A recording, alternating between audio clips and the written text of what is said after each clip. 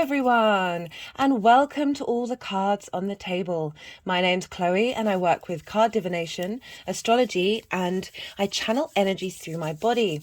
As you can see, my hands are moving around right now. This is independent of my conscious thought and part of the channeling process. So this is part 1 of an all 12 sign series of Mars in Cancer. Mars moved into Cancer on the 25th of March and will be leaving on the 20th of May. This is nearly a 2-month journey of Mars in the sign of Cancer, following a very, very long journey of Mars in Gemini. So we've had a real change and shift in the energy over the last couple of days. I will be pulling cards for each of the 12 signs. I work with the tropical zodiac and the whole house system. This means that each sign has a whole house assigned to it. I'll be pulling cards. Well, there are 9 main aspects for Mars in Cancer. I'll be doing the first 5 in this series, ending at the square with Chiron. And this is on the 27th of April and kind of marks the midway point of Mars moving through Cancer. So Mars in Cancer, what does this mean? How does this feel for us all? I've certainly noticed a big energetic shift myself. Very much, we've moved from an air sign to a water sign. So imagine Mars, this motivation, this drive, this passion, this get up and go, our need for action. It can also be linked into conflict and some chaotic sensations, frustration and drama. This is because Mars is one of the avatars of the god of war, but this is not all that Mars represents. And I feel that Mars can get a bit of a bad rap, but there are many different vibrational frequencies to all of the energies that are at play. So Mars in Gemini, the first air sign, whizzing around, very frenetic energy ruled by Mercury. So we've been whizzing around with our ideas, how we collect information, how we're motivated to share that information, what information motivates to take action. So imagine this Mars energy, this is been floating around about in the air, zooming all over the place, and now has fallen down to earth fallen into water. There's a sense of heaviness. So Mars in fire or air signs, they're not bound by gravity. There's a lightness to them. There's a movement. They are both yang signs. They want to take action. Earth and water are bound by gravity. They are receptive yin-night signs. So there's a real shift in gear, a real change of the energy dynamic of Mars and how we embody ourselves and how we move and what motivates us, what drives us. And so we may have felt a bit more emotional during this time. And that is because Cancer is ruled by the moon. So we've gone from Mars being in a Mercury ruled sign that wants to take action, wants to, there's a drive, there's a ability to adapt as well, because Gemini is a mutable sign. And now it's moved into a water cardinal sign. Cardinal energy happens at the beginning of equinoxes and the beginning of solstices.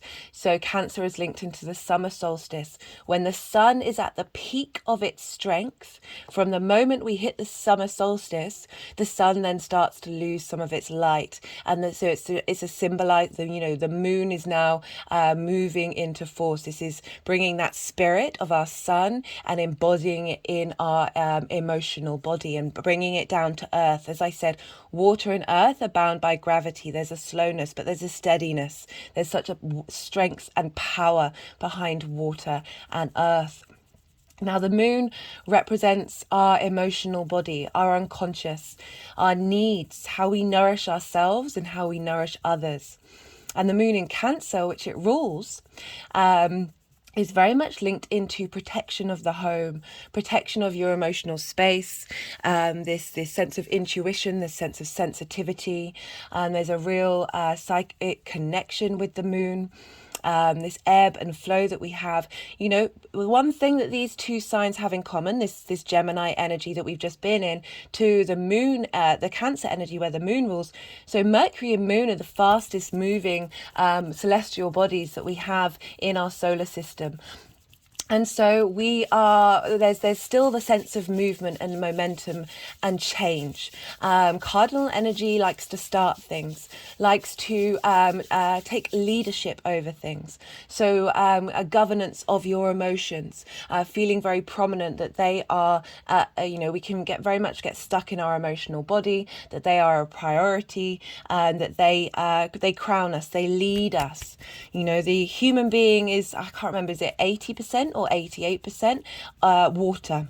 We are governed by the moon's transits, but it's a realization that these emotions are very transient. Let them move through you. I really recommend checking out the Cancer full moon that I did. This was at the beginning of January. That was a lot of wonderful messages came through in that, and I really feel that emotional healing that happened around that time, you know, when we can re-tap into to help Mars's journey through Cancer.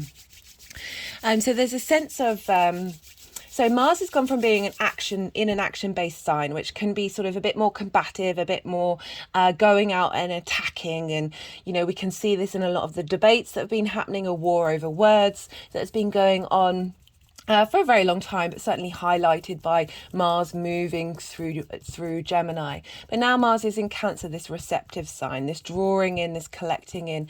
And the moon can represent, as I said, our unconscious, our emotional body, our needs, our nourishment, but it also can represent our home, our physical, our emotional home, and the mother, and so the home in which we came from.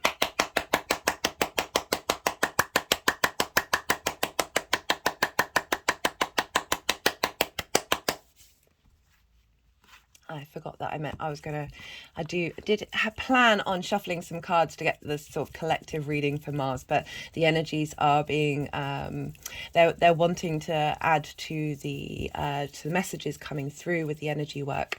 I've repeated in many videos, but I'll say it again.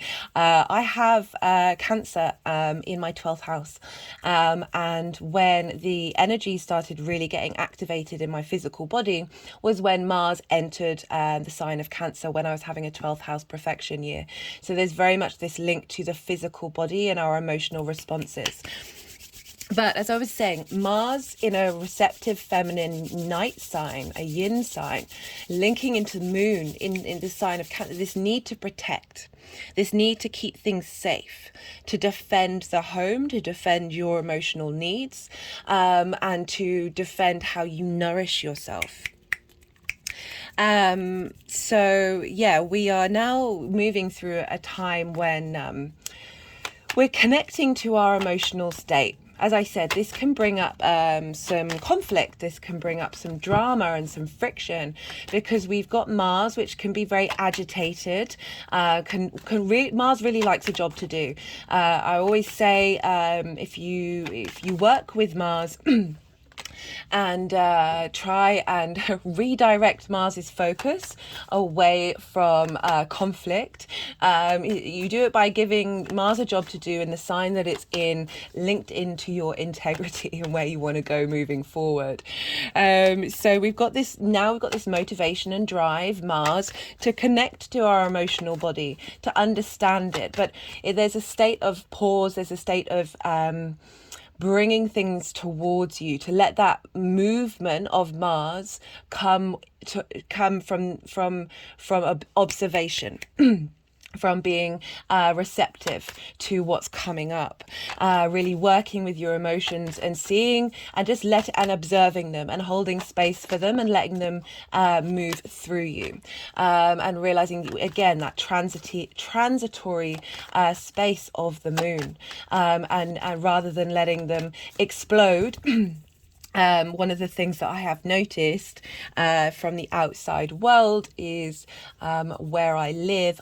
It's a very quiet space, and you can hear the neighbours, and there's been a lot of domestic outbursts, and this can very much be an energy of Mars now being in Cancer, linking into our home and our emotional body.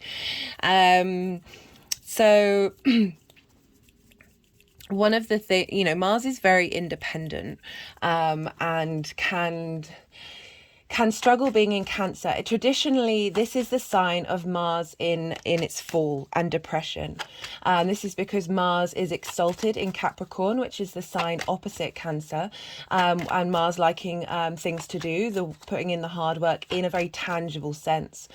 We can often act on our moods, and feel that heaviness of our moods stopping us to be motivated and take action. So there can be this need, this sense, this heaviness in terms of your movements. I've certainly noticed for myself the first couple of days of Mars being in Cancer, rather than all this frenetic energy of the air and fire that was in the stars leading up to that, I needed to sleep more. All I wanted to do was sleep. My mind shut off. I wanted to eat and I wanted to sleep, and I didn't want to have to think. I really wanted to sort of cocoon myself. And it really felt like that adjustment. I know I'm a bit all over the place today, but this is being recorded on Tuesday, Mars's day. The moon has just moved into Cancer, and I'm recording this at the moon's hour. So I was talking about at the beginning, like Mars, the energy of Mars zooming around in the sky, air, falling, the gravity pulling Mars downward to Earth, and into water. And imagine if you fell from the sky and fell into a pool of water. You'd you'd go from this space of lightness to this space of heaviness, and just feeling sucked down, pulled down. And I really felt those first couple of days, Mars was readjusting for me on a personal level to this new dynamic. And it very much needed to rest and recuperate and get the lay of the land, and work out, okay, what land, what realm am I in now? What tools do I have? And how do I then put them into practice? I've also noticed a lot of my dreams have been very much linked into the home space and a movement to a different home. And also, you'll want to look to where your moon is in your chart for this transit, because things are likely to crop up wherever your moon is, in relation to what's going on with Mars in Cancer, because Cancer rules the moon. And in my dreams, someone who I used to live with, I have my moon in Aquarius, who was an Aquarius, and it was during Saturn being an Aquarius. For me, it was a difficult time between us. We were friends, and it was certainly an event. And a lot of the dreams that I've been having, that person's been in my dreams, but in a very different way, a different dynamic. So it felt like a healing and a clearing of that old space. And just a change of motivation and interaction between coming up in the dreams. The moon ruled by Cancer, is linked into our dreams. We're potentially going to have very vibrant dreams that involve a lot of movement, and as I said, linked to wherever you have your moon in your chart. But I want to talk a bit more about Mars, the archetype of Mars. So Mars, in the Greek mythology, and these are just easily accessible avatars for the Western world, that I use in order to have easy access to understanding what these dynamics are, particularly in the Western world, because the Roman Empire took a lot of inspiration from the Greek Empire, and that Roman Empire basically formed the foundations for the Western civilization. Very Anglo-Saxon modality. Mars, otherwise known as Aries, not spelt the same as Aries, the zodiac sign, was the god of war in Greek mythology. Now, Greek culture was very much focused on logic and very much focused on the higher mind aspect, and Aries was frowned upon. So there were two different... Oh, that reminds me. So I have this glorious statue of Athena, and she won't be in shot unless I zoom out when I'm doing the individual readings. But as I was saying, I was talking about the Greek mythology. There were two representations of war in the Greek arena.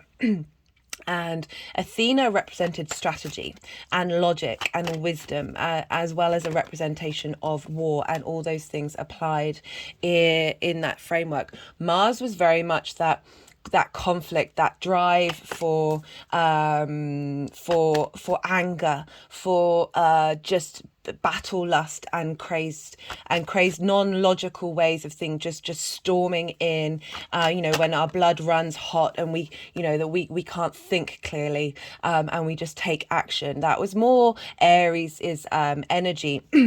Rather than Athena, who was seen as the higher end of the, war isn't a good thing, but if you're gonna do it, be strategic about it and try and aim for peace. But there's still that sense of dominance. Whereas with Aries, it was very much he was his parents, Zeus and Hera. Zeus and Hera. They weren't really keen on him. They got really frustrated with him. He was kind of rejected by a lot of the energies. At one time, he tried to stop two giants from getting to Mount Olympus, and he ended up getting trapped in a vase.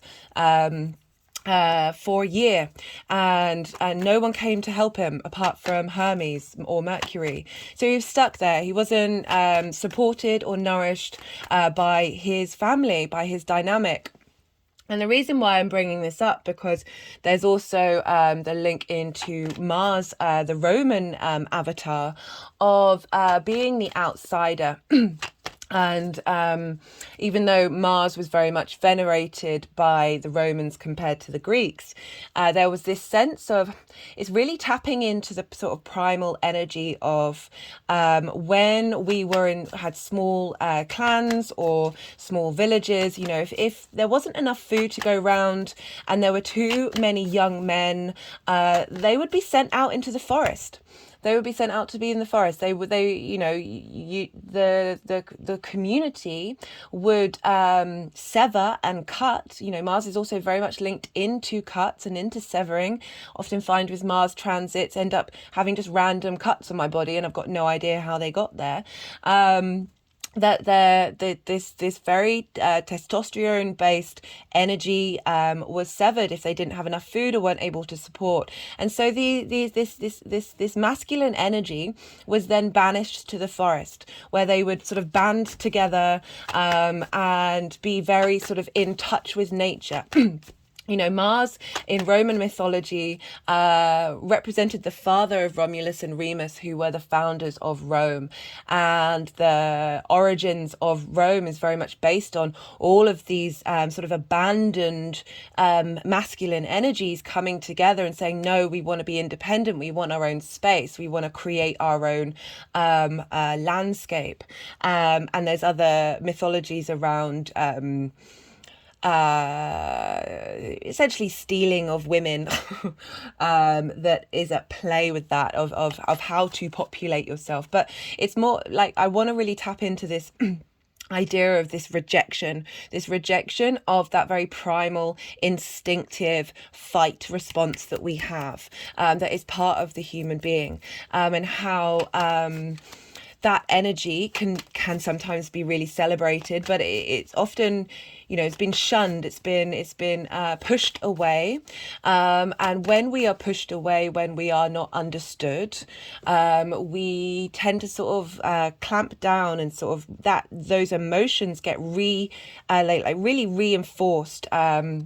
you see it with a lot of people who have suffered violence in early years, and then that sort of gets recreated, or that sense of rejection and abandonment from society means, well, you're like, oh, well, I don't give a damn, I'm going to do what I want, I'm going to take what I want, and I don't care about integrating in society, and I don't care about the consequences of the violence that I may put across. So there's that sense of really trying to understand why this energy comes about, and having a higher perspective of where these instinctive responses come from.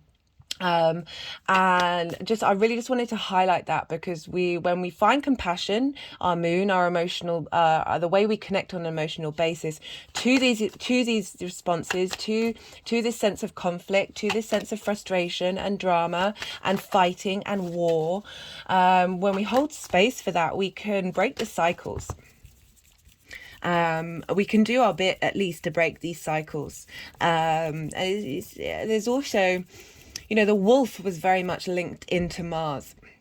And this is because wolves were a threat to humans. But if you look at the way that wolves work in their pack, often you'll find like some of the strongest wolves will be at the back of the pack, making sure that the older wolves, or the wounded wolves, or the children were safe and were able to be protected. Now, this is the energy that's been coming in so strongly with Mars moving into Cancer, of protection, of defending you and the people around you and the things that you emotionally connect and care about. So yeah, there's Mars isn't just all those negative connotations that can come about with Mars. It's an incredibly powerful energy that we have, that can be used to facilitate not only our own inner drive and inner space, but also the more that we cultivate this energy, hold space for it, learn to love what Mars represents and how that turns up for you, the good, the bad, and the ugly, rather than rejection, rather than the separation, can really help transmute and elevate and evolve the energy of the avatar.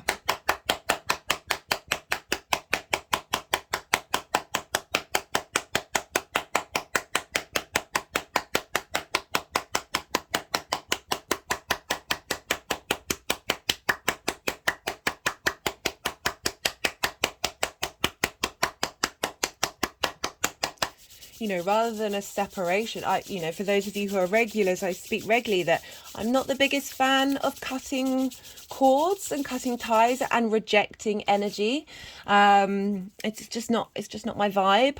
I understand that it is an important process and it can be very relevant to your practice, and I'm not saying you shouldn't do these things, I feel that rather than this separation, this cord cutting, it's a release. It's just a surrender to the idea that energy can change and be in motion and move and evolve.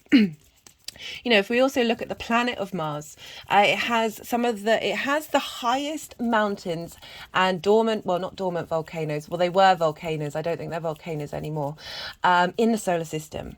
So this ability to strive, to move, to get a higher perspective with Mars. It doesn't just have to be our instinctive lashing out at the people around us. It can be very much this ability to utilize that energy of finding a higher perspective. So speaking of where was I? Another thing with a lot of war avatars or that energy in around the world can also be very much linked into the harvest, of protecting the harvest. Lots of sacrifices were made of putting grain into vessels and either putting them in rivers or certainly offering them up, that this, again, it's leaning into that defender aspect of Mars, of being able to protect the land, protect your space, and have it be have through that sacrifice create fertility, because we also have that link into Mars and Venus and that connection of on a very physical basis. They were lovers, they had lots of children, of that our drive, our passions, it's very fertile energy. It's very instinctive, part of how the human being is, of that strength of Mars being very facilitating to transformation. As I was talking about, Athena is Athena Pallas is an asteroid, and she is in Cancer.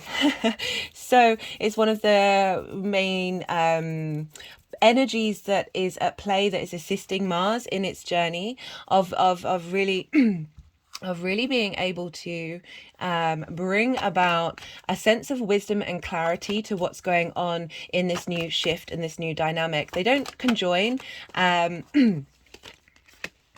They don't conjoin at all in a exact conjunction, but the energy of the wisdom, of the strategy of Pallas is cool, calm, and collected. She wants you to embody your mind and your spirit all together, so you're in union together. Is having an impact on what Mars is doing, and how it's sort of tempering the potential fire that may explode if our unmet needs aren't being met. So with these explosions, with this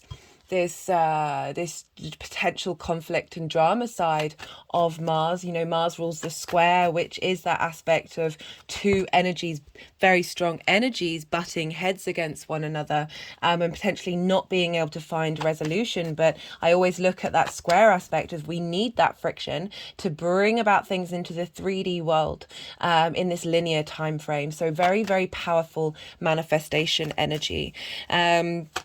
A lot of things about memory are probably going to come up, because we're dealing with Cancer and sleep, and we're also, in previous videos I've said this is a huge time for karmic clearing. Absolutely massive. We've got such a pile up in Aries, which is ruled by Mars, going on, and Mars's journey through Cancer will be impacting everything that's going on in Aries, and everything that's going on in Aries is impacting Saturn, because Jupiter's there, and Saturn's in Pisces, which is ruled by Jupiter. We're just dealing with a huge karmic clearing right now. I've already seen it come up in my own life. We've also got Venus moving through Taurus, going over all of those eclipse points from last year. So now Mars is in the moon, our emotional body. A lot of our trauma, a lot of our karma is trapped in our emotional body, and Mars can very much help. Again, you can use the words cut and severing. It's not that I don't think they shouldn't be used. It's just something I just feel a bit uneasy with it. It's not something I'm comfortable with. But there's this sense of this ability to, through things, actions, smells, references in your outside world, jogging your memory, of helping you re-look at those parts of who you are in a different light. And we're also dealing with a lot of not only our own trauma, our own situation, our parents, our lineage, our ancestors, the collective, but past lives and galactic energy. This is all being facilitated right now to get us to be into our authentic soul self, and that's really being aided by what are we dreaming about, what are we remembering, and how do we feel about it. And while we sit with that feeling, we can then release and let it go. You might feel more defensive about the things that you care about. You might be re-looking at your relationship with the maternal figure in your life, setting clearer boundaries, or integrating and understanding your drive and your motivation to connect to those very strong maternal feminine figures in your life. What else has come up? It's also a great time to be very, very dreamy and very tap into your intuition and take action on your intuition, and create things, and just be in a very floaty, transient space where Mars can sort of drift along with the tide of the moons, and see how your motivations and your drives come up during this time. It's also can be very much linked into stories and being able to embody your own story, because our memories are stories and they are very often not what happened at the time. Honestly, like if you have a conversation with like not even something that happened very long ago, with, and say 5 people were all there at an event, and then you have separate conversations with each of them, they're all going to tell a different story. We are the great narrators. That it's really helping you understand your motivation behind the stories that you tell yourself, the stories that you may think are real but are very able and very adaptable to change. You might get a bit clannish. Moon, the home, that security, protecting your pack, protecting those outsiders that you care about. I'm going to do in part 2 examples of people who have Mars in Cancer, but there's this defending those who might not be able to defend themselves. So it's about how we nourish others, and with Mars being there, it's by taking action to help support them. And raise them up and help them be able to feel nourished and feel needed and feel safe. And another thing that we can do is howl at the moon. As I said, the wolf can be very much linked into Mars, of letting out that animal side of us, our emotional side, that releasing that energetic emotional sensation by connecting to the moon at this time through our actions. Also following moon rituals, being mindful of where the moon is, being mindful of your emotions, taking baths is also another thing, taking action in water. Just trying to think of like the Mars and Cancer dynamic. We can also get very entangled in our moods, and can feel that they're very, that's it, and that's what they are in that moment, and just get swept away by the intensity of our emotional responses. Mars, in that sense of cutting and severing, can really help clear out your motivation to connect to your moods. Meditating on your moods could be a really good thing to do at this time, and just see how that affects your physical body, how that affects your, does your heart start racing, does your blood start pumping, and really get to the essence of what that means to you in the long term. Remember, we've got Athena Pallas there, the asteroid, really helping bring in long-term wisdom to everything that's happening at play during this time. I think that's everything I wanted to talk about today. I will be doing different introductions for each of the videos, so there may be other things that come about that that I have missed. I really do recommend, with all my videos, I do try and just bring more layers to the things that are coming through energetically. Let me zoom out a bit actually, so you can kind of see Athena. She's there. Let's see. She's there. There she is. Let me move that up a bit so we can see her head. And now you can see my ring light. Hello, ring light. Oh, brilliant. Right, so the cards for the collective reading, what do they want to do?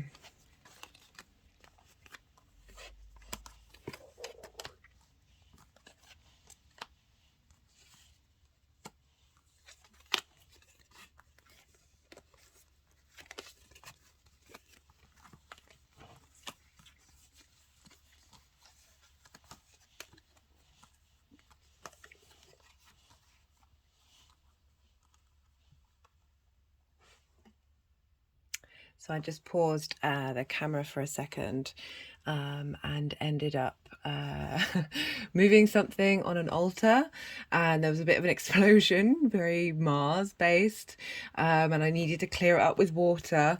But it was also linked to this the emperor, I have an emperor card out. And that is an Aries, the Aries card, and Aries is ruled by Mars. And I just found that quite funny. Like, you know, working with Mars, it's very much doing things around the home. Yeah, like making sure you're taking care of things, just on all your emotional needs and all how you need to be nourished. I just wanted to move these around so you could see these a bit more while we've still got Athena. I like her being there. I'll zoom in. I will zoom in. So we've got for, you know, this is also a bit of Mars in Gemini as well here, like what we've been clearing out with Mars in Gemini. Okay, I'm kind of getting the feeling that this is Mars in Gemini and this is Mars in Cancer here.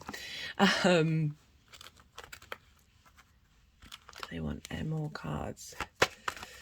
So what else can I talk about? That was far too many.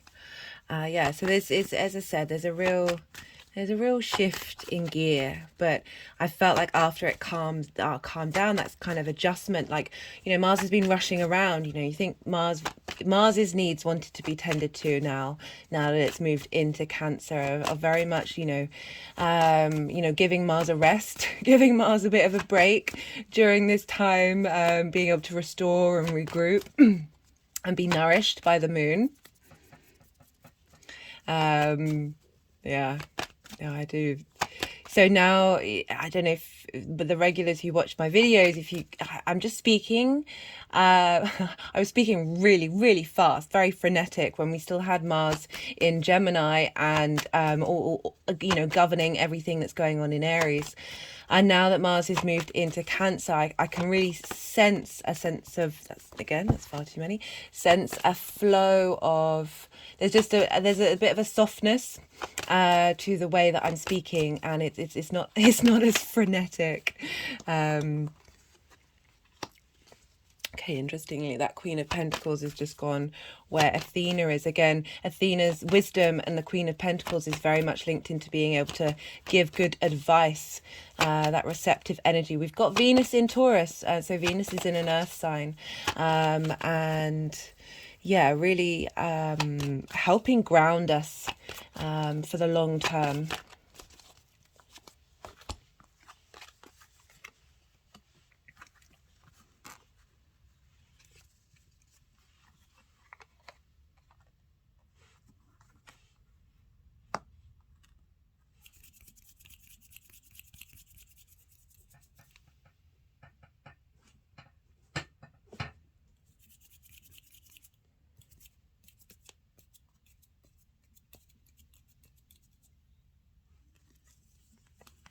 So, you know, we've got for this Mars energy in Gemini, what we've cleared through, what we've been working through. We've got the Seven of Swords, like, it can be quite sneaky. It can be a sense of procrastination, like there's so many things going on that your resources have been overloaded and taken away from you, and you've not quite realized.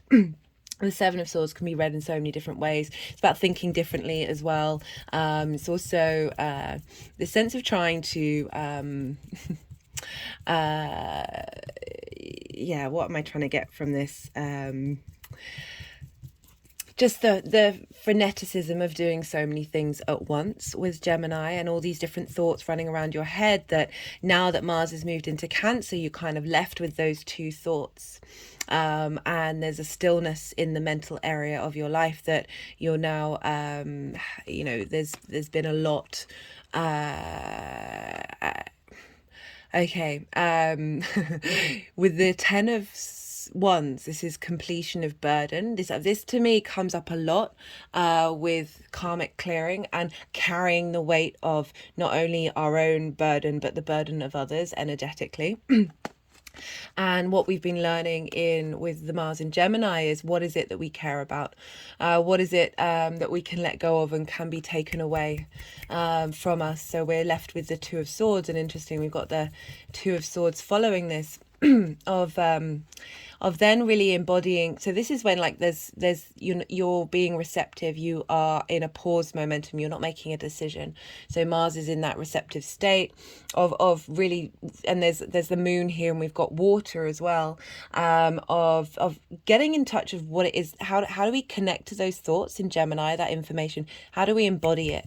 What is it that we need on an emotional level, as well as a mental level? And we've got the Seven of Pentacles and the Eight of Pentacles following one another. So the Seven of Pentacles is like having done the hard work. You've planted everything, but you're not necessarily seeing the fruition of it. You're not seeing the harvest come through yet. That there's been a lot going on. You know, when you start growing things, you've got to till the land. You've got to sort everything out. You've got to make sure everyone's in their place. You've got to keep an eye on them. You've got to be very attentive, and it can just feel like you're not really getting anywhere, that there's been a lot of movement but not necessarily a lot of progress. And now with the Eight of Pentacles, it's really, this person's enjoying the work that they're doing. They realize that this is a process. We are always in a state of learning, but getting real pleasure about learning to master and understand our emotional space in connection to everything that we've been doing with Mars in Gemini leading up to it. And I love the cards that have come through for Mars in Cancer. We've got the Three of Pentacles, which is about collaboration. Again, working with other people, of a sense of community, a sense of getting an understanding and a mastery of your emotional space, because we've got these two cups here, and we've got the Page of Cups. It's a renewal, a new way of looking at things, a sense of imagination, a sense of creativity, being able, as I said, to connect your emotions and be motivated by them. The Page is very useful energy. It's revitalizing, of really being able to, having cleared out a lot of clutter with Mars in Gemini, being able to process things. There's now this sense of stillness, this sense of receptivity, but seeing what comes up from that state of receptivity. And we've got the King of Cups here, which is very much about being in control of your emotional state, being able to utilize your emotions on a creative basis and an imaginative basis, being able to be in authority and command of, as I said, your emotional body. And what's important to you long term, because we've got quite very strong energies of linking in to, like, the inner work that we do with ourselves. The mastery, our internal mastery, means that we draw others on a 3D level who are matching that level of understanding and integration. We've got the King and the Queen of Pentacles. This is really what we're doing here is really grounding us for long-term legacy in the 3D realm, and being able to understand our own nature. You know, Earth is very much about the cycles of time. We are nature. The way nature ebbs and flows is very much linked into how we ebb and flow and grow and change. And the more that we get in touch with that, the more we understand that, the more strength and autonomy and the ability to give ourselves good counsel we have during this time. You know, there's a lot of stuff going into Taurus in this cycle. Mercury's going to go there. It's going to have a retrograde there as well. I feel like it's going to facilitate, because it will be sextiling Mars, of where Mars wants to go, and how you think about, how you communicate with your emotional body, because, you know, Taurus does rule the physical senses, like our response mechanisms to things, our instinct. Yeah, I'm just really loving that the King of Cups came out for Mars in Cancer. So those are the collective cards that have come through. I'm now going to go on to doing some of the rising signs. I reckon I will probably do the first four, which will be Cancer, Gemini, Taurus, and Aries. So I always start with the sign that the transit's happening in and then work backwards around the zodiac. I recommend checking out your rising sign if you know your time of birth, because when I talk about the astrology, that will be linked into those of you who have the rising sign. But also check out your sun, your moon, or any other sign. We have all the signs in our chart. Often like big collective energy, collective readings come through, and just sometimes it's really powerful to tap into all of those parts of who we are to get a really full rounded idea of what Mars is doing on every area of our chart. What else do I want to say? So when I'm doing the rising signs, I will be shuffling while I'm talking about the aspects, and then the energies will help move the cards around, and we'll often do energetic work. These are often times when I'm not speaking, because channeling, thinking and talking at the same time can be a bit difficult. So please bear with me while this is happening. This is all part of the process. Also very likely to have energetic releases or energy come into my body. I'll let you know when these are happening, and also describe if something out of the ordinary is happening, what's going on. You may resonate with that on a personal level. Sometimes there are some really personal messages coming through that aren't necessarily for everybody. So do take what resonates and just let what doesn't flow through you. It doesn't invalidate the rest of the reading. What else did I want to say? I think that's everything, guys. I think that's everything. So I'm gonna head in and start doing the readings now.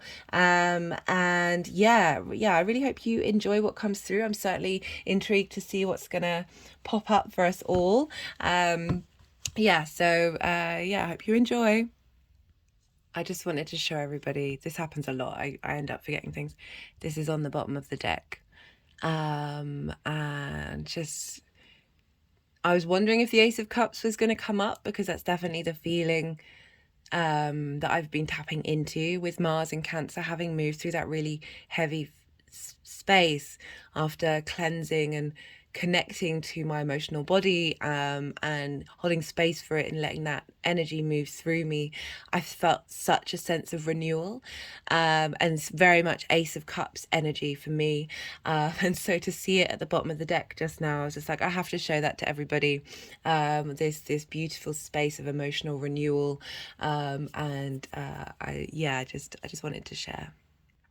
Cancer rising, how you doing, Cancer?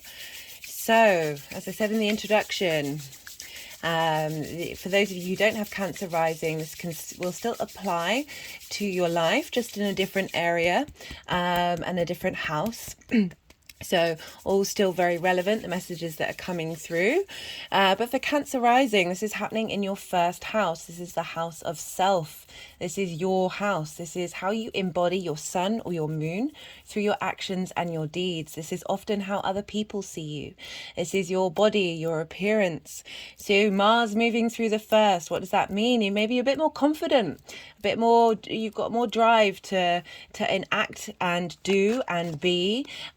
There's a sense of passion in about what you're doing, a motivation to maybe do some physical exercise for your body, take action around your appearance, but just generally being able to connect with more vitality to the things that you're doing. And I would normally look to where the moon is, because the moon is ruling Cancer, to let you know what sort of energy I'd normally look to the ruler in order to say another lens in which, whatever's going on with the ruler is affecting the house that it rules. However, we're dealing with the moon, and the moon moves very quickly. So maybe if you are able to check the moon phases, bear that in mind during this transit. But just to know that Mars's response mechanisms are going to be very changeable during this time. So what's going on with Mars will have an impact on the signs that Mars rules. So this adds another layer, another lens to what's going on. The signs Mars rules is going to be leveled up by what's going on with Mars. And so Mars rules Aries and Scorpio. And for you, Cancer, Aries is in the 10th house. This is squaring your Cancer energy. This is the house of your life purpose, career, how the big outside world sees you. So you being able to work out your motivations and your embodiment of what it is that you need and how you take action is going to be impacting on where you're headed, how you want your life purpose to go, how it's affecting your career. And generally how the outside world sees you. There'll be more of a connection to your actions and the progress that it's making in the 10th house area. We've also got that Aries pile up at the moment, so that's all going to be impacted by what's going on with Mars in Cancer. So so for Cancer rising, this is this is happening in your first and your 10th house, and these are angular houses, and they have a lot of power, they have a lot of momentum. So when you've got action going on in these houses, the 4th and the 7th as well, this is really a change of gears, and just generally having a bit more strength in who you are right now. Scorpio for you is a fellow water sign. This is in your 5th house of creativity, your creation energy. This is how you get your fun, your amusement. It's also linked into children. So while you're working out and embodying your response mechanisms in the actions that you're taking, this is helping you get in touch with your creative energy and really help get inspiration in this area of your life. So that's the kind of general energy that's going on for you, Cancer, at this time, and how it's going to impact the rest of your chart. There's going to be the first pile, so there's going to be, how many piles? 7 piles. It's quite a lot. I'm going to probably be zooming in and out so you can get more of an idea of more visual of what's going on. Sorry, I'm very floaty at the moment. We've got Mars and Venus in night signs, so there's a real softness of these very personal planets right now. And so the first pile is going to kind of be show you sort of what's been going on with Mars in Gemini and what's come out of that, and also the kind of energy that you're going to be clearing and working through with Mars moving through Cancer, as well as the crowning message for Mars moving through Cancer. Then we're going to have 5 aspects, which I'm going to talk about.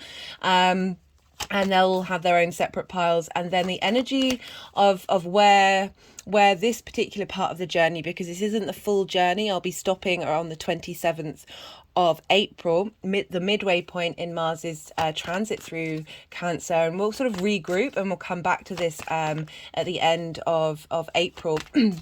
But this is, so the final pile is not necessarily how these energies are going to manifest completely moving forward, because we're not doing the whole cycle, but certainly how these energies are cultivating and the impact of these particular transits in Mars's cycle moving forward.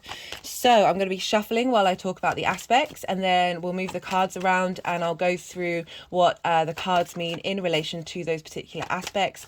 I like to repeat things in my channel in order for the more times we hear something, the more we're not necessarily processing information, we're then able to contemplate.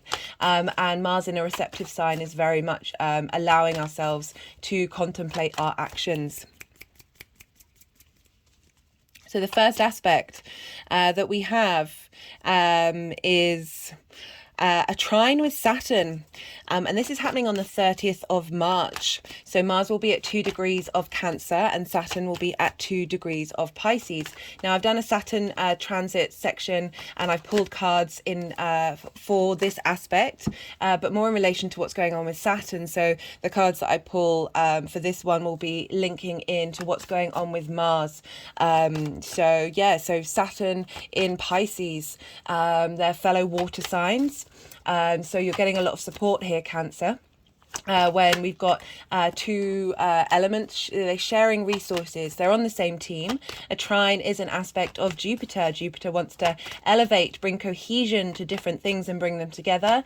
There's a sense of wisdom here, a sense of generosity, options. There's a lot of inspiration. This is cultivation of that inspiration rather than necessarily things taking action, which we get more with conjunctions, squares and oppositions. So This is on the 30th of March, and we've got Saturn in Pisces for you, Cancer, which is in the 9th house. This is your big picture philosophies. This is the house of perspective.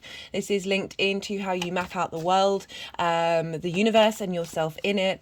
It's also linked into foreign travel, and this is more immersing yourself in a culture that is unfamiliar with you in order to get a wider, bigger perspective. It's also linked into higher education, but in terms of mastery of something, it can be anything that you've just been working on for a while. And so Mars moving through Cancer, your first house of you, how you embody things. And that energy, that information that Mars is gathering and really tapping into is feeding into Saturn in the very early degrees of its transit, really getting, passing that information on to Saturn of saying, this is what I want for myself. This is how I want to embody my philosophies. So very potent transit here. And then we have on the 4th or 5th of April, depending on where you live, Mars will be sextiling the North Node in Taurus. And for you, that's in your 11th house of hopes and dreams, groups and alliances.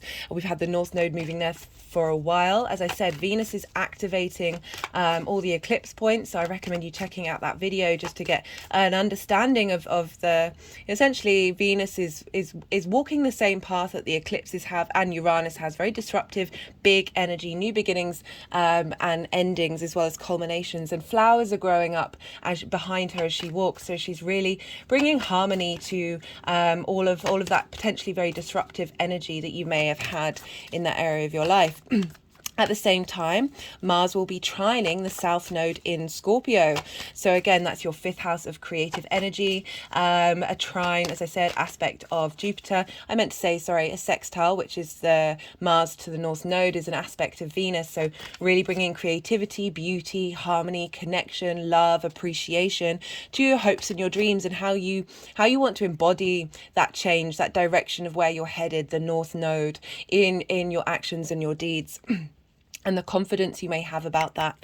And the trine with the South Node in Scorpio is you've been refining your creative energy. You've been exploring it, digging things over.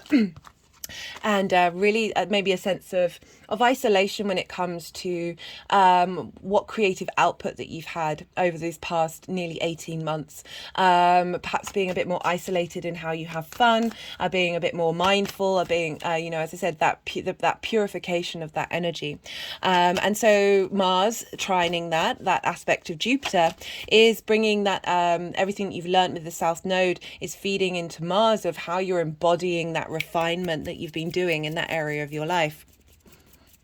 And the moon, so the moon will be in Libra, and this is happening, a day or two or 1 days, depending on where you live, before the full moon in Libra that's happening on the 6th of April. So the moon is sort of preempting, it's in its balsamic phase of that purification. It's a good time to transmit stuck energy. It's a good time to cut psychic ties. Very potent energy with this moon being there. And you have Libra in your 4th house of home, your private life, your ancestors, your parents, your very intimate part of who you are. And so we're going to get this culmination period. Oh, sorry, that's not a balsamic moon. I take that back. That's before a new moon. This is a real, I do apologize. It's a real building up of that energy, that activation, that integration, that culmination. Can also be potentially a bit of conflict coming up in that area of your life, as full moons can highlight imbalances that we have. I will be doing a separate video on that and pulling cards in specifically for that full moon. So you might want to go when that comes out, see what comes up, and then come back for the rest of the reading and revisit the rest of the reading. At the same time as this sextile with the North Node and trine with the South Node, the Sun will be conjunct Chiron in Aries. So again, I've also pulled cards for that in the Sun transit. This is very potent energy in the 10th house area of your life of illuminating and healing and giving vitality and strength to those wounds that you may have had, being able to transmute those wounds into being able to learn and grow and teach from these things. So that's all been highlighting that area of Aries, especially Chiron, of the wounds you may have felt about the direction of your life purpose, or not being seen in your career. And you know, having this at the same time as Mars is talking to the nodes, because Mars rules Scorpio traditionally, and so so what's going on with Mars talking to one of the nodes in the houses that it and the signs that it rules is going to have such strength and power of this culmination of understanding, of embodiment, they're going to help facilitate and feed into that Aries energy with the Sun conjunct Chiron, because Mars rules Aries as well. So a very potent day at this time. On the 7th or 8th of April, depending on where you live, Mars will sextile Mercury, and this is Mercury will have moved into Taurus. I'll be doing a transit video on that, and this will be at 6 degrees of Taurus, and this is, so Mars will be at 6 degrees of Cancer, and so again a sextile, an aspect of Venus. You know, Mercury is going to be retrograding in Taurus. It's going to be in Taurus for a while, having sped through Aries, and so really helping you before this retrograde happens. Talk to Mercury about the journey that you want to go on with your hopes and your dreams, and the kind of communication and understanding and comprehension that you have about your groups and alliances, and what it is that you want, what the kind of the feelings, the tangibles, what kind of senses you want to be explored, and what pleasure you want to get from your hopes and your dreams. Sextiling your Cancer energy, so really facilitating the embodiment of your actions that are going to help you understand your hopes and dreams. Perhaps the things that you do around this time are going to provide inspiration and understanding about where you want to be headed. At the same time, the moon will be in Scorpio, so a sign ruled by Mars, and there'll be a trine around this time between the moon. So this will be opposing Mercury, so really getting you in touch with your emotional needs and desires and intuition in Scorpio, opposing that Mercury, so bringing those into balance of feeling on a felt sense what uncovering you have with the moon in that sign. And it'll be trining Mars. So again, trine brings about, they're in the same element, so they're sharing resources. You're able, and the moon, very importantly here, because it's ruling Cancer, is facilitating your creation energy and the things that you do and your embodiment of who you are. So really great transit. Sorry, I'm just looking at my notes. So at the same time, Juno will be conjunct Uranus at around 15 degrees.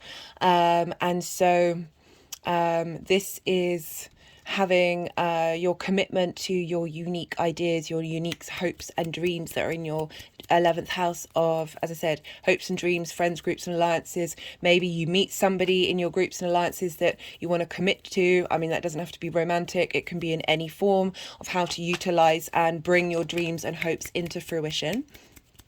At the same time, Venus will be sextiling Neptune in Pisces. So Venus in Taurus what is our final aspect that she's making, and that is sorry. I thought I'd written down, because what's going on with Venus is activating the eclipses. I thought I'd written down that Venus sextile Neptune is activating the Scorpio full moon that was on, bear with me, on the 16th of May 2022. So that's again in your creation energy where the moon is, helping you get in touch with your dreams and your philosophies of that Neptune being in Pisces in your 9th house. Following this will be the second new moon that we're having in Aries. I really recommend checking out the spring equinox and the first new moon in Aries video that I've done, because there's lots of themes and messages that came through with that are going to have an impact on this. Essentially, this second new moon, it's a hybrid eclipse because the nodes are going to be moving into Aries and Libra in July. of quantum leaps, of transformation. The period that we're in now is really clearing out a lot of stuck energy to help us then completely reboot with that new moon in Aries. It's happening on the 20th of April. On the 23rd or 24th of April, depending on where you live, Mars will be sextiling Mercury, but retrograde. So on the 7th or 8th of April, this is when Mercury is direct. And then on the 23rd or 24th, this is when Mercury is retrograde. So we've got two of these sextiles as the main aspects of Mars, of really helping that communication with our embodiment, of being a crucial part of Mars's journey through its time in Cancer, of being able to communicate and understand our emotional needs, and how we nourish ourselves, and our instinctive, intuitive, emotional responses to our subconscious. And that's happening at 15 degrees and 15 minutes of both Cancer and Taurus, and that is activating the Taurus full moon that we had on the 8th of October 2022. That was a big eclipse, and I really recommend either checking out that. I know I keep saying I recommend these videos. It's not because I'm wanting more views or likes or whatever it is. It's just there's part of my channel is about bringing in all these different layers, because they are all communicating to each other. They were all the nuances of our existence is, there's a lot going on, especially at this time. It's so very pivotal to I love it. I absolutely love it.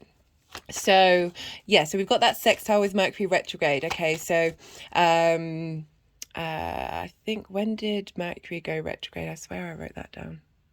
Yeah, so Mercury, so this is the 23rd or 24th.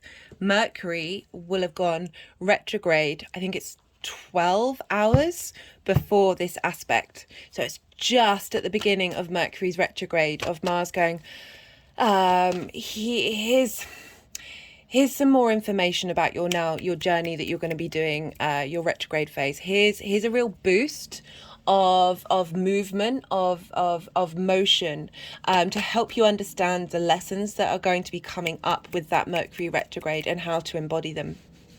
The moon and Venus will be in Gemini at this time, and you have Gemini in your 12th house, your hidden house. So a lot of things are being uncovered. So what's going on with the moon is having an impact with Mars at this time. So your hidden house, the hidden parts of who you are, your concepts, and you're also a lot of magic here. And so Venus has been moving through here, helping bring harmonizing that Mars transit, and really integrating everything, and bringing harmony, some beauty, some creativity to you being able to connect to the hidden part of who you are. And the moon is going to be there, really letting you know what your emotional needs, your hidden emotional needs are, and feeding it into Mars, and helping Mars have motivation and drive and passion to take action. And feeding that into Mercury's in its retrograde phase right at the beginning. So you're really being able to integrate not only yourself, the first house of Cancer, but the hidden parts of who you are. We're in Gemini, into your hopes and your dreams, into the people that you want to be around, the groups and alliances that you have. Just really giving some facilitative energy. Perhaps, as I said, it's just highlighting, helping you understand Mercury's journey, and that is really letting you know your motivations and your drives. I'm loving this first. Oh, this is great. At the same time, the sun will have moved into Taurus, your hopes and dreams, friends, groups and alliances, and it will sextile Saturn, your big picture philosophies. So now we're having illumination happening in that 11th house for you, and where Mercury is now retrograde, that the sun is going, okay, wait a minute, while this is happening, I'm letting Saturn know the journey that we're heading on, of what your dreams are, what your hopes are, kind of people you want to meet. Maybe someone will come into your life who really represent where you're headed in the future, because Saturn rules legacy. Sorry, I just had to pause for a second to hydrate because something was stuck in my throat. Very particular, you know, I have said in that Venus transit, I started having issues with a cough, and Taurus rules the throat. Very funny that I'm talking about that. Oh, and the hydration of the moon, being a water sign, while I'm talking about the sun sextiling Saturn.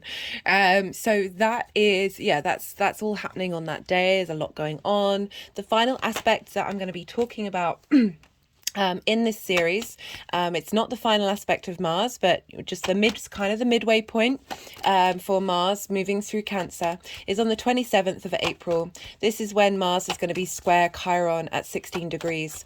I will put all of this in the description box, so I know it's a lot of information, but it will be there and accessible. So Chiron, the wounded healer in Aries, as I talked about that, really helping you get in touch with your wounds about not being seen in your career, your life purpose not moving in the direction that you want it to, and helping bring this up. We've got Jupiter, who's been there for a while, I think leaving on the 16th of May, so we'll still be there after this transit. Really helping elevate and bring wisdom to that pain, to that frustration. And Mars now squaring that, so Mars in Cancer, your house, how you embody things, that this could bring up because it's a square rather than the sextiles and trines which we've been talking about so far. This can bring out that unintegrated Mars energy of conflict, drama, frustration. So perhaps some of the things that you do, whether the way other people see you, because that is also the first house, may bring up some of those wounds that Chiron's been helping us work through. And we're really asking you to be still with this energy, to be receptive with this energy, to let these emotions move through you, sit with them, turn that wound into a teachable moment. And also this can be Mars transmuting, releasing this energy, shifting this energy through its momentum, through its desire to take action. You know, as I say, friction with squares can manifest things in the 3D world of a real good time of clearing out those wounds. Because we've got, you know, Aries and Cancer are both cardinal signs. You like to start things, you like to shift gear. There's a sense of leadership here, of changing the times, changing the momentum, and like really heading. You know, we've had that reboot on the 20th, of really looking at your wounds in a very different way, your emotional connection to them, your motivation behind them, no longer being motivated from those wounds, but really motivated from your own true core emotional space. At the same time, the moon will be in Leo. So for Cancer rising, that's in your second house of your value system. So what's going on with the moon is having an impact on Mars, which is having an impact on Chiron. Your values, how you make money, how you manifest, the things that you care about. The moon is highlighting, is bringing together, is bringing you nourishment about your value system, about how you value yourself. The more that you do that, the more we open up space to manifest. You have such vitality in the second house of your manifestation energy. There's a real sense of directness and illumination of really being able to see clearly, and having those unmet needs that also you may not have noticed being revealed to you at this time. For Mars to take action with Chiron, and protect and defend who you are in the area of your career. So those are all the aspects. It's quite a few. I'm going to see if they want any more cards and shuffle a little bit. So do bear with me. I may be quiet during this time, and that's usually a good time for other messages to come through that I may not have brought up already.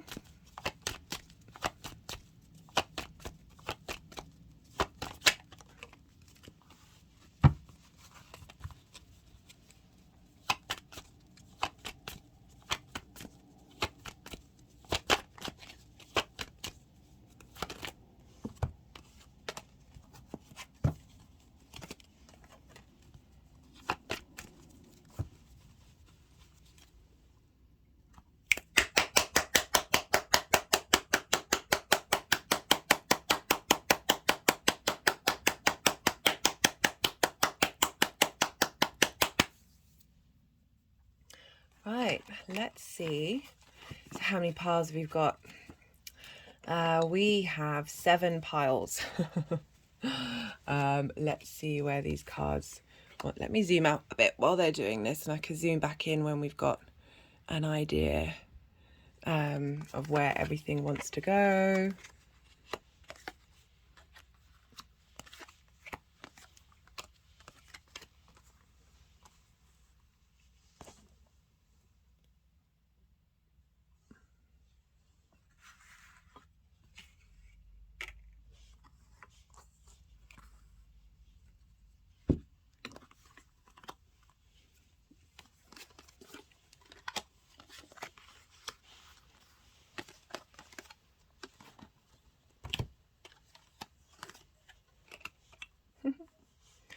Yeah, this when I was doing the research of all the aspects, I was like, oh goodness me, that's a lot of, there's not enough space on the table, guys. There's not enough space on the table. I'll also be pulling some clarification cards as well.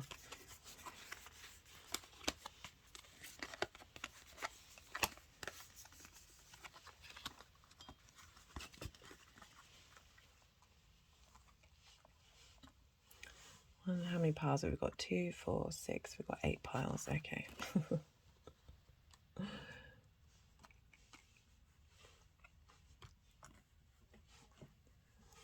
Yeah. I do apologize. Let me sort this out first and get the visuals properly for you, Cancer. I do apologize. Right, I've sorted out the visuals for us all. Let's see where all these cards want to go.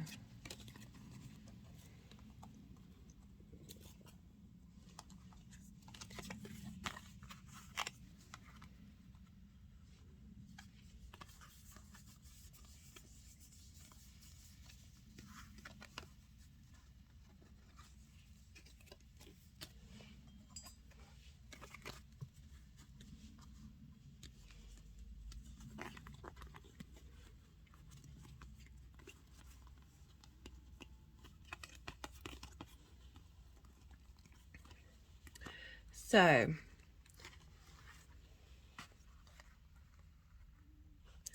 I'm kind of getting this is the journey of Mars through Gemini, because I haven't done a separate video on how this all energies, how we're now, how we are now, we've come out the other side of it. So we've got the Tower card, we've got the 9 of Swords, and we've got Justice and the Magician. Really powerful combination of cards here of, you know, the Tower card is Mars's card. And I feel, you know, you've had that through Gemini, which is your hidden house, the hidden constructs of who you are. Is there can be a sense of loss, a need to rest, grief. It's when you unravel who you are and piece yourself back together. The more integration work we do in the 12th, the more it sort of reverberates out and we're able to embody our true sense of self. So great long transit to have through that house, and with that retrograde as well of really going over and re-understanding. It's also a very powerful house of magic. Of being able to, you know, we've got the Magician coming out at the end of that, which is, you know, ruled is Mercury's card of utilizing that energy there for in terms of I do apologize, my words are just not coming out in the same way that they have been, as I said in the introduction of now we've got Mars in a water sign, having been in Mercury for all that time. That freneticism is certainly diminished. But the Tower card is about structures coming down that don't serve you, that may have felt very uncomfortable. And so for the 12th house, this is, you know, the constructs of who you are, particularly focused over, you know, the 9 of Swords is very much anxiety, sleepless nights, worrying about things that you don't have any control over.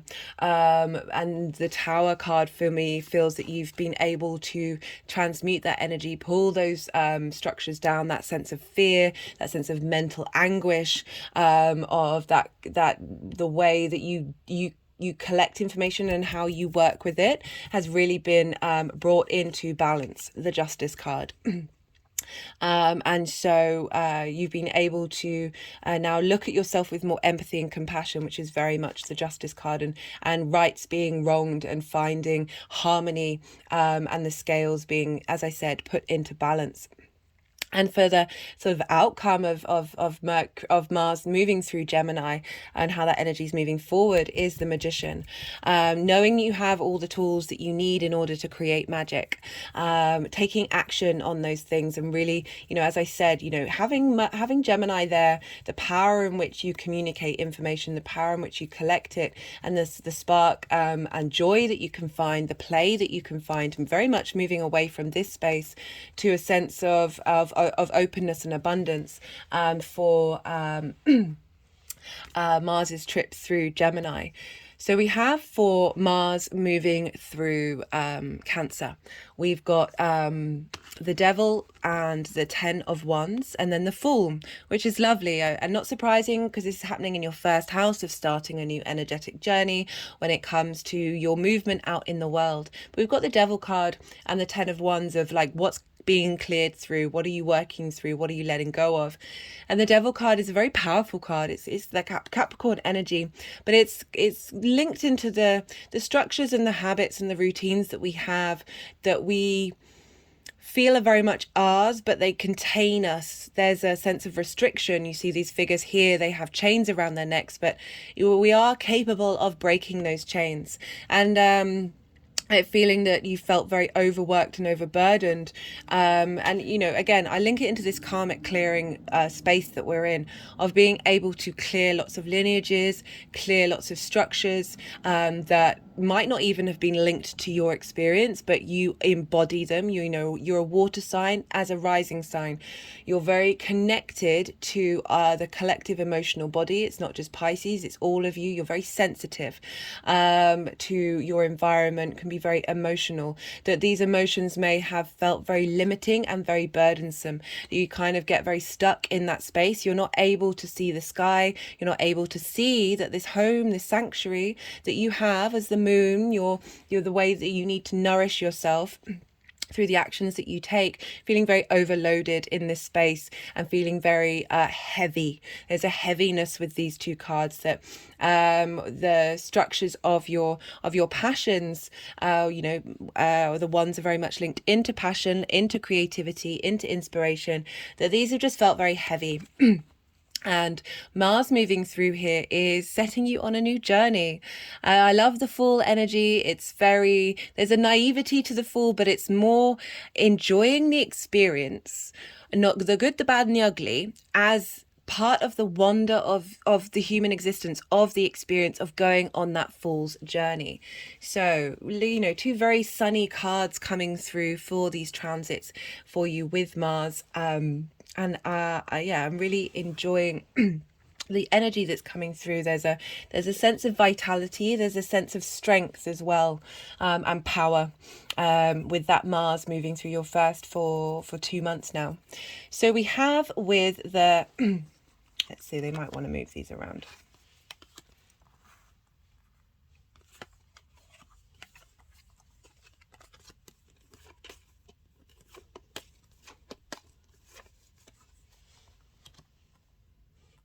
Yeah, sometimes there's no rhyme or reason. I'm just going to put that up there. No rhyme or reason to the card movement, but it is just part of their process. Let me move those even more around. I've said in numerous videos, but ever since Venus moved into Taurus, which is in my 10th house, I've got really particular about the visuals, about the aesthetic.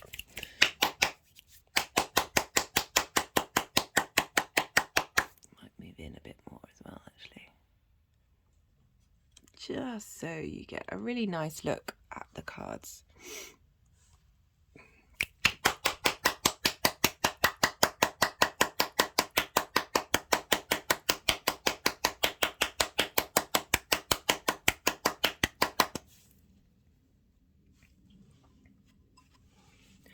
So we have for the trine with Saturn, this is happening on the 30th of March.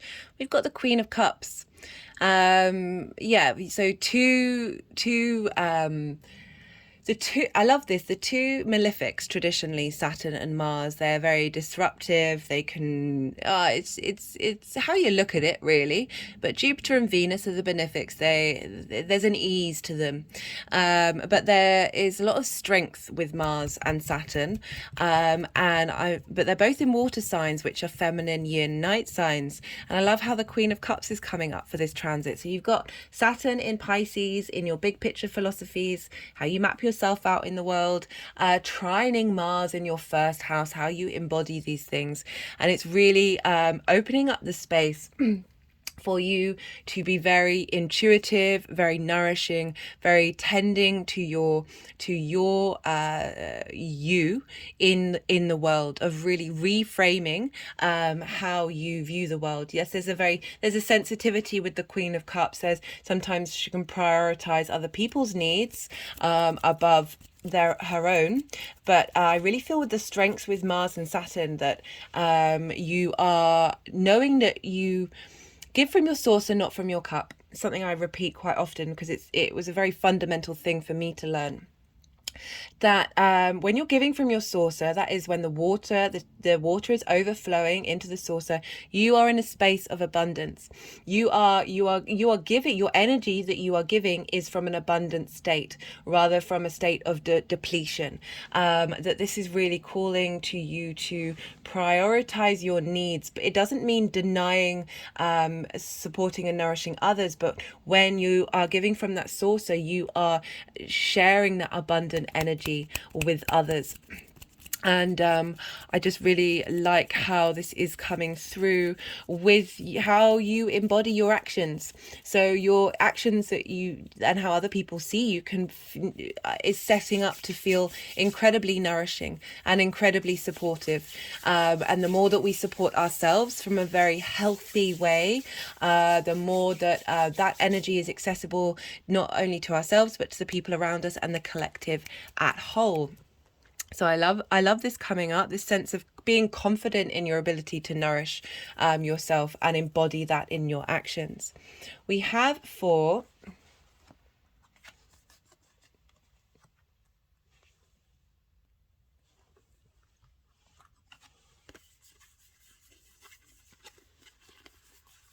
so this is for the 4th or 5th of April, when Mars will be sextiling the North Node, which is in your hopes and your dreams, where you're headed, what you've been striving for, and trining the South Node, your refining of your creative energy. At the same time, the moon will be in Libra in your 4th house, having an impact on how you're bringing your emotional needs into your embodiment of yourself, and your hopes and your dreams and your creation energy. The sun will also be conjunct Chiron in Aries on this day. And it is just before the full moon in Libra. So we've got the 6 of Pentacles here. And this is about giving and receiving. This is about I really feel that the energies of the North and the South Node are going to be funneling a lot of wisdoms of how you are able to receive and embody your future moving forward. Because we've got a sense of hierarchy here. You know, you've got the figure that's standing and the 2 figures that are kneeling. And this is following the 5 of Pentacles, of feeling left out in the cold, of not feeling supported. That this card comes up a lot when, particularly when I'm talking about Saturn, but that's not the case here, but still very much that sense of a teacher, a guru, somebody who has something to share with you from a space of authority. And that's not necessarily a negative sense of authority, but just an acknowledgement of being in receipt of the wisdom that's coming through. We've got a sextile and a trine. That's all about creativity and understanding and inspiration. So a lot around this time of really helping you, as I say, be in receipt of knowledge that will help you on a tangible basis about how to embody yourself, and how, you know, this is also, as I said, the sun is conjunct Chiron here, so helping the wisdom and receipt of wisdom about the wounds that you may have felt in that area of your life, and really being able to transmute that. And sometimes when we have when we hear somebody else say something that we may have told ourselves 1,000 times, it kind of goes in a bit more. And I just feel that what the energy that's being transferred for you on this day is helping you move to a different space, because they're moving from the Five of Pentacles of feeling left out to being in receipt of support in order to then start the Seven of Pentacles of starting something new and tending to a new way of being.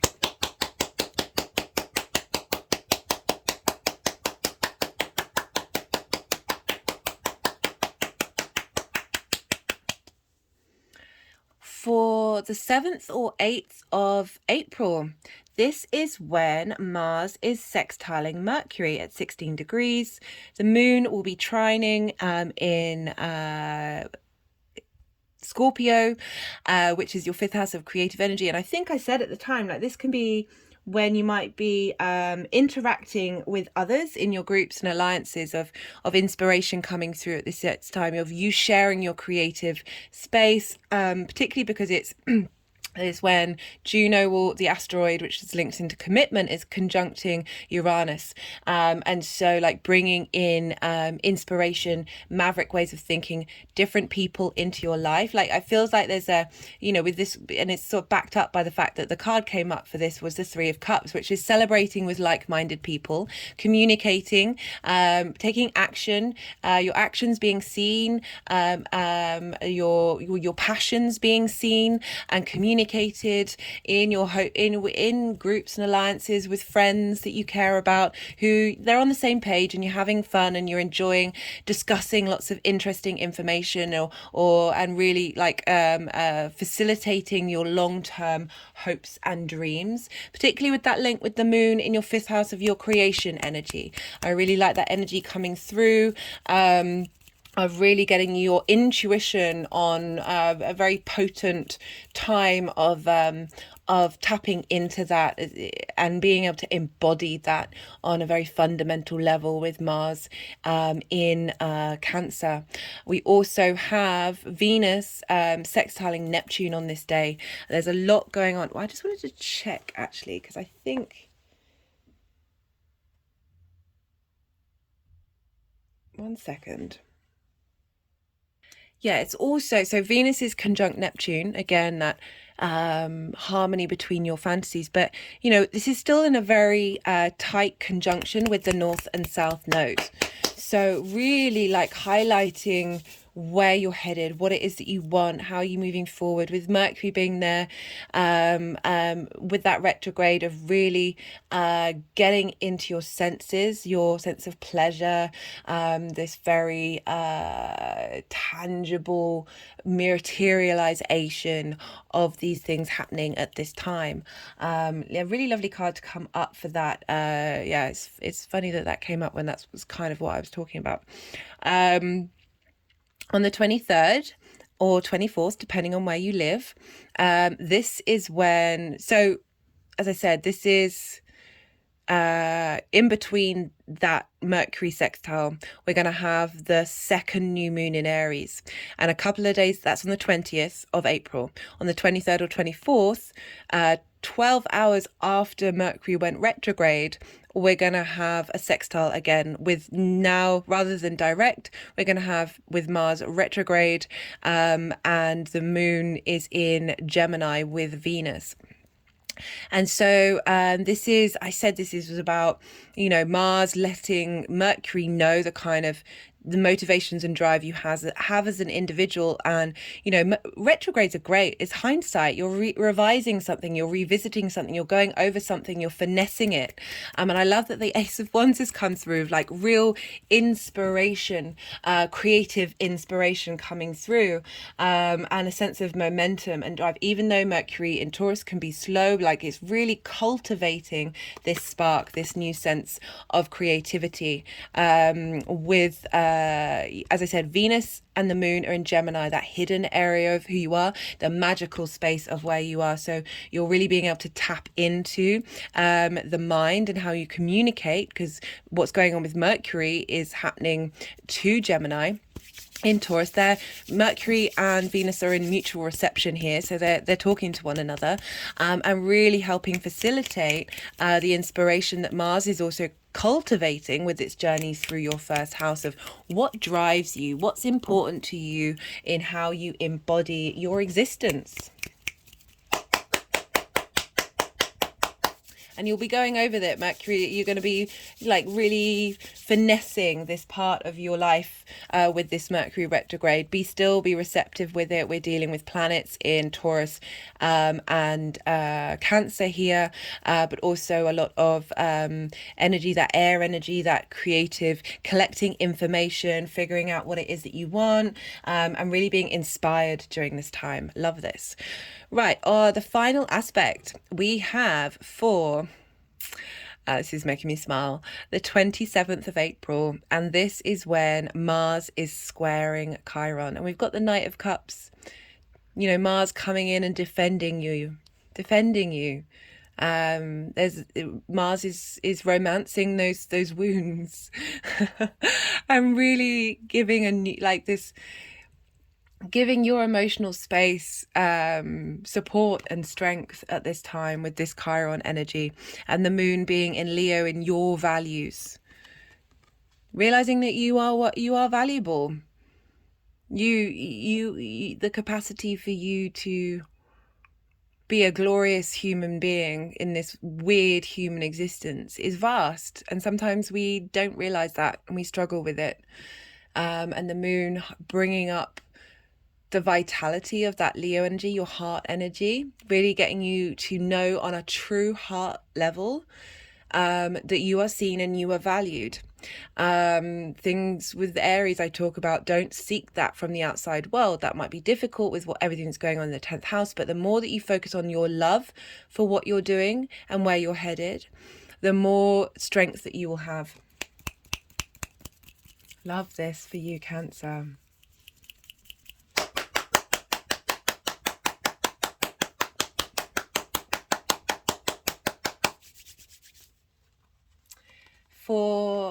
This is the sort of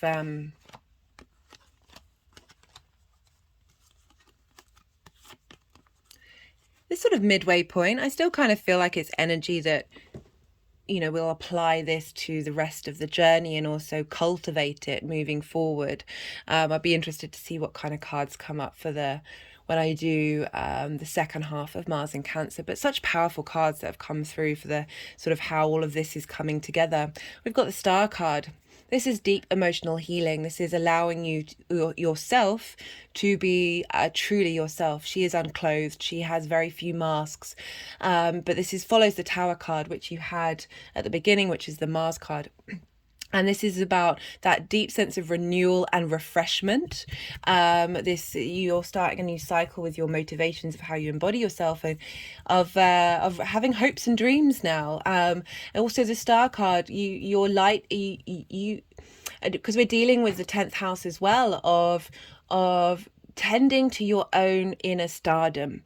We've got galactic and earth energy in this card of bringing these all together. The more that, you know, she's also very much by herself. She's not bothered by the outside world. The more we cultivate that energy from a deep emotional healing space, the more we radiate, the more we shine out. My hand, if you can't see it, took energy from the Star card, has now put it over the Fool card. I really love this combination. Oh, I'm getting a lovely tingly feeling all in my body of, yeah, that's just such a beautiful thing for you, Cancer, coming through with this journey of Mars in your sign, of really feeling like the Star card with the Fool card is just re-enhancing. They're very, very similar energies of admittedly we probably all have to go through the Star to truly embody the Fool. I don't know, actually no, I take that back. It's just really highlighting the freshness and the newness and the ability to hope and dream in this messed up world. Really opens you up to some strength here, because we've got the Hierophant, and in my old deck that I used from the winter solstice to the spring equinox, this was the Guru card. This represents having studied, having worked on yourself. Have you done the inner work? You've gone over it and over it and over it and over it. You now have this real clarity and understanding of who you are. You are your own guru. You are able to share that vibrational level with society. You're able to embody it in your actions and your deeds. And we have the Ace of Pentacles come through, which is a new lease of life, of looking at the tangible world. Again, we've got, you know, got very vital energy. You've got two aces in this reading, as well as the Fool card of really starting that new journey, and how, you know, with the combination of Mars and your Scorpio and Aries energy, which is your 5th house of creative energy and your 10th house of life purpose, it really feels that wherever you're at with those two things, they're very important to one another. That the more you cultivate your creation energy, you've been refining that with those eclipses. I feel like you're going to get a lot of release, a lot of being able to then, when the nodes move out of that sign, of really being able to open up that area of your of that purification that you've been doing. But with the that creation energy, that spark that we have, that's feeding into your 10th house of career. Like, as I said, wherever you're at with your career, you can be loving what you're doing. This isn't saying you're starting all over again. This is saying that you are renewed. You're able to go through the portal into a different vibrational frequency with your career, with your life purpose, by being able to embody yourself on a deep emotional level.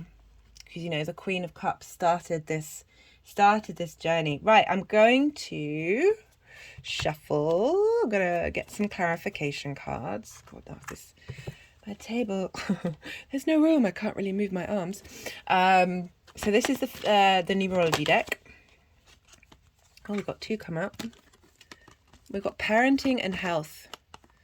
Yeah, so I was talking about making this journey of leveling up your emotional response mechanisms and being mature with those. That parenting, this card for me, is be the parent that you may have never had. Be the adult in the room for yourself, being able to think long term, be protective but also supportive, and a sense of freedom. But that with the parent, you can't really, there's this level of care here, and you've got that with the Queen of Cups. And the more that we do that, the more that we tend to our emotional responses rather than react to them, give them compassion, let them move through you, the more we are able to be in a state of nourishment for ourselves. So I love that. When I get cards that are with the clarification cards that are at the beginning, I tend to shuffle. I tend to try and pull cards at least to get them towards the end, so we get an idea of where we're headed. Got karmic completion. Yeah, that card, this card, and there's another card in another deck of mine, keeps coming up. It keeps coming up. This energy right now is powerful.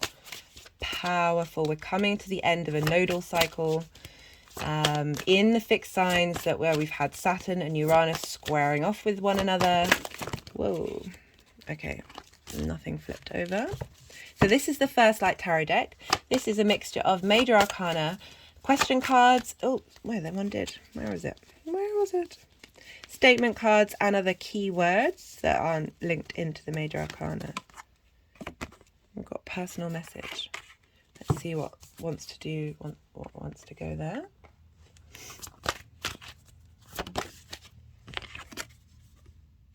Near future.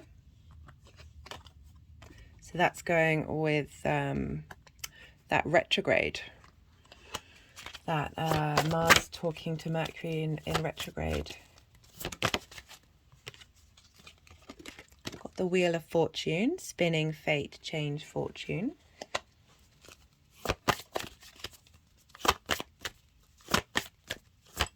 That's a Jupiter card. Jupiter is in Aries, so there's a lot going on. You know, after that karmic clearing, which is at the back of it, we've got your fate is changing. It's spinning, moving upwards.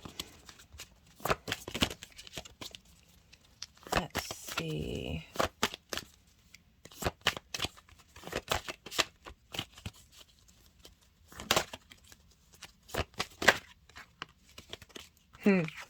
Oh, got the Hierophant again. So that's a double card. So a clarification of that sense of inner authority. So it's wisdom, understanding, mentoring, training.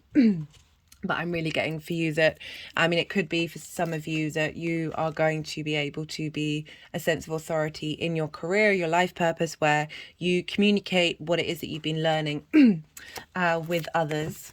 But I'm more getting...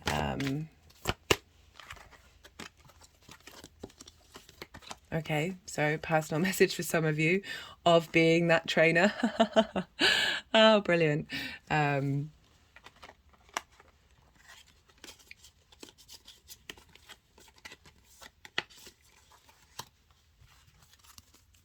Right. Let's go back to the numerology deck. I'll also be pulling from the Oracle of the Rising Sun. Love that deck. I just really enjoy looking at it. And usually such interesting messages come through with that one.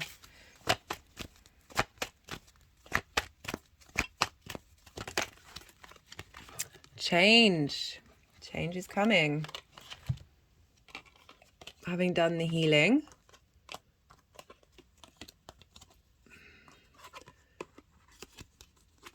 you're able to now parent yourself. Also, some of you, you know, we're dealing with the 5th house in Scorpio. That's also linked into children. So that could be a particular message to some of you who have children, who are able to then, connect on emotional level with nourishment and support to your children from a very healthy way.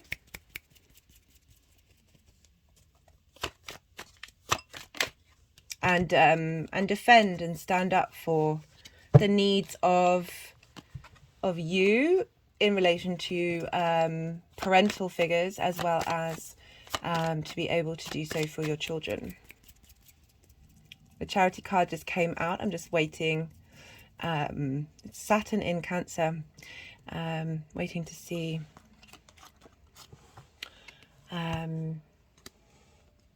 So this is with the trine with Saturn. I'm just going to read from the book. I'm going to have a look in the book for that one. Okay, so, you know, we're dealing with your big picture philosophies, and the things that we do in the 9th have an impact on the 10th. And we've got Saturn, ambition, Cancer, nurturing, attachment. A mother with her 2 children moves protectively away from a large, impressive but severe building. In the sky, angels reach out in sympathy to the 3 figures. So really getting this sense of support again, having gone through some difficulties. That you are, it's particularly going with that 6 of Pentacles, that you are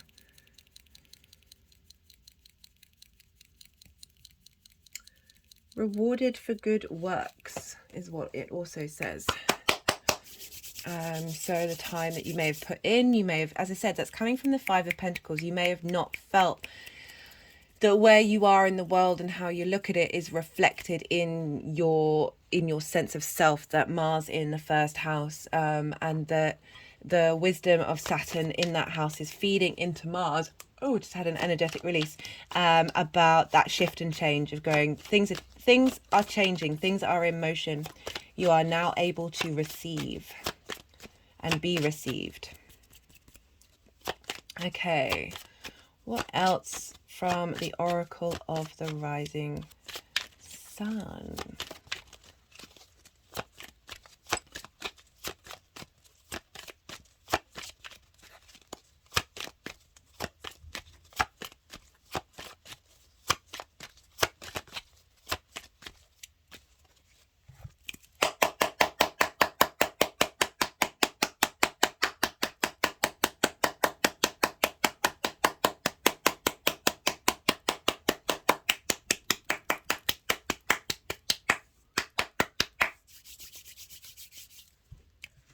Yeah, I'm kind of, you've just had Saturn in Aquarius with that charity card of that severe structure of society, feeling like you're left out in the cold. But you've worked through it, and you've had to you've moved on from that space, and you are being supported by those three lovely angels in your journey, in your, with that severe house, you would have had, it would have affected your perspectives, and how you see yourself and how you see the outside world. And getting a shift in when we change our perspective, now that the woman with her children, she's moving away from this space.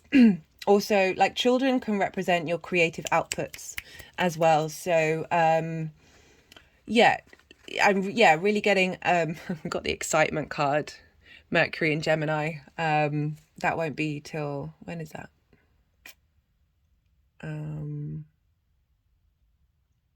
Yeah, it's a good couple of months. Yeah. So maybe a building of excitement during this time, when Mercury hits into Gemini.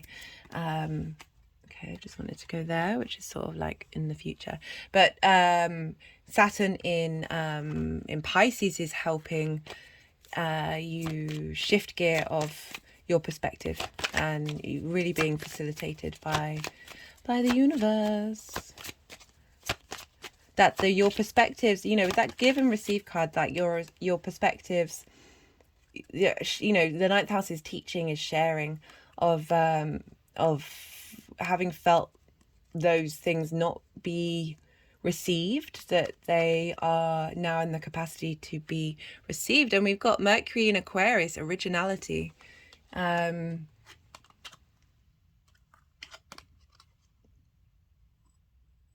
So it's just sort of gone over the Cancer sign.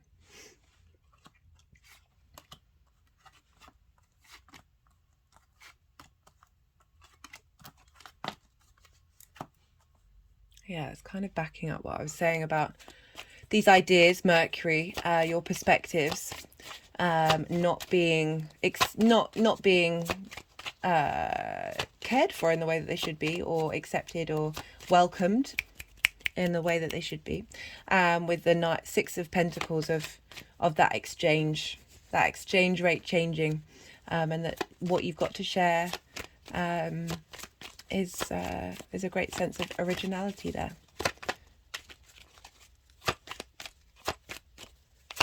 And again, with that Mercury in Aquarius, of that Aquarius being in your 8th house of shared resources, that that originality, those ideas, that space of Aquarius is opening up to you. Let's see what else wants to come through.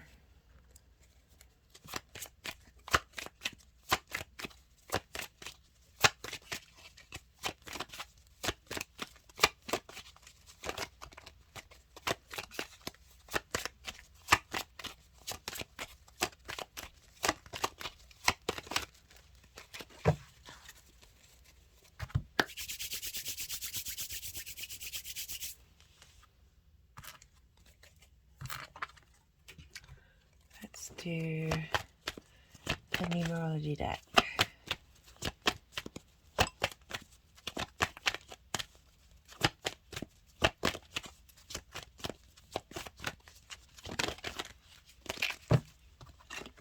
Environment. Yeah, nourishing environment. You're feeling supported. You've got strength.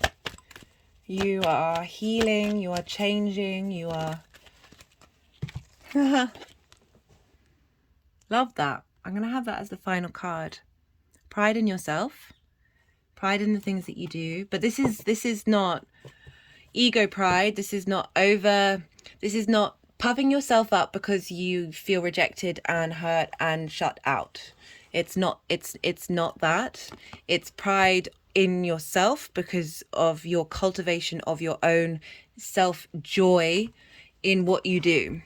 Rather than seeking that from outside. But I feel that I've said this in so many videos, the more work, the inner work we do, the more we are fully embodied the love, but turning ourselves into our own beloved in such a healthy, beautiful, expansive, abundant way, where we're real with ourselves as well as compassionate and open and living slightly in a state of fantasy. That this pride has the great, you've got the Hierophant here, which is such a strong, grounded, powerful, it's a Taurus card. We're dealing with a lot of energy from Taurus during this,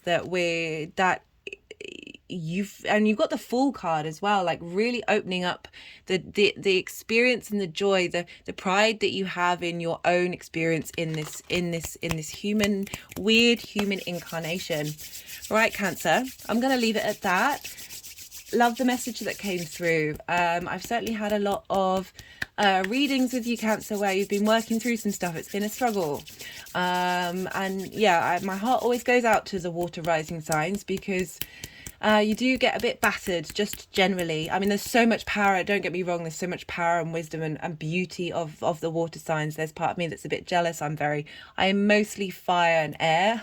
The only water I have is Scorpio, and that's Saturn and Pluto and my south node, so that's intense and heavy. That your ability to connect to your emotions and your intuition and your creativity is just it's a beautiful thing, Cancer. It's a beautiful thing. Okay, I hope you enjoyed the message. I really appreciate you watching and the energy share. Sorry if I've been a bit my mind just keeps pausing. I do apologize, but sending you so much love and so many blessings. Be well out there. Gemini rising. How you doing, Gemini? So for those of you with Gemini rising, this transit is happening with Mars in Cancer in your second house. How you doing, Gemini? Mars is firmly out of your sign now. I'd love to hear from you about your experience with that.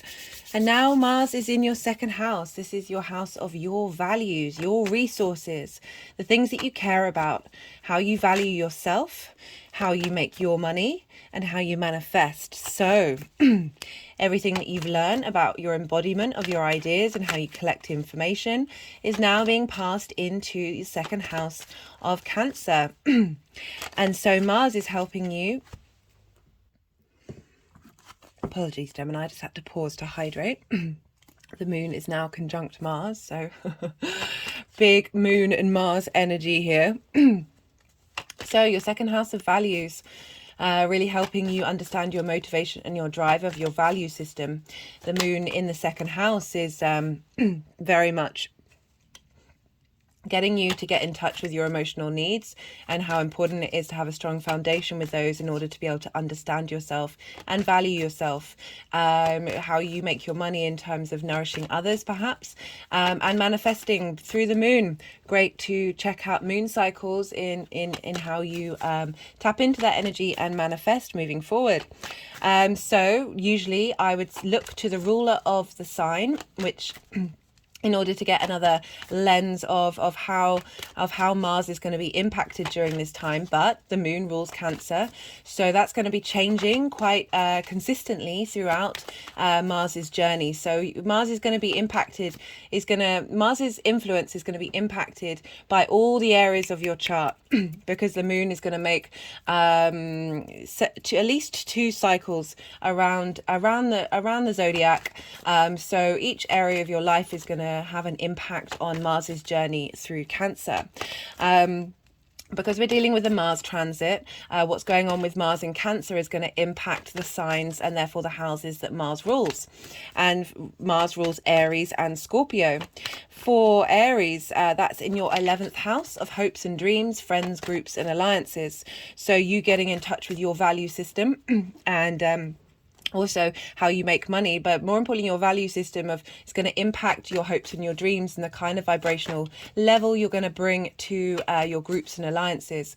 Also might mean that you make more connections during this time of how you make your money and how you manifest. The Mars also rules Scorpio. Sorry, I forgot to mention that Aries sextiles your Gemini energy, so you're getting support and harmony and creative energy being fed that way. Mars rules Scorpio, which for you is your 6th house of work, health and routines. So getting your value system sorted out, really truly understanding your true value is going to impact on how you work.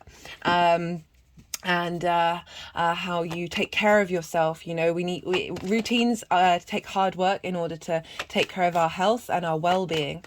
So these areas of your life are going to get some support and be leveled up with Mars's journey through Cancer for the next 2 months. So that's the kind of general energy for Gemini at this time.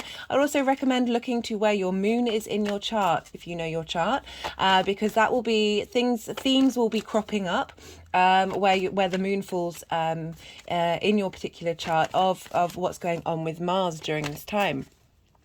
So now there's gonna be speaking of the moon, now there will be 7 piles here. I'm going to shuffle while I'm talking about the aspects. The first pile is going to be linked into, it's so far with the Cancer reading, it's very much done a sort of a group of what Mars has learned in Gemini, and then a separate group to what Mars means in Cancer. That's quite a few cards, so I'm not going to take all of those. Okay, no, I wanted them.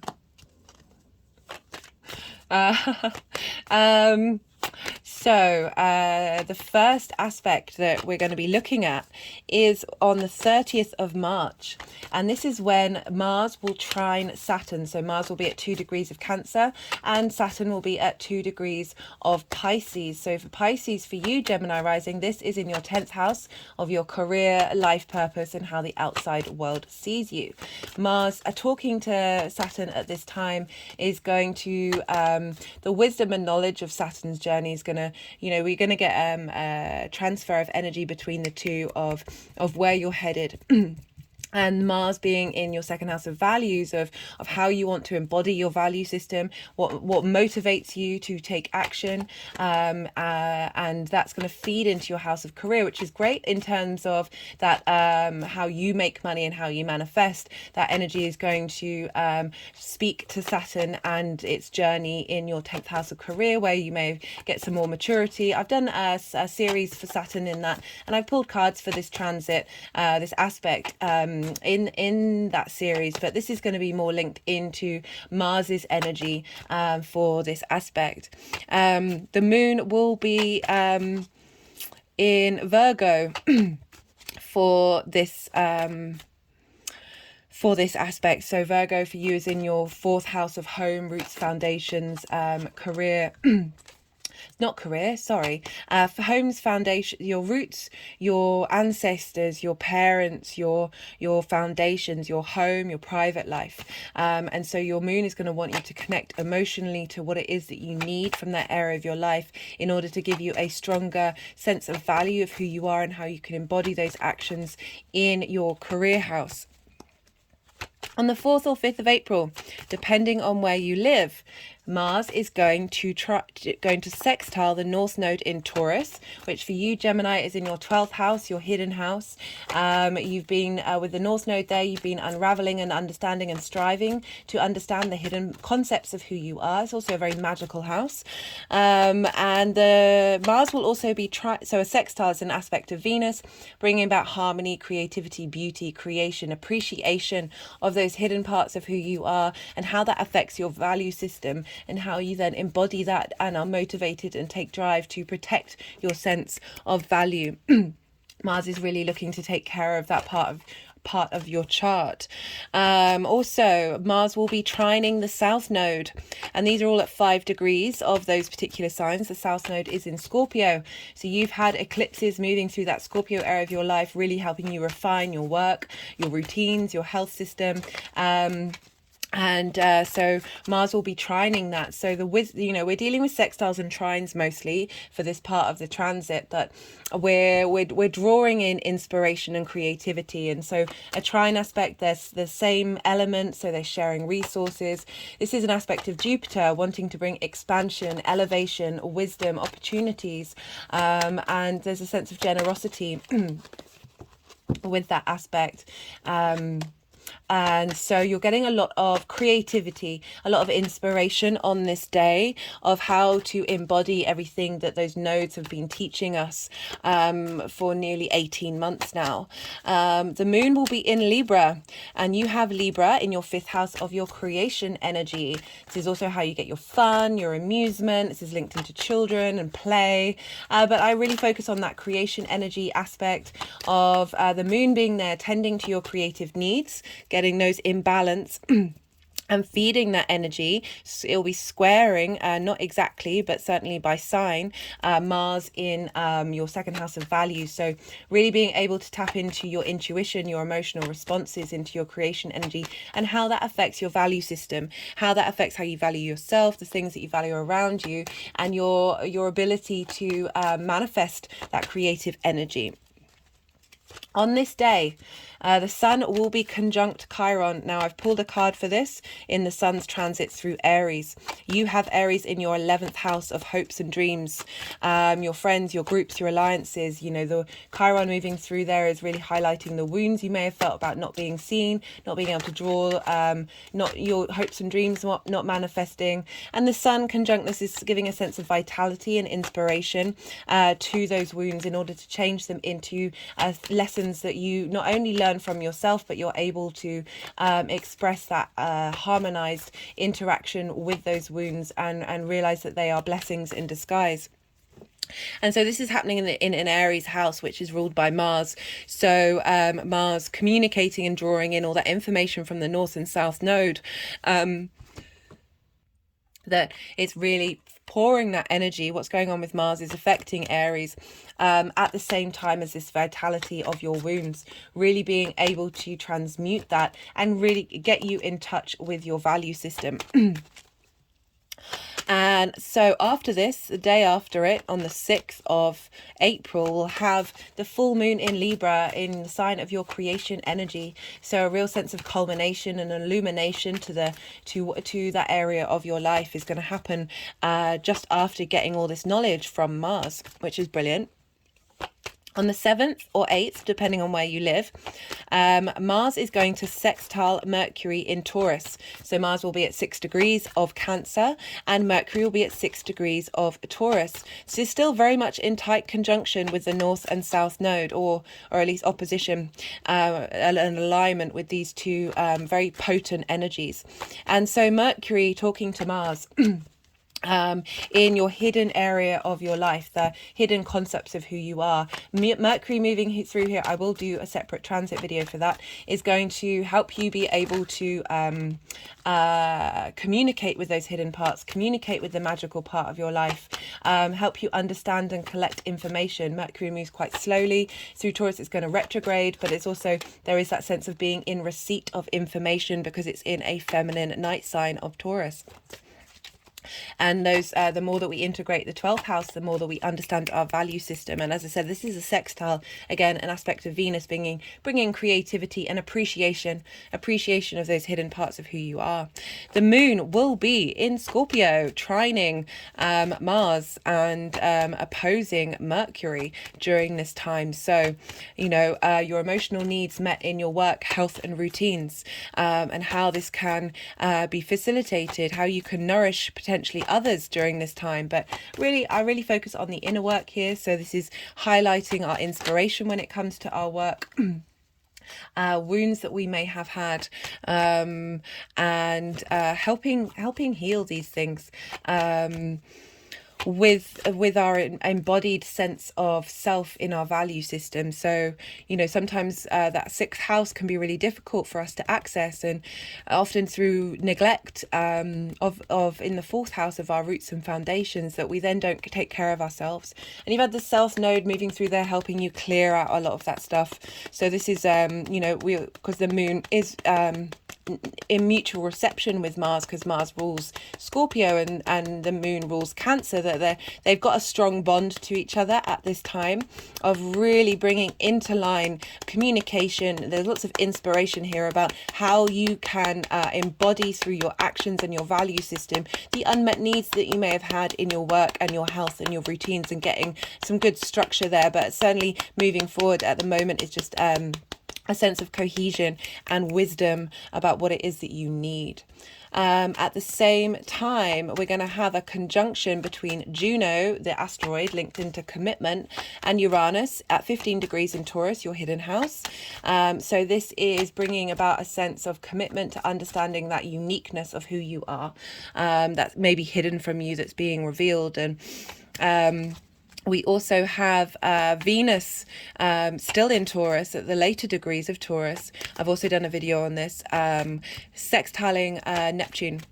And this is helping bring in a sense of fantasy of in that Pisces area of your career. I talk about a lot in the transit of harmonizing the hidden areas of yourself to be able to facilitate where you're headed. And this activates the Scorpio full moon that happened on the 16th of May 2022. Oh, I do apologize. Just knocked over some of the cards that were linked into Venus from the Venus reading. And so this is in your 10th house of career, where Saturn is giving structure to that. But I like this activating that particular conjunction with that sextile with Venus is helping activate that full moon of in your 6th house of work and health and routine. So really giving support to you being able to facilitate that area of your life. So following that, and I'm not pulling cards on this because I'll be doing a separate video like the full moon in Libra, there will be the second new moon that we have in Aries on the 20th of March. This is a hybrid eclipse, so the nodes are still in Scorpio and Taurus. This is a real leveling up. This is a real quantum leap of our evolutionary space. This is happening in your hopes and your dreams, your friends, groups and alliances. So very much giving you a new lease of life, a new way of being able to envisage your hopes and your dreams. And again, this is being impacted by Mars's transit in your sense of value. On the 23rd or 24th of April, depending on where you live, now Mars is going to sextile Mercury, but Mercury will be retrograde. Mercury would have gone retrograde, I think it's about 12 hours before this this sextile. So the previous aspect, Mercury was moving forward, and now Mercury is going backwards at 15 degrees and 15 minutes. So with the Mercury retrograde, this is great. This is when we get to go over things, we get to revise, we get to apply hindsight, we get to reform and distill and revisit and just really like tend to that area of our life. And you've got that in the 12th house, as I spoke about before. This can this can also be a house of a bit of depression. So with Mercury moving through there, you might be working with that energy. It won't be for all of you, but if you do, realize that it's really trying to get you to get truly embodied in your senses about your pleasures. You know, it's ruled by Venus, Taurus, and this is again sextiling Mars, but at the beginning of the retrograde. So Mars's discovery of your value system is feeding into that Mercury retrograde of providing wisdom and support and embodiment to Mercury on its journey of like, this is where you're helping give some extra flavor to that Mercury retrograde of what you're going to learn, what you're going to uncover in that hidden area of your life. Or your psyche, and also tapping into the magical side of that manifestation ability of what you're going to uncover in terms of the unseen magical part of who you are. The moon and Venus will be in Gemini in your sign during this time, and so The moon is really getting you to connect to how you embody your sun or your moon in your actions, how other people may see you, tending to your emotional needs, in your sense of self and how you're seen. And with Venus there, getting a lot of support, you get a lot of confidence, a lot of ease, a lot of pleasure in being yourself during this transit. So all of that energy is feeding into Mars when it's talking to Mercury retrograde. So Mercury's getting a lot of support from the other personal planets at this time for its journey in its retrograde. I will be doing a Mercury in Taurus series as well. At the same time as this, the sun will be sextiling Saturn. So the sun will now be in Taurus. So a illumination of the sun, the light, the vitality into your 12th house, really getting a lot of support, and sextiling Saturn in your 10th house of your career and life purpose. So as I always say, the more work we do in the 12th house, the more we integrate those hidden parts of us, the more we have compassion and understanding for the constructs of who we were in the past and where we're headed, the more that facilitates the rest of the chart. And with the sun talking to Saturn saying, here are these hidden things that you might not have been able to tap into. I want this to be worked and applied into your long-term legacy in the career area of your life. The final aspect for this particular series, I will be doing the second half of Mars's transit through Cancer around probably just before, so around the same time in April. But so the final aspect, the 27th of April, this is when Mars in Cancer at 17 degrees will be squaring Chiron at 17 degrees in Aries. So again, that's your hopes and your dreams, your groups and alliances. Maybe you felt a bit out of sort in your alliances and your groups and your friends. Maybe personal wounds have been coming up from the outside world that are helping you get in line with your hopes and your dreams. So with this square to Mars in your value system, again, this can come up because we're dealing with a square now rather than a sextile and a trine. This can come up more in the physical world. Squares, conjunctions and oppositions are very, very powerful. They're called hard aspects. And so Mars can bring up conflict, drama, frustration, competition. Maybe you felt in competition with others, and if all these things come up, they're just highlighting, like, is it worth it long term? Is this energy going to support you and your needs? Like that competition energy, do you need to compete with the outside world, or should you just be purely in a joyful competition with yourself, and truly knowing your own space and your own value? It can also help embody the transformation that you're making with these wounds in your value system. Everything that you've learned with Chiron moving through here is being funneled into Mars to really help you shift gear. So my hands just went over my throat chakra and my third eye while I was saying that. Because a square is about friction. We need friction in order to create in the 3D linear time frame that we're in, really bringing this embodiment of the learning that you've had with these wounds, as I said, into your value system. This is you've got a real strength of confidence and motivation in this house with Mars being there, but there's a sense of cultivation during this time, because it is a night yin feminine sign of collecting, drawing things towards you. So the moon will be in Leo at the time of this, and so Leo for you is in your third house of communication. It's in your local communities. It's your day-to-day, the things you do on a regular basis. This is traditionally the house of the goddess, opposing the ninth house of your big picture philosophies, and bringing that information and drawing that in how you enact that in your day-to-day. So the moon in Leo there is really helping you get in line with your communication, being able to understand your emotional needs, your unmet needs in your local community, but also I'm really getting more that your emotional needs being nourished in this Leo sign. Leo and Aries trine one another, so you're sharing resources with what's going on with Aries and that Chiron, even if it's not by an exact degree. at the exact conjunction, but the moon does move quickly, so I'm sure it will hit that point of knowing how to nourish the way that you communicate. And that can be communicating with yourself in terms of your value system, because that is feeding into Mars being there, of what instills you to take action. There's a calmness with Mars in Cancer rather than this freneticness that we've had with Mars in Gemini, that you're really being able to tend in a mindful way to how you want to take action.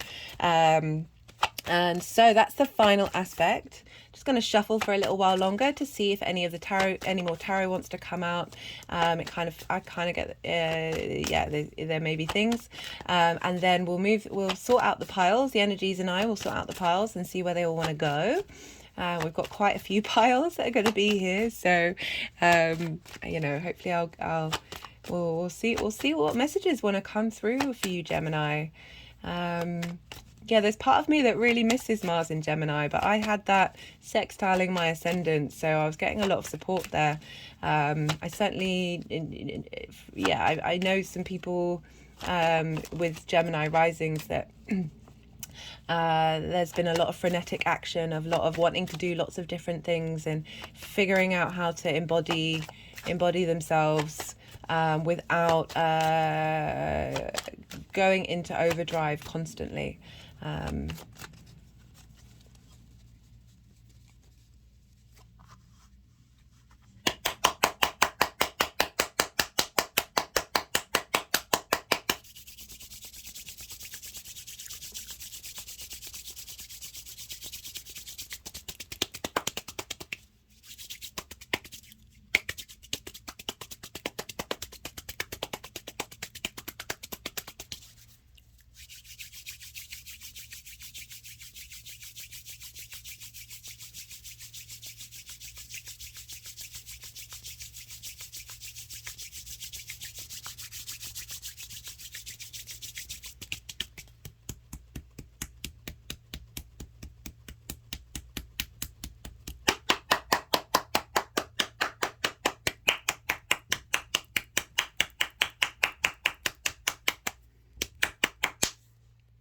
Oh, yeah, interesting that that was a lot of clapping. Gemini rules the hands. So a lot of intense energy coming through. Right, let's see what's going on.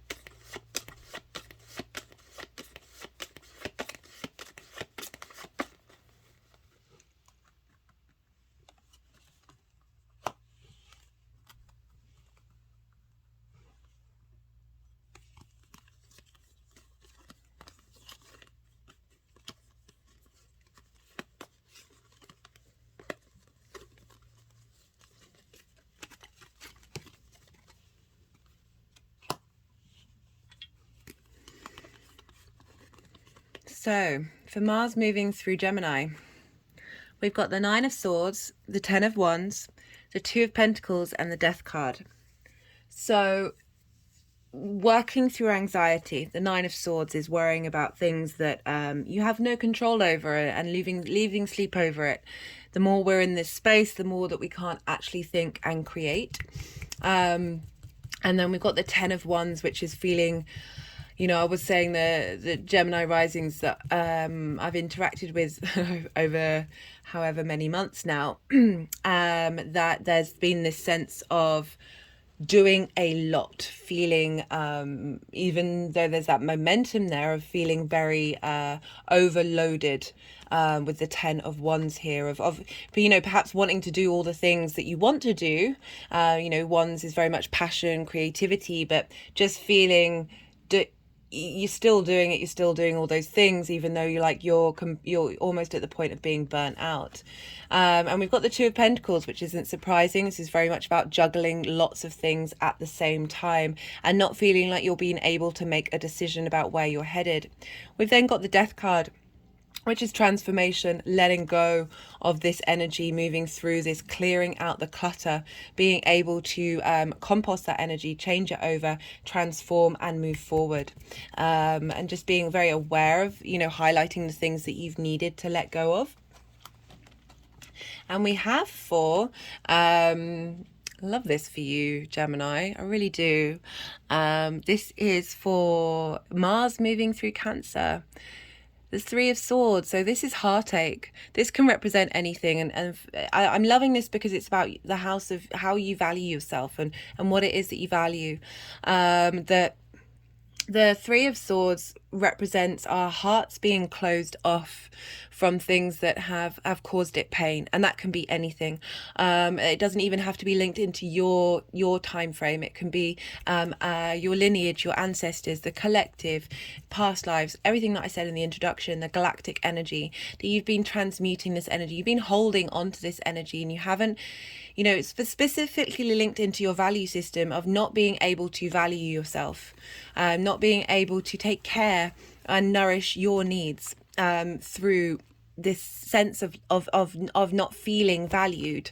Often these heartaches are come about because of that, because we don't feel seen, we don't feel nourished in the way that we may nourish others, and our hearts feel that sense of rejection, and then that manifests in the way that we then value ourselves. And to have the Two of Cups coming up for Mars moving through Cancer, this is a renewal of emotional connection.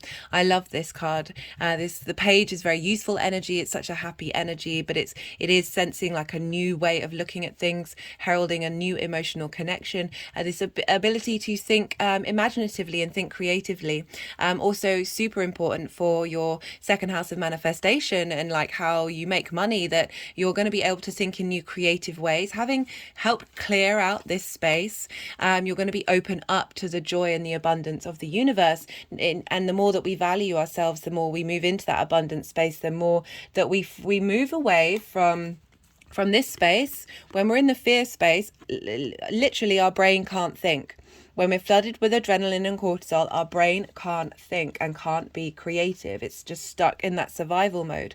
That, you know, the difference between you know, this and this, like, we need this in order to get to this space. The Death card's a brilliant card. It's also linked into Scorpio, which is one of the signs that Mars rules. But yeah, definitely getting a new lease, a new imaginative way to be creative with how you manifest and how you bring in your money. Let me move you over a little bit. These two guys. I'm going to talk about the crystals that wanted to come through in one of the introductions. So I always recommend checking out the introduction. I do try and bring in different layers. You know, more information comes through after I've done some of the readings. So yeah, how's that doing? Okay, we're a bit on the wonk. Let's get this right. So we have for Saturn trining Mars. For me, this is breaking away of illusions.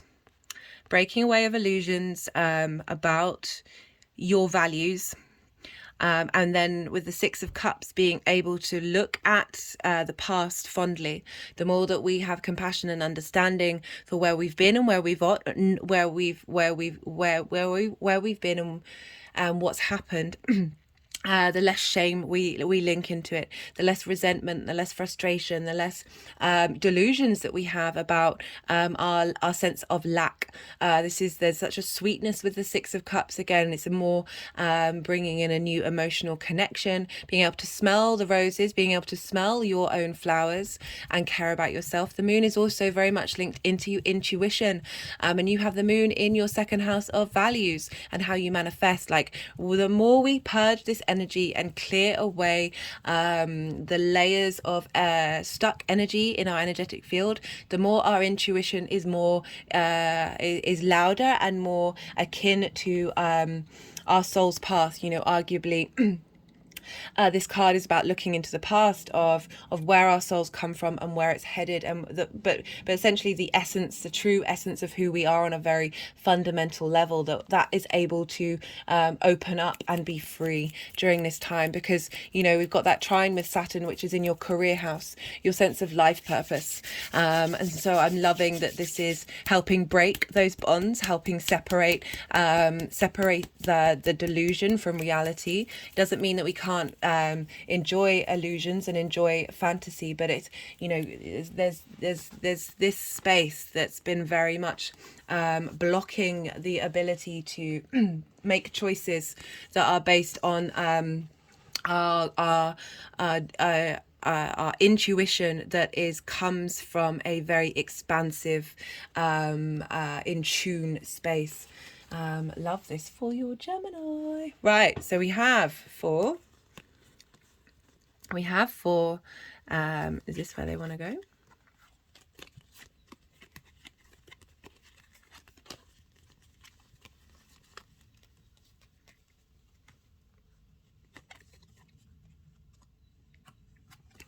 Okay, so we've got four. This is on the 4th or 5th of April, depending on where you live.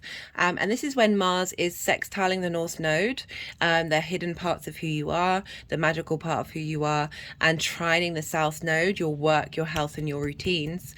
With the moon in Libra, your creative energy, your emotional needs, and how they may or may not have been met. And all the while, the sun is conjunct Chiron in Aries in your hopes, dreams, friends, groups, and alliances.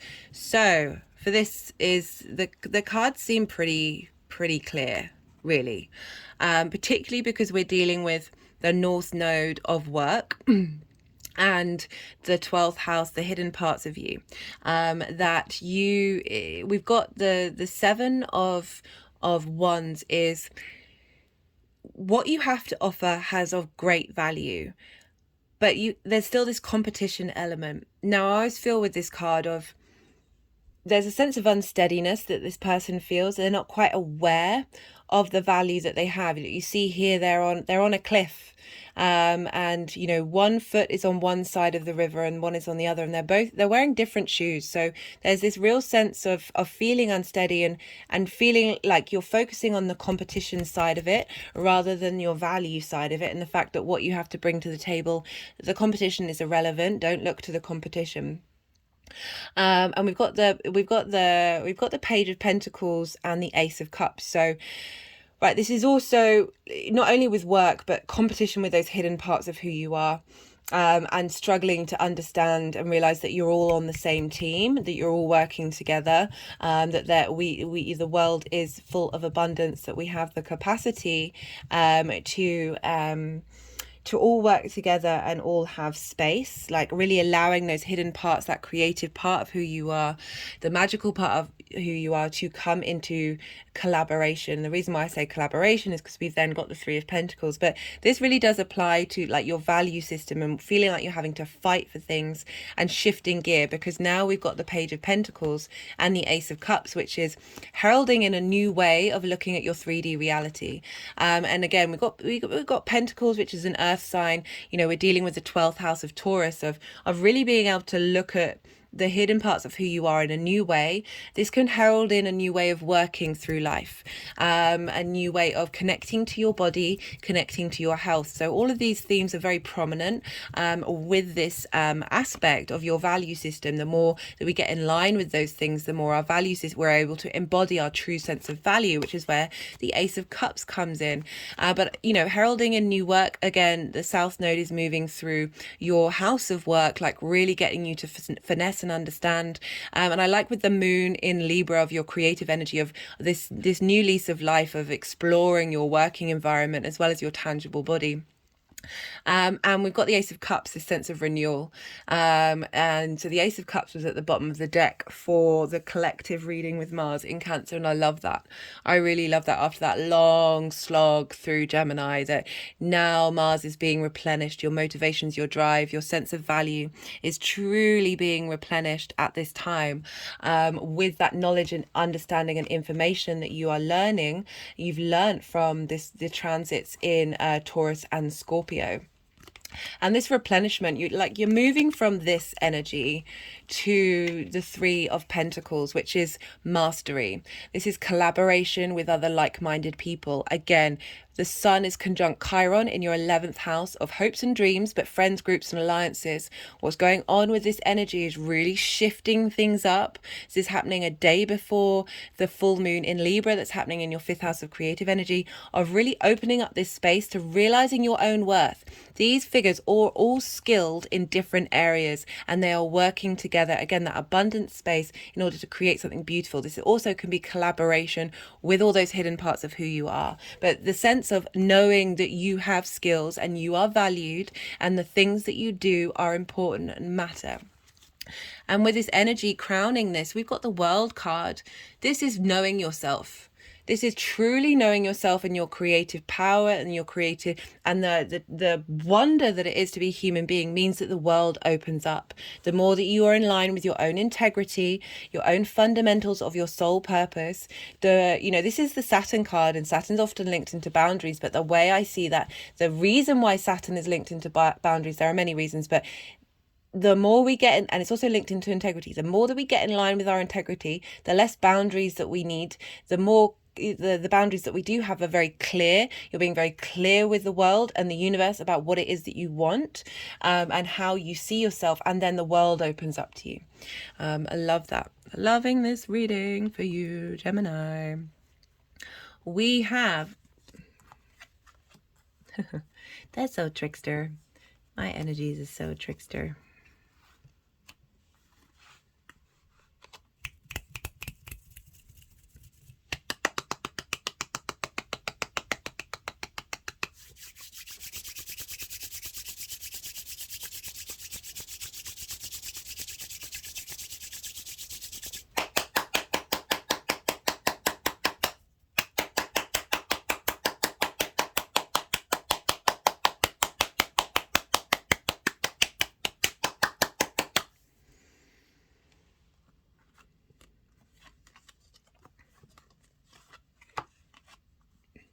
I love it when they do that. They just move them around in different ways and then put them back to where they were before. So we have I'm just waiting to see if they change their minds. This is for the 7th or 8th of April. So this is just after the full moon, that creative energy, that culmination that's happened in Libra for you. And so this is when Mars will be sextiling Mercury at 6 degrees of Taurus and 6 degrees of Cancer. And so this is Mercury in your 12th house, that hidden part of who you are, the house of mysteries. And Mercury moving through there, as I said, is like being able to communicate to those hidden parts of you. You know, I'm really getting a sense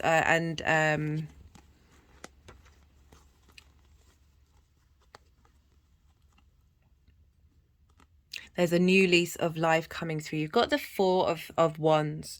So at the same time, let me just run through what else is going on and how I can bring these all together. At the same time, the moon, which is ruling Cancer, is in Scorpio, a Mars-ruled sign. So there's mutual reception between your house of work, health and routine, and your value system, and the inspiration that you're getting that's coming through from Mercury in your 12th house. And so we have this sense of renewal, this sense of being able to funnel your value system and your needs into your 6th house of work, and that's showing up of so perhaps like something's come up, maybe you feel like you've been working hard in your work with your health and routine, and maybe not necessarily seeing these things manifest and feeling valued, and so I love that the Four of Wands is coming up here, because it's sort of highlighting the fact that it's a time you can celebrate what it is that you've been doing, and you can celebrate who you are. You can celebrate who you are. You can celebrate who you are. With this, as I said, this sense of harmony of the communication that's coming from your 12th house, of letting you know that the journey that you're on is taking you to a really strong place, because we've then got the Sun as well, which is vitality. This is you. This is direct inspiration, motivation, movement. There's a sense of joy here. We've got two very joyful cards with the Four of Wands, of celebration of the hard work that you've been putting in. Again, we've got that sense of collaboration of the people that you've been working with. Perhaps the hidden parts of who you are that have been going on. You've had Uranus move there for a while. Venus is now moving through there. You're going to have this long transit with Mercury in that space of just letting you know that you've been putting in the hard work, and that there is a strength, there is a clarity of who you are coming through during this time. That's setting you up for the long term, because we've got the Four of Pentacles, which is this is power, this is structure in the 3D world.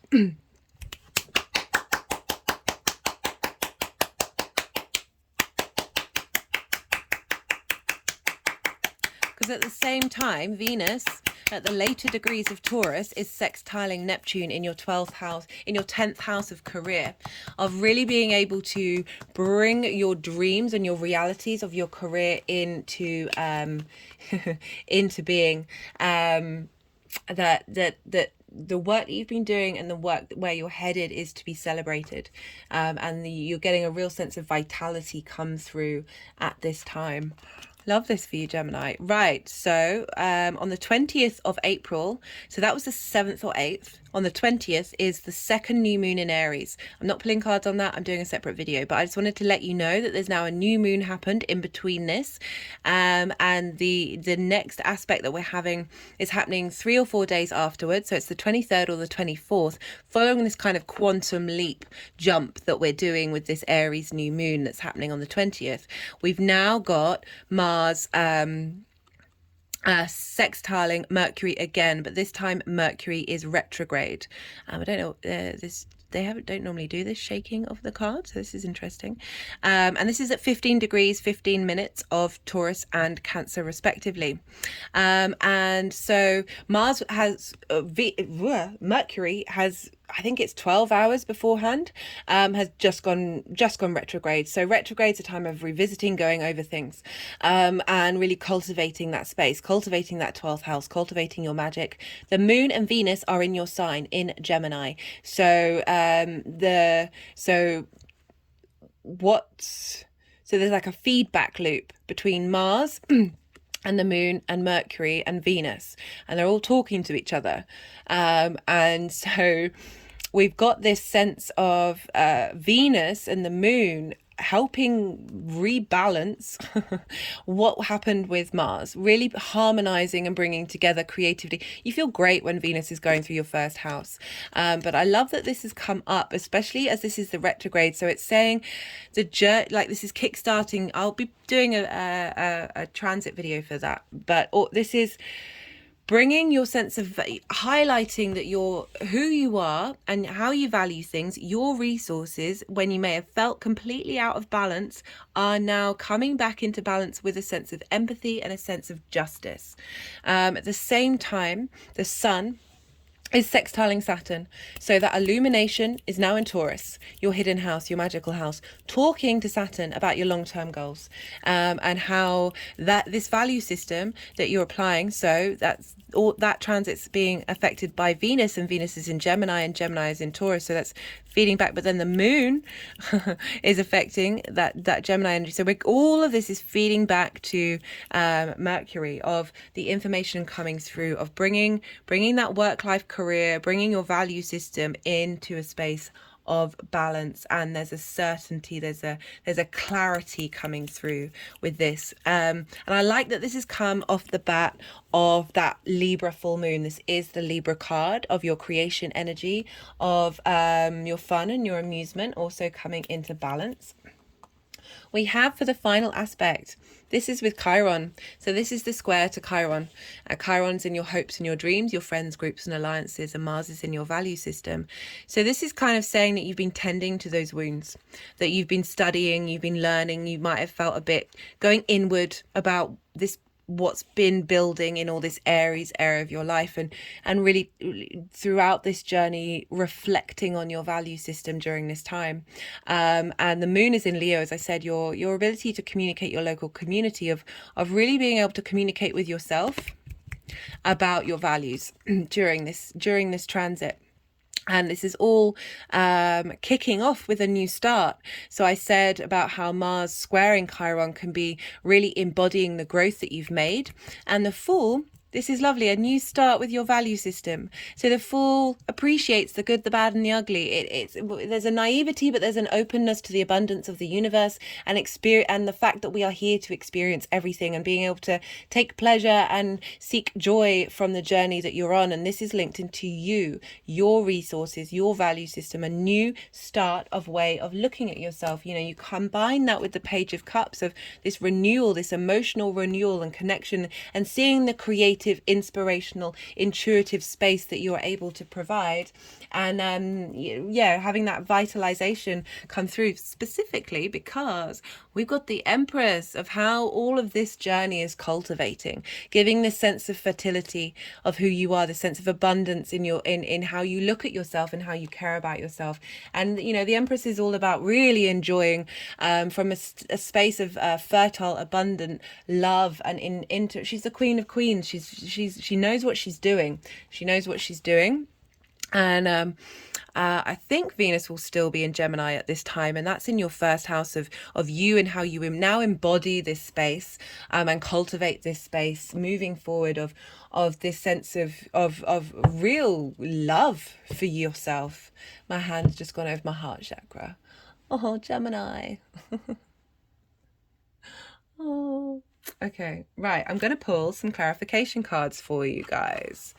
I'm going to start off with the First Light Tarot. We'll see what wants to come through, what might have been missed from the tarot reading, or might want to clarify any particular message that came through.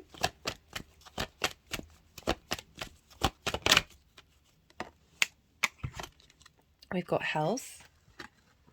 You know, as I said at the beginning, thank you for that message. I said at the beginning, you know, what's going on with Mars in Cancer is affecting your Aries and Scorpio area of your life. You've had the South Node move through Scorpio. That's your house of work, health and routines. A sense of you know, there may have been a sense, as I said, of withdrawal or purification, a sense of isolation, and working through all of that. That the Empress is coming through. Venus is also moving through Taurus. She's activating all of those eclipse points. I really recommend you check out that video, of bringing a sense of fertility to that space. If you work, if you work in the healing modalities, giving a sense of strength and support and health. With that, we've got Pride. Oh my God, for the second house. Oh, stop it. It's making me feel all emotional. Oh, I love it. Wait, oh God. Oh my God, the last couple of readings I really wanted to break down and cry. Thanks, Mars in Cancer. Apologies. I usually manage to pause before I get a cough out, so I really do apologize. So this is the First Light Tarot, and it's a mixture. Oh my god! Oh, stop it! Stop it! Stop it, guys! Stop it, energies! You just, yeah. This is a mixture of the Major Arcana, question cards, statement cards, and other keywords. And we've got positive surroundings, star, potential, success, happy endings, promising beginnings.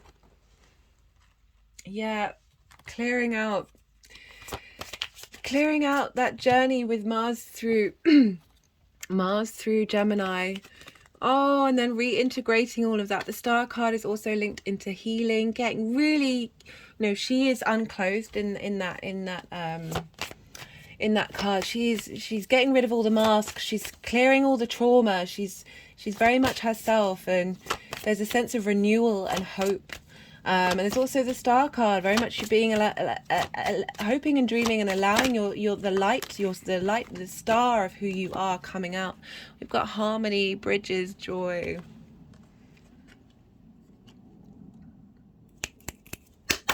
I mean, that's going over the Saturn trine with your 10th house of real, I said, it's often, when we're dealing with Saturn, we're dealing with karma as well. There's so much karma clearing going on right now, and that it's, even if things feel very personal to you, they might not have anything to do with you. They might be linked into your trauma, your lineage, and all those things. Of when that card comes up, the harmony card with the bridges, for me, it always feels like it's connecting joy. Ooh, just had a very intense energetic release, connecting joy to the past.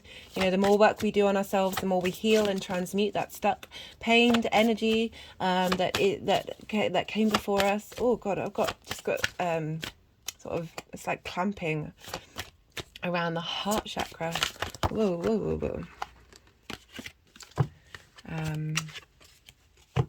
Oh, just had an energetic release. Oh, now it feels, so much lighter there. Ooh. Right, let's pull. Nope. I want to go with the Oracle of the Rising Sun. No. These decks are right next to each other. I want some more tarot. That was the Knight of Wands.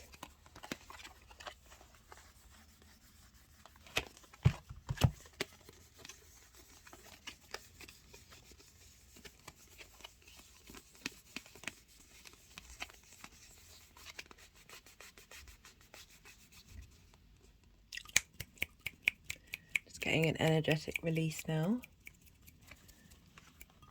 I'm kind of getting from that one, we're dealing with a lot of the 12th house here, that all the past, in that long line of list of things that we're all connected to from the human body, of your lineage, your ancestors, past lives, of, there can be a frustration with the 7 of Wands of things not feeling like they've been able to manifest and go to harvest. We've got, this is the harvest card. This is having put in the cycles of the work, tended to your field. You're now celebrating with others the results of your labor, that so many of us haven't ever got to this harvest space. Oh god, I'm welling up. And that you're helping clear that. Gemini. Do they want any more tarot? Oh my god. Mars in Cancer's really knocked me for 6. It's in my hidden house. So, I've talked about the hidden house a lot with you for Gemini, because you've got a lot going on in Taurus that is aspecting this second house for you. So it can often be a house that we don't, like, it's very personal to us, but we're not able to integrate it.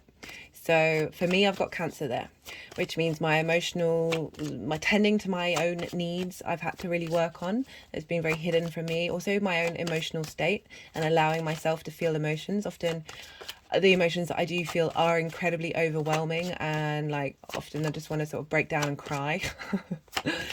Mars moving in here has just made me very emotional.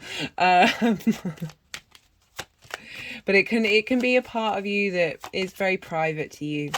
that you don't necessarily share with others, that you keep hidden, and as I said, that you're not necessarily able to integrate. And the more that, you know, the 12th house and the second house, they sextile each other, so there's support there. There's support, there's connection, there's a desire for appreciation of those hidden parts of who you are. And when we tap into that, we tap into our second house. So I'm just all very blubbery. And with a lot of stuff, you know, Jupiter's going to move in there in May to your second house. That's going to give real expansion to that area of your life. The nodes move into Aries and Libra in July, so the nodes will still be there. I think Jupiter's going to hit the tail end of the node, so that's going to be really powerful. Okay, I'm not wanting to... Usually this deck sends loads of cards flying out, but sometimes they're a bit resistant.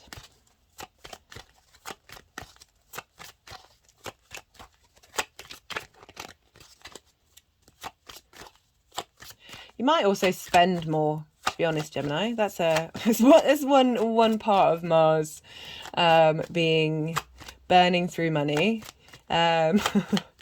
But you might also cut those habits of spending, being more mindful about how you take care of your resources. You know, the moon is a nourishing energy of wanting to tend to the things that you care about. Protection, moon in Aries. Just as I was saying, tend to those things that you care about. Really getting strengths of your emotional needs in your value system, and your hopes and your hopes and your dreams, that they are protected. Sorry for that noise. I just had a lot of energy go into my body. Oi. Oi. And now it's released. Cool beans. I'll move my hands out of the way so you can see a bit more. Let me just get this all a bit more.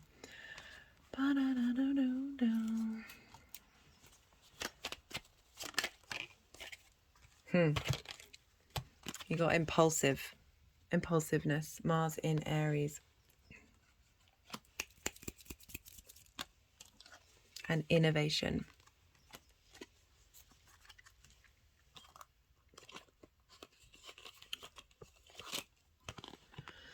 Okay, the way I'm seeing this is the work that's happening during this time is you're moving away from an impulsiveness that's rash, that is full of illusions and delusions. And the shifting gear of that is you've got the moon in the second house, your intuition getting stronger. This is Mars in Aries. There's a strength there. You're getting support and harmony from the universe, of being able to make that bridge between your soul and your intuition. Ooh, my body's now shaking. That means that you are able to be more grounded. You know, you've got the Four of Pentacles. That's also holding on to your money. That's having the thinking long term. I mean, it can be negative, but I'm not getting that. It's giving you good foundations. Ooh, just had an energetic release. In terms of your resources, because I know I talk about your value and how you value yourself, but that impacts, when we get that in line, that impacts of how we take care of our resources. My hands have just gone over my heart chakra. So I know I prioritize the inner work quite a lot, but the wonder and the magic that comes through when we're real with ourselves, but also able to look to the future with an open heart, and a sense of expansion.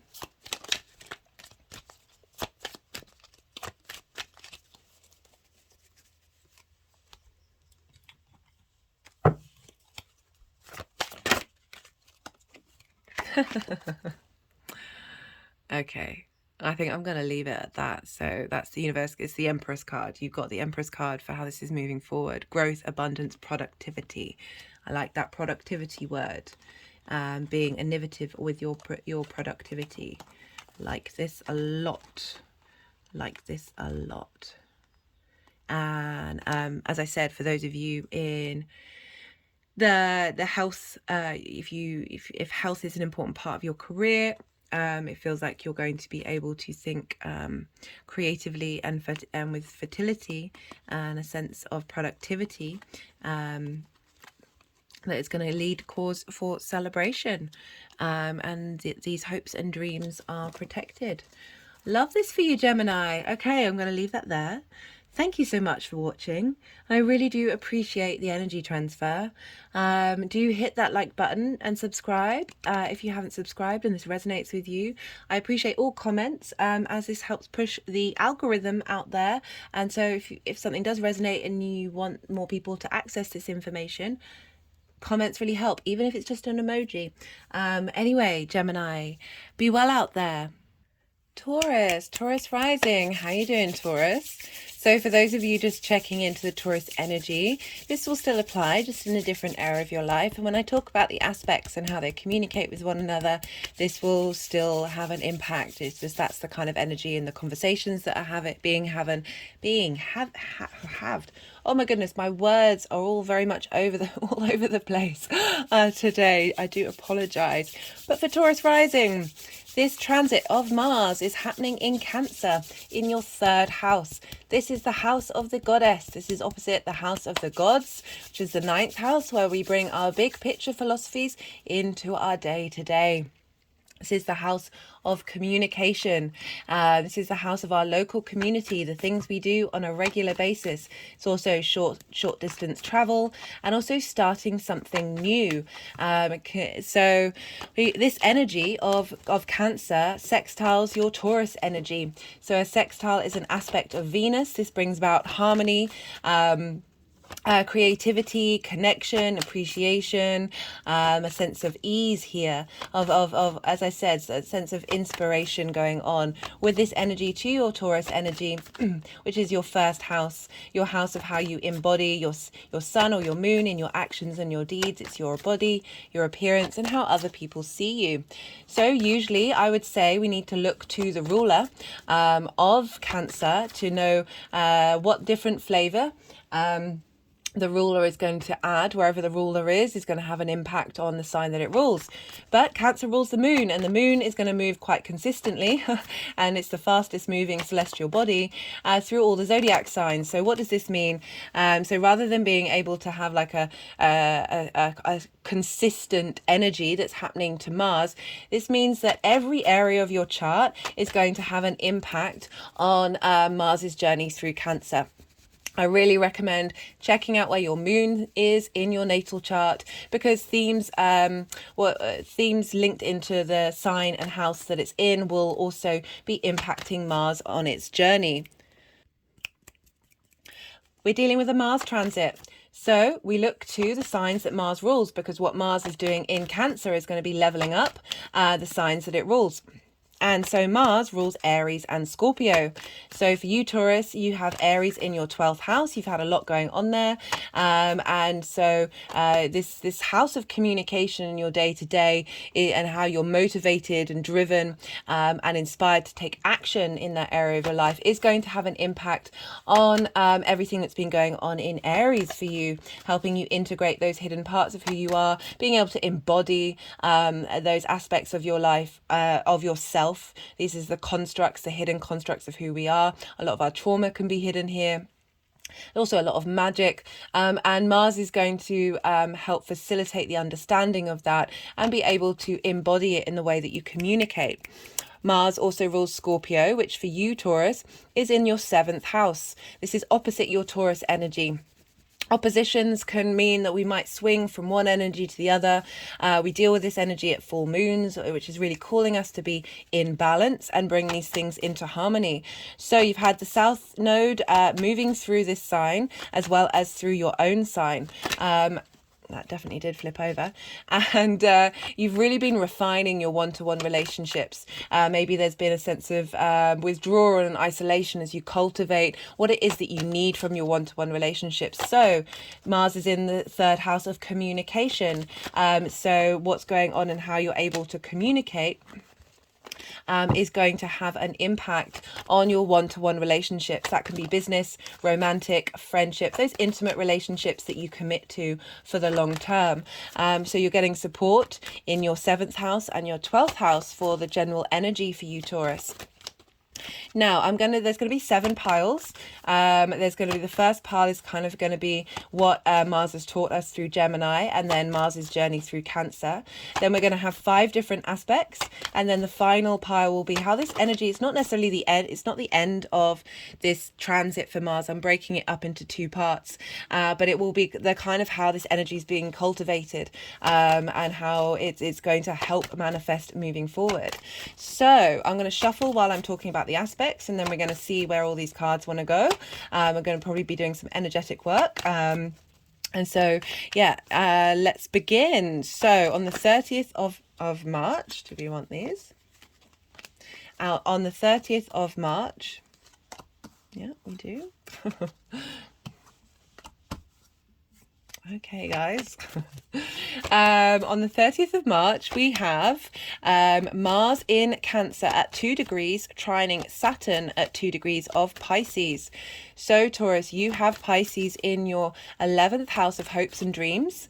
This is your groups and alliances. I've done a separate transit talk for Saturn in that side, and I've also pulled cards for this aspect, but that's more in relation to Saturn's journey. These cards will be in relation to Mars's journey and your communication skills. So a trine is a aspect of Jupiter. It's about sharing resources. They are the same element, so they're on the same team. It's easier for them to talk to each other and provide inspiration, elevation, cohesion, sense of abundance and opportunities. You know, Mars talking to Cancer in this energy of how you want your local community, how you want to embody yourself and the actions that you take in your local community and how you communicate with yourself, is feeding into your hopes and your dreams at this time.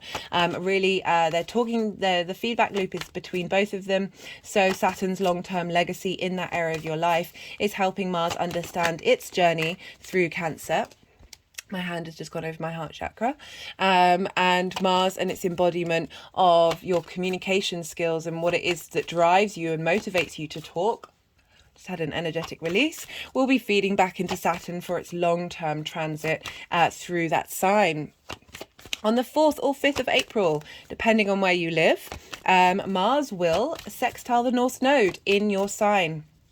You've been striving to understand and move towards true embodiment of self with these eclipses there, and so also Mars is so this sextile is bringing about inspiration and creativity in the sense of appreciation of how you communicate, and how you embody that and how that reflects in your day-to-day, the things that you do, the actions that you're taking in your day-to-day, of really being able to tap into that intuitive emotional space of nourishing your needs, in the sign of Cancer, in your 3rd house of your, as I said, the things you do on a day-to-day basis, your communication, but really bringing in your sense of self and everything that you've been learning with those transits of the North and South Node. This will be trining. Mars will be trining the South Node. This is all happening at the 5 degrees of those signs. Will be trining the South Node of your one-to-one relationships.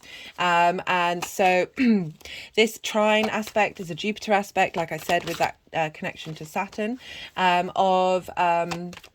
of really bringing in some harmony and so cohesion and inspiration, of elevation, of wisdom of your one-to-one relationships, and how that affects how you communicate, how that affects what you want from your local community, and how that affects the things that you do on a regular basis. We need those things to be in balance. We need our relationships, intimate relationships, to be in balance in order for us to feel free to be able to communicate and free to explore the things that we want to explore in our local community. The moon will be in Libra during this transit, and you have Libra in your 6th house of work, health and routines, and this is 2 days before the Libra full moon. So a lot of potent energy from the moon here, really helping you understand your a sense of nourishment of your needs, or in terms of your work, and your health and your routine.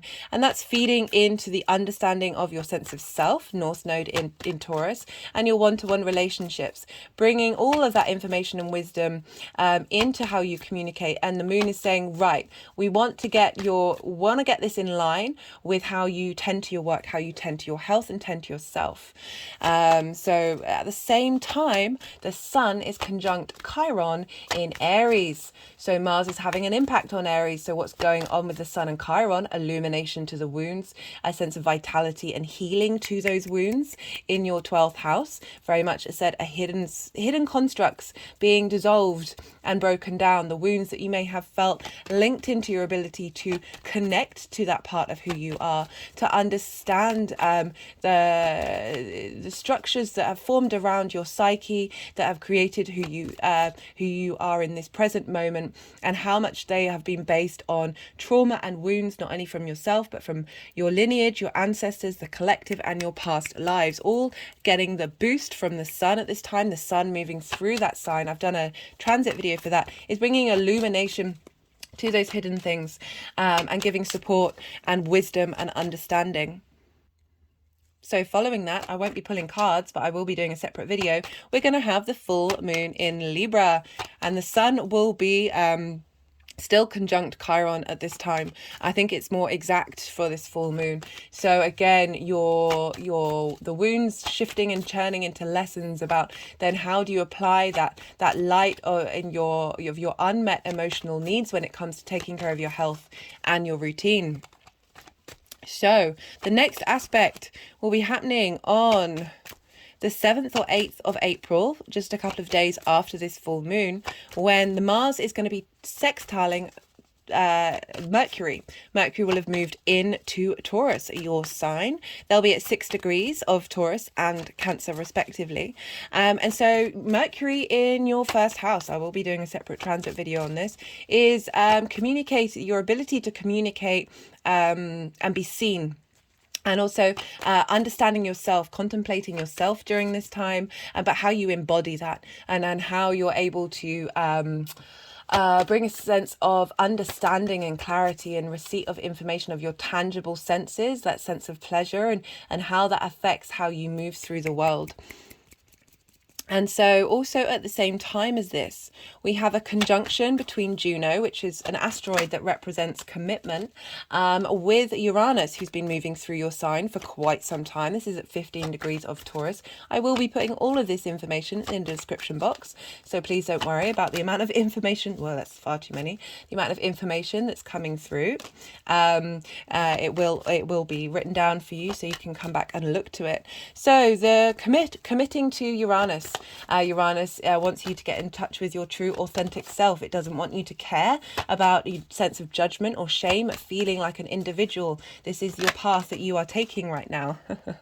And so this sense of committing to your maverick self. My hand is just drumming on my heart chakra. Love this energy for us. We've also got Venus in her final aspect in her journey through Taurus, sextiling Neptune. So again, all of Venus's transits for you, Taurus, I really recommend you check out the Venus transit videos, because she's activating all those eclipse points that we went through last year. This is a big deal.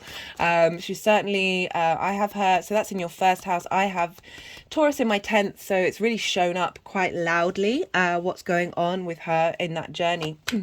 And she's sextiling Neptune in Pisces, where Saturn is, really helping you communicate creative desire and appreciation of your dreams and your hopes, bringing a sense of, just really beautiful energy at that time. And that's at the later degrees of Taurus and Neptune. While this is happening, we have the moon, sorry, I missed this one out. We have the moon in Scorpio, in your 7th house of one-to-one relationships, your intimate relationships, the house of the other. And this is trining Mars, and will be opposing Mercury. So this is, the moon is in a Mars-ruled sign, and Mars is in a moon-ruled sign. So there's mutual reception. So there's strong energy passing between these two of really talking to your emotional needs and needing to feel nourished in your one-to-one relationships, and how you want that to be communicated, you being able to have your own voice with Mercury in Taurus, and being able to reflect that in your emotional needs. If your emotional needs are not being met at this time and are being highlighted, this is for you to get in line with what it is that you truly want long term, and not settle for anything less. I'm really getting that quite strongly. In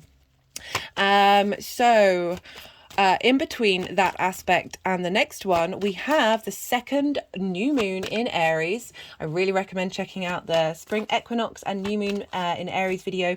But in a nutshell, because I talk about a lot of the themes that are very much linked into both of these new moons in Aries. But in a nutshell, this first new moon that we've just gone past, we're clearing out so much. The following new moon is a hybrid eclipse, and this is about a reboot, a quantum leap. Energetic release there, a quantum leap into a new form of who we are. And I will be pulling cards for that. So do go check that out and maybe come back to these cards and see how they interlink. On the 23rd, or 24th of April, depending on where you live. This is a couple of days after that new moon.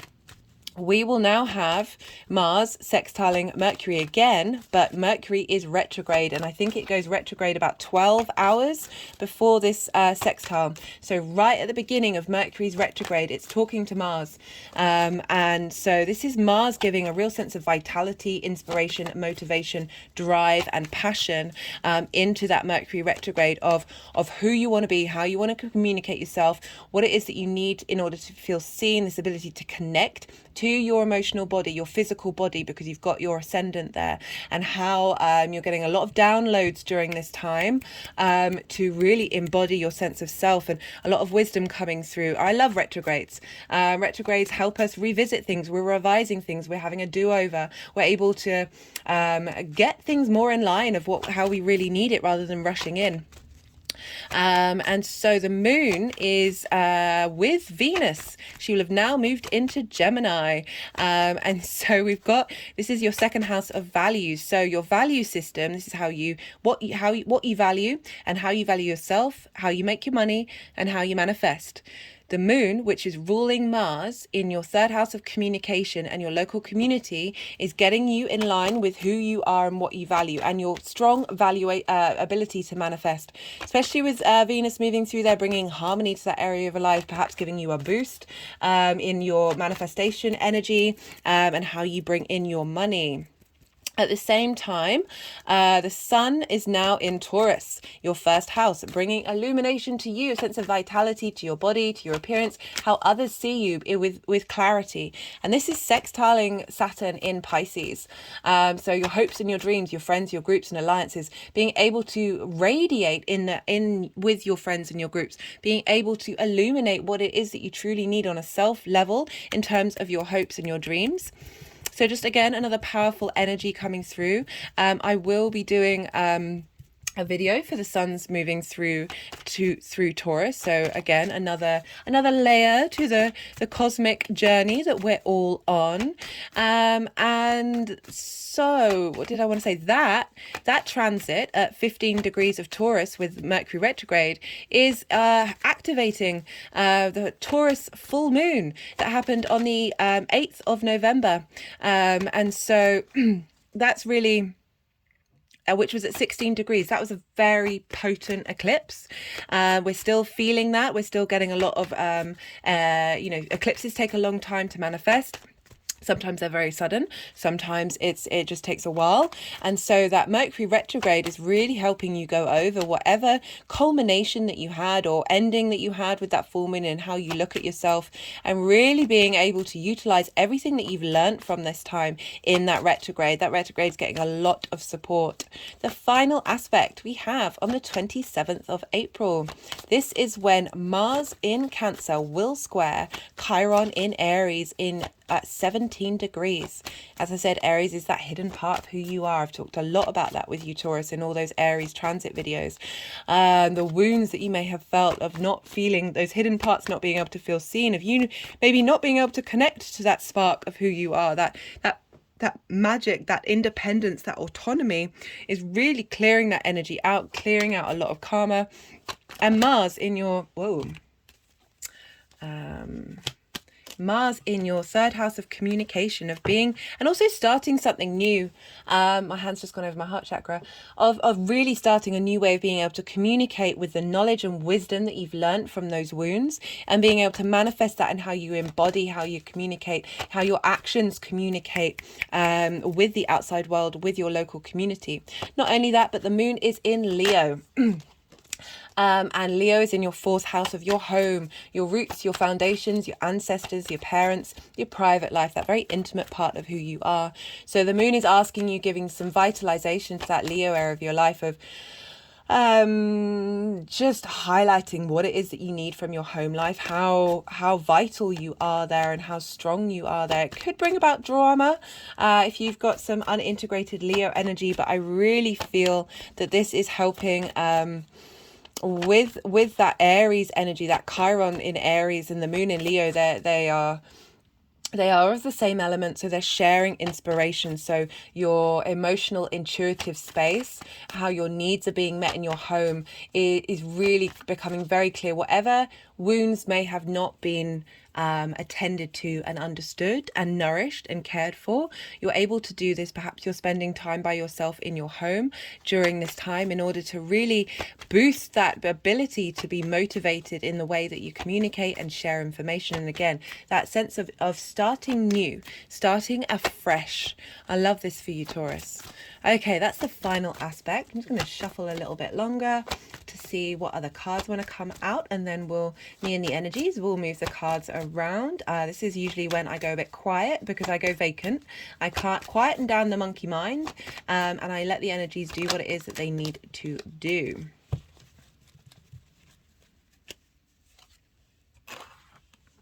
We'll then put them into the 7 piles. Actually, there's sort of been 8 because it's been that Mars in Gemini space.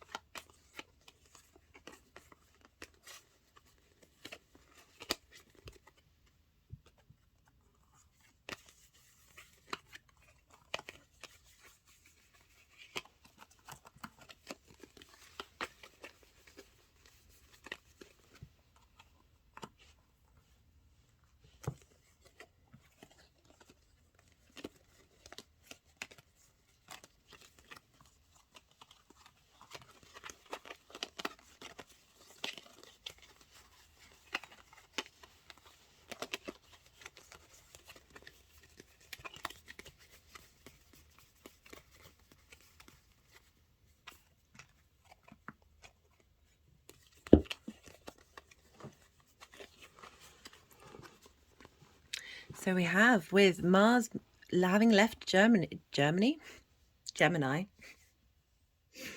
Apologize for my brain today. We've got the 4 of Cups. You know, this is your second house of values. This is, for me, always, comparison is the thief of joy. It's very stagnant energy. It's not being in a state of lack and not realizing your own abundance. But the Ace of Cups is coming in to give you a sense of renewal, of rather than looking outward for your being valued, it is asking you to turn inward and appreciate your own value system. We've got the Seven of Wands, which is swords, very much about having worked through a lot of mental stuff and figuring things out and clarifying and trying different things and exploring how information has an impact on you, because what words may have been said may have diminished and put you in this space of feeling in lack. The things are now tried and tested. You're going on a new journey. You are moving from rocky waters, from this space of lack, and you're moving into a sense of clarity, a real knowing of your own value system, and knowing what's important to you and what you are willing to take on that journey, and releasing that which hasn't worked for you. We've also got the Ace of Swords, a new lease of mental clarity, a new understanding of your value, and then in turn what it is that you value, how you are able to make your own money, and manifest from a very clear and concise and renewed way. We've got the Strength card. This is about bringing things into balance, bringing in your instinctive emotional responses with your cognitive way of thinking. There was a sense of having gone through all that freneticism of that whole journey that you've been on in that value system. You are now in a sense of balance and a sense of harmony about where you want to be headed and what it is that you want to do. We have for Mars moving through Cancer, we've got the Five of Pentacles. This is dealing with your local community. This is dealing with the way that you communicate, maybe not feeling supported, not feeling nourished, feeling shut out, feeling that you are not part of something, that you are on the outside, and your voice isn't being listened to. We've also got the Eight of Swords. This is about being in a cage of your own making, really. Everything's an illusion. I know that's really easy to say, but the more that we practice that and we connect to that, we're dealing with Mars in Cancer here, your emotional responses that can make you quite impulsive in following those emotions, that by doing so, you sort of trap yourself in, and you aren't able to realize that there is a way out. Once you've maybe taken an action that may have been quite dramatic, and quite impulsive, that it then felt like you'd shut off parts of opportunities in your community, or shut off your ability to communicate clearly. This is being opened up and freed. This woman is able to, she's not being bound by her legs. She moves a little bit, these will then fall away, and she'll be able to remove the blindfold and really get into a sense of understanding that you can change your perspective. You can move through those emotional spaces. They are transient. They do not bind us and cage us forever.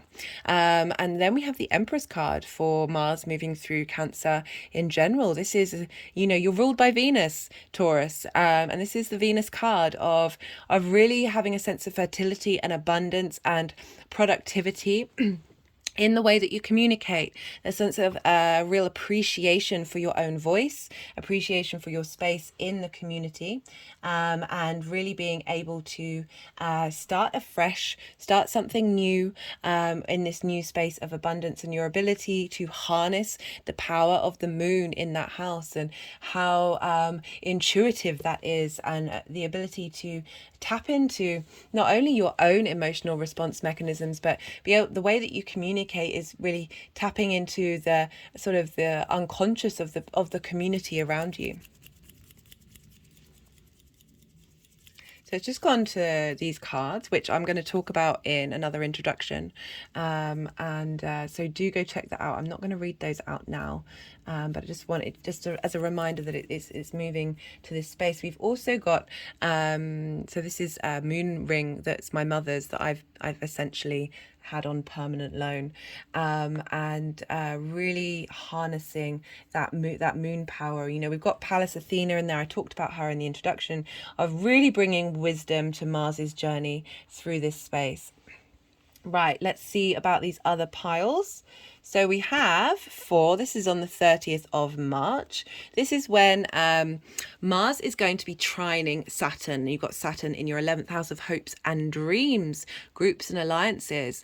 This ability to embody the self-love that you've grown in that Gemini transit, and how you're now embodying it. There's a sense of connection and unity between your hopes and your dreams in the way that you communicate, being able to communicate the hopes and the dreams of the collective and your community. There's a real sense of equality here, of being in union with your voice and your intuition. Ooh, energetic release.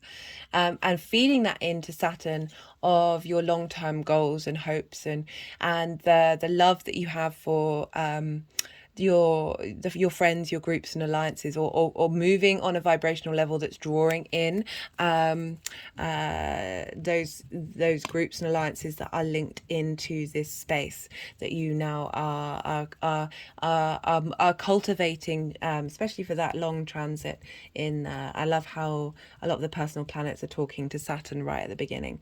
And we've got the Page of Pentacles, a new way of embodying the 3D world, of being able to communicate your maybe a new opportunity in work is coming through, but really just a sense of vitality of how you embody in the 3D world your ability to communicate those hopes and those dreams.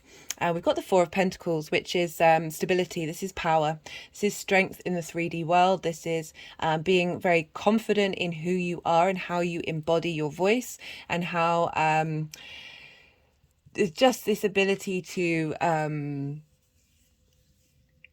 have, as I said, that command, that sense of authority in how your emotional responses, rather than running away with your actions and the way that you communicate and embody those communications, of really having a real strength and command and a sense of structure, rather than letting them run away with you.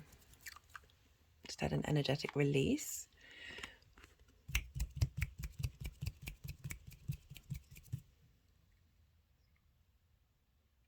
We have this is when on the 4th or 5th of April, depending on where you live, this is when Mars is sextiling the North Node, how you embody yourself, what you're striving for, trining the South Node, your one-to-one relationships, with the Moon being in Libra, linked into your work, how you take care of yourself, your health.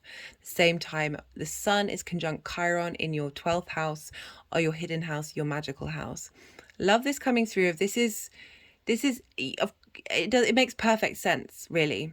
This understanding of yourself, this North Node, this change of direction, this cultivation, this moving forward of a new space. All this energy is feeding into Mars and how you communicate, and so being able to look at the world in a new way, being able to embody yourself in a new way on a new journey, and then the Queen of Pentacles, which could very much be linked into your 7th house of being able to give yourself good advice about your one-to-one relationships, as well as being able to give good advice to your intimate partners, to this is business, romantic, friendship, and having real strength in your ability to communicate. You're now embodying the wisdom that you've been learning, and it's really giving you strength to the cycles of time, this tangible world, this sense of abundance. There's fertility with the 3D world that we have here with the Queen of Pentacles. So this ring wanted to go on the Knight of Cups, and this is the 7th or 8th of April, depending on where you live, when Mars is going to sextile Mercury in your 1st house. The Moon is also going to be in Scorpio in your one-to-one relationship. So there's a real, and at the same time, Juno, commitment to your unique version of yourself, is really coming through here. There's a shift and change of your ability to embody your new being in the way that you communicate and the actions that you take. There's a real freshness here. It's a Jupiter card, a real sense of things are shifting and changing with those nodes. But with Mercury being there, active, that's at 6 degrees. It's not far away from one of the eclipse points that we had. It's in between an eclipse point that happened at 2 degrees of Scorpio and an eclipse that happened at 10 degrees of Taurus. So it's straddling these two things, of bringing these things together, of what new beginnings you wanted in your one-to-one relationships, and where you what new beginnings you wanted with yourself. And Mercury's talking to Mars here. They're going back and forth of helping you, you know, the communication house with Mercury, of how you want to communicate, how you want to be seen in your communications, with how other people see you in a new light, and how it's being reflected in your passions, in your motivations, and your desires to embody this fully, and to push this out into the community. So, you know, again, that starting fresh, that highlighting this journey that you've gone on with these nodes, of the moon being in Scorpio, of bringing together your emotional needs when it comes to your relationship, trining Mars at this time of there's a shift and a change in what you want from your dynamics in your life. My hand's now tapping on my third eye chakra. And we've got the Ace of Wands here. So there's a shift, and there's a shift of new passion, a new drive, a new sense of creativity. So yeah, and then the Knight of Cups, beautiful energy of your emotional needs. You're embodying your emotional value in the actions that you're taking. And, you know, actions are another form of communication. But with this Mercury, aspect of really being able to combine that creative appreciation of how you communicate and how you embody those, and really taking care of how you embody, and then with that one-to-one relationships, of perhaps being able to embody that with your one-to-one relationships, or your one-to-one relationships being able to be there for you in the way that you are for them. At the same time, Venus will be sextiling Neptune in Pisces. So your appreciation and value of yourself feeding into your hopes and your dreams. And so this is really facilitating a sense of harmony and a sense of a shifting of gears. So we have following that is the full moon in Libra, and again, that's a culmination and appreciation of how you work, and how you the routines that you have, linked into health as well. So, you know, with Libra there, like, it could be that through your work that you're helping bring balance to people's minds as well, and that's being facilitated by your nourishing embodiment of how you communicate, and how that affects not only yourself but your local community, as well as being impacted by your one-to-one relationships. Right, so on the 23rd or 24th, this is a couple of days after that full moon, Mars will now be again sextiling Mercury, but it's retrograde, and it would have gone retrograde a couple of hours before, about 12 hours beforehand, and this is happening at 15 degrees 15 minutes of Taurus, and that's activating the Taurus eclipse, the full moon that happened on the 8th of November 2022. So again, another big activation point. This is the beginning of Mercury's retrograde. It's getting a lot of support at this time, of inspiration, of how you want to embody your way of communicating yourself. You're connecting to your physical form and being able to understand its needs, take care of its needs, and being able to communicate quite quickly about that tangible pleasure that you can get from how you embody yourself in the world, and how that is reflected in your nourishing ability to communicate based on your intuition, with the moon in your third house, of your actions in your day-to-day, really highlighting the beauty of the universe. I love this for you, Taurus.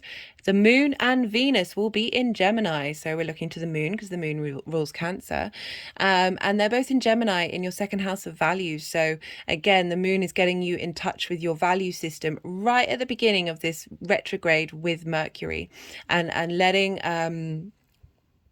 and Venus as well. So they're both impacting not only Mars in Cancer, but Mercury in Taurus, of how you manifest, how you make money, and how you value yourself and the people around you.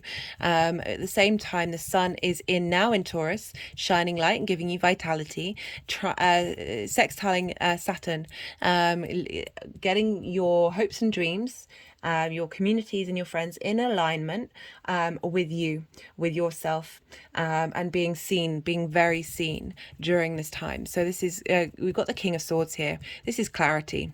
This is knowing yourself. This is knowing yourself, being able to communicate your own truth.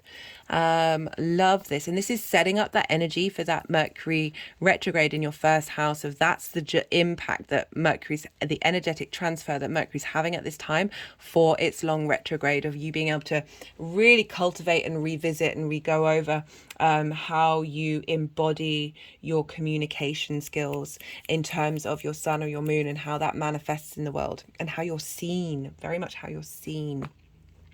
The final aspect that we have, this is this is the Aries card, and this is the square with Chiron in Aries.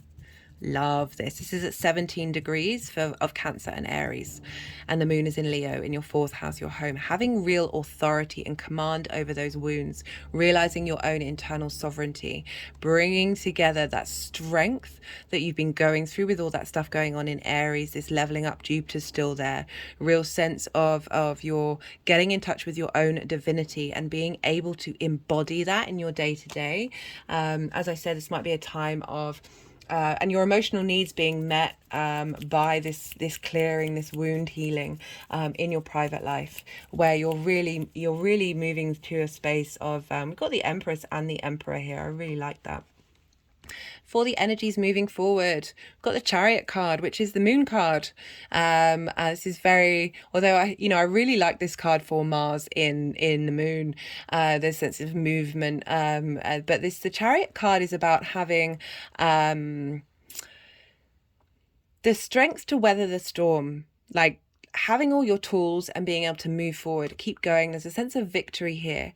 It doesn't mean that things won't be easy. It doesn't mean that things will be easy, but it means that you are resilient, you are strong, you are in command of your emotional response mechanisms. The actions that you take based on your instincts and your intuition are really grounded in strength here and balance, and really bringing in a sense of fast movement. Perhaps you wouldn't maybe moving just more, it's the local community, a shift in gear of being seen in your local community. We've got the 10 of Pentacles. This is long-term legacy. This is a cultivation of the energies. We'll get some final cards when I do the second part of Mars's transit, but this is long-term legacy, guys. This is being able to bring the mundane and the spiritual together in order to create and be in a state of abundance. That can be however you take it. It's long-term legacy and structure in terms of how you're able to communicate and embody that in your actions. Let's pull some clarifying cards. Let's see if we've missed any messages. No, that's half the deck. Or just they want to clarify what's come through already. This is the numerology deck. I put all the decks in the description box if any of them take your fancy. Let's see what wants to come through.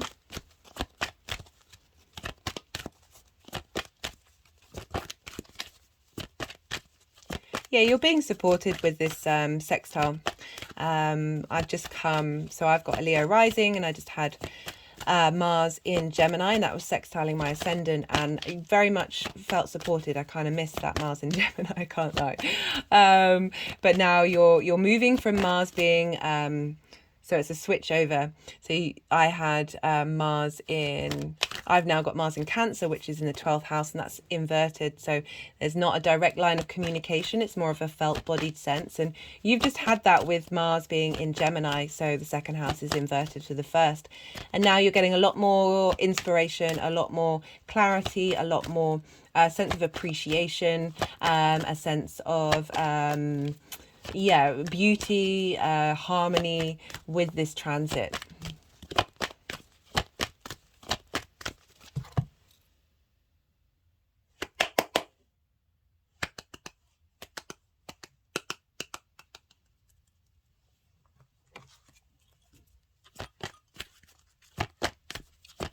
Yeah, I forgot to mention in the introduction, sometimes cards won't come out because they want to do energy work and self-love. Yeah, you've been working through that with that transit in Gemini. And Venus is going to move through there. It's going to even boost that even more. Love it. Love it.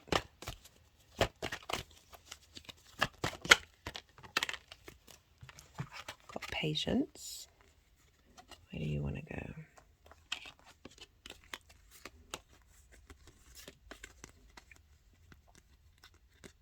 So this was with so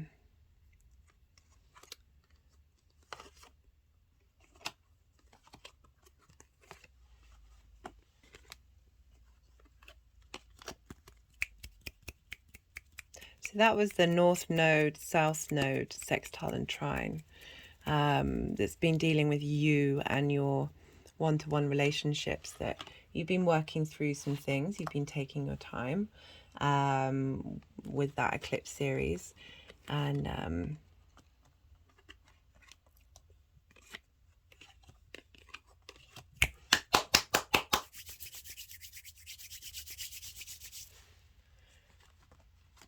with Saturn transits, there is certainly that sense of patience that we need to embody. You know, these things won't necessarily manifest straight away, but I do feel that the energies, you know, it's you know, we've got the page and then we've got the four, this sense of stability, having cultivated that energy.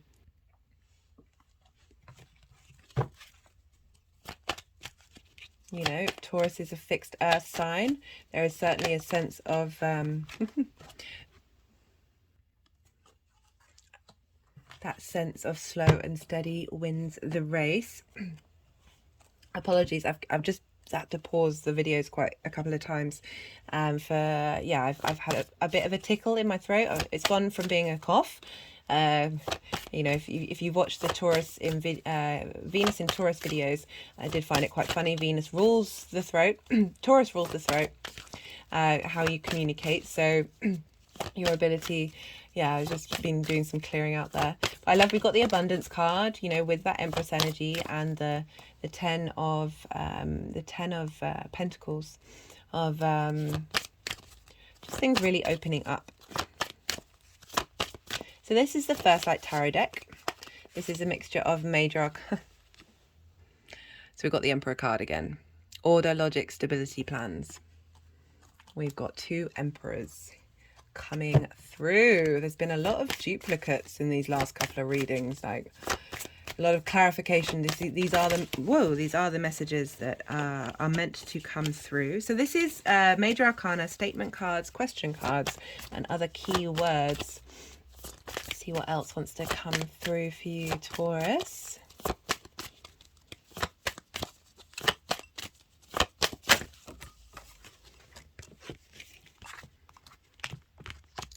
the Hanged Man, crossroads, transitions, turning points, decisions.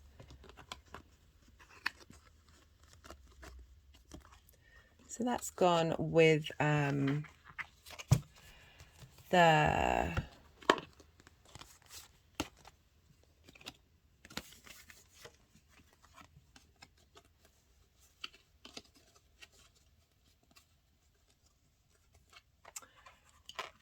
went with the Saturn in Pisces transit, and there's a sense of pause, a sense of receiving divine wisdom and changing perspectives. So it's now gone with the journey of Mars through Cancer, you're going to be clearing out certain modalities and changing your perspectives on things, and moving away from a state of lack. Variables affecting the... No, I didn't want that one. That was quite a firm no from the energies. Let's see what else. Yeah, the Hangman is an amazing card. We've got the Hierophant. It's your card, Taurus. Trainer, wisdom, understanding, mentoring. Oh, nice. So that's gone with, that's the retrograde in Taurus of really getting to know yourself. Love that. Love that. With that clarity of the King of Swords. That's just beautiful. Right. So now I'm going to pull some cards from the Oracle of the Rising Sun. See what messages want to come through for you, Taurus.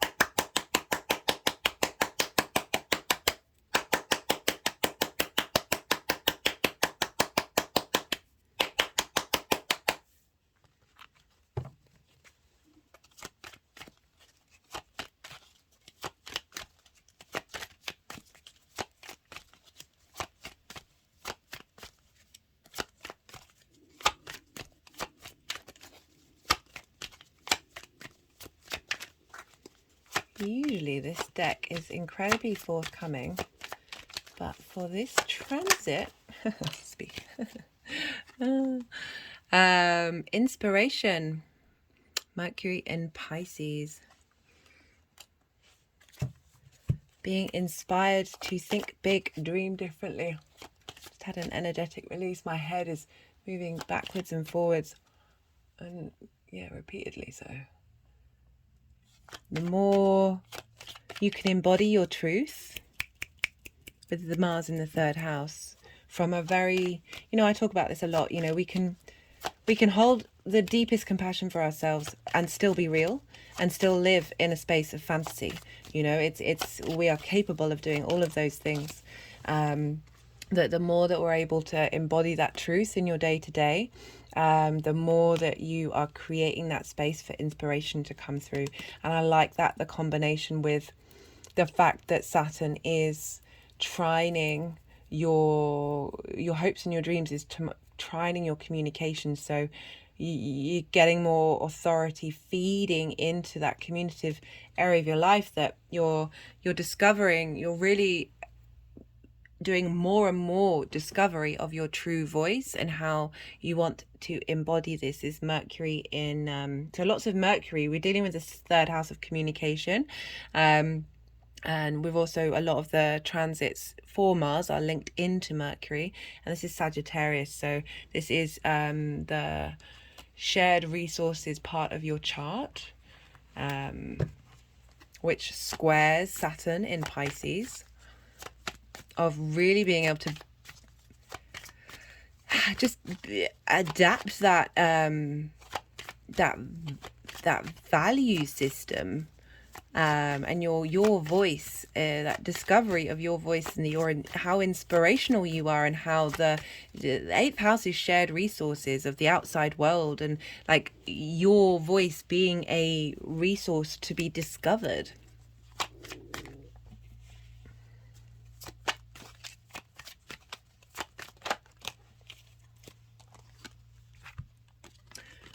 Caution.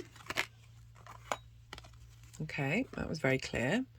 Again, another Mercury card in Scorpio.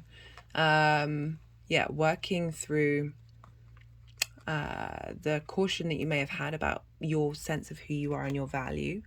We've got the Sun in Scorpio, endurance. Having the capacity to stand up for yourself is what I'm getting.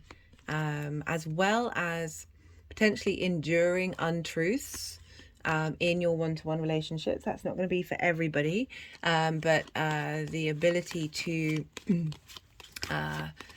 be yourself and be in your own truth, regardless of what's coming your way. That's not me being negative, just sometimes our one-to-one relationships do not reflect the truth of who we are.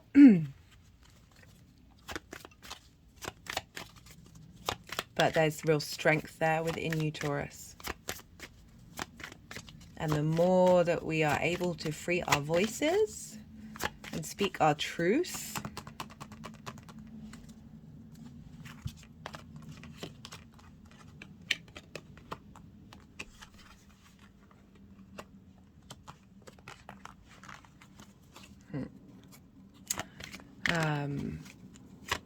yeah, just feel like that endurance is like the Hierophant is be your own guru.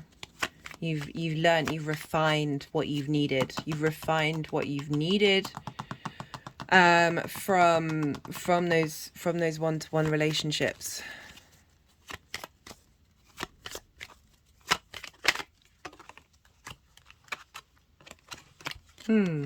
Romance. Venus in Taurus, being able to romance yourself. That could also be opening up the more we're in touch with our own sense of abundance from a very grounded, beautiful, abundant, fertile way. The more that we are able to draw that energy within us, towards us.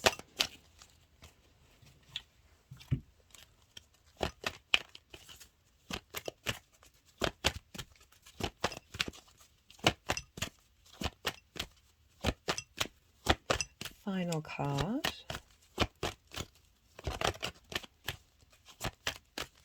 But yeah, you're a fixed sign, darling. Like, I appreciate that. I'm a Leo rising. We've been going through it, but you in particular, along with Scorpio, with the nodes in those signs. I should imagine it's been quite an adventure. It doesn't necessarily mean that it's been a bad one. It's just whatever changes may have come about may have been disruptive. You know, we've been dealing with Uranus in Taurus, opposing that south node, as well as Saturn in Aquarius, squaring all of that energy.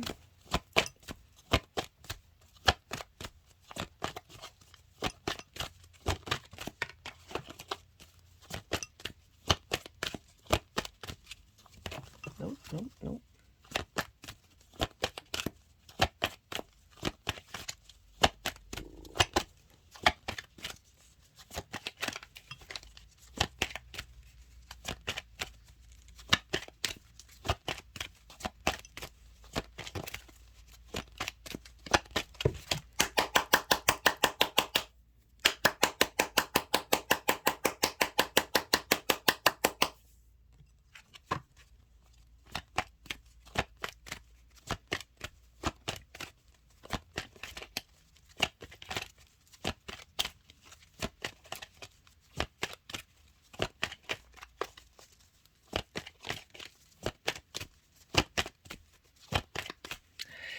Yeah, so that endurance and the Hierophant and the King of Swords, that was with, that was the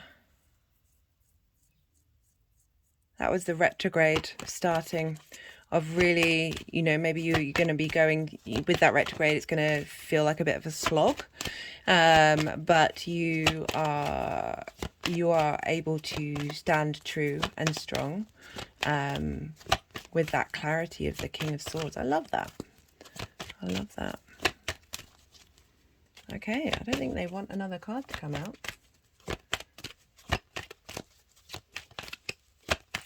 I want another card to come out.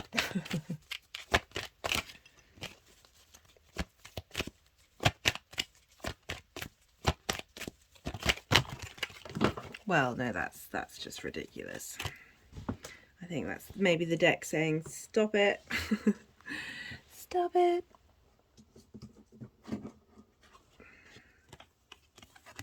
That was on the floor. Love.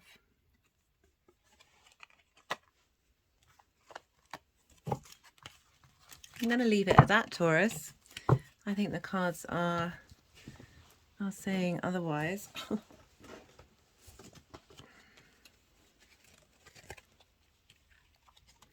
These were the other two on the floor. Individuality and nature.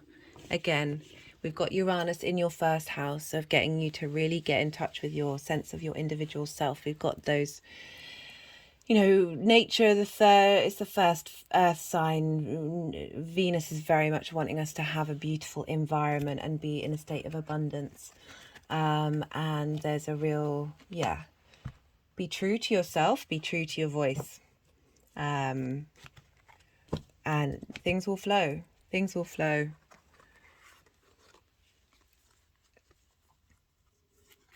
Yeah, just like this this Knight of Cups come through. It's tickled me with because that's very much how I'm looking at Mars in Cancer, of defending our emotional space. Okay, Taurus, I really appreciate you watching and sharing your energy with me. It means a lot to me. So be well out there, and good luck. Aries rising. How you doing, Aries? So for those of you who don't have Aries rising, this what gets channeled through this will just apply to a different area of your life. The messages are still very relevant. But for Aries rising, you're having Mars move through your 4th house of roots, foundations, ancestors, your parents, your home, your intimate part of who you are, your private life. And this is squaring your Aries energy. So a square is an aspect of Mars. This is happening on your 4th house, which is an angular house. And this can tend to be very powerful and can show up in the 3D. And so you've got this squaring your Aries energy. Square is, as I said, an aspect of Mars. This can bring about conflict, frustration, emotion, drama, particularly because we're dealing with Cancer and the sign of the moon. They're ruled by the moon, but this, whatever comes up that may be like that, is helping you look at really what you really want long term and what's really important to you. Also, a square energy is the friction.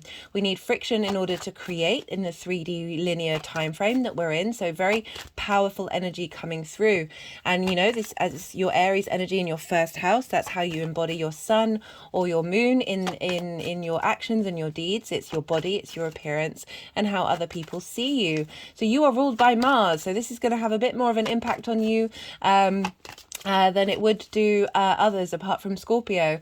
And it's one of the rulers. It all depends on your personal chart. You'll have other players, other key players, but it does rule your ascendant, so it does have an impact on you. This is the house of you. This is your sense of self. You've got is this all squaring that Aries energy going on in the chart. There's a lot going on there, Aries.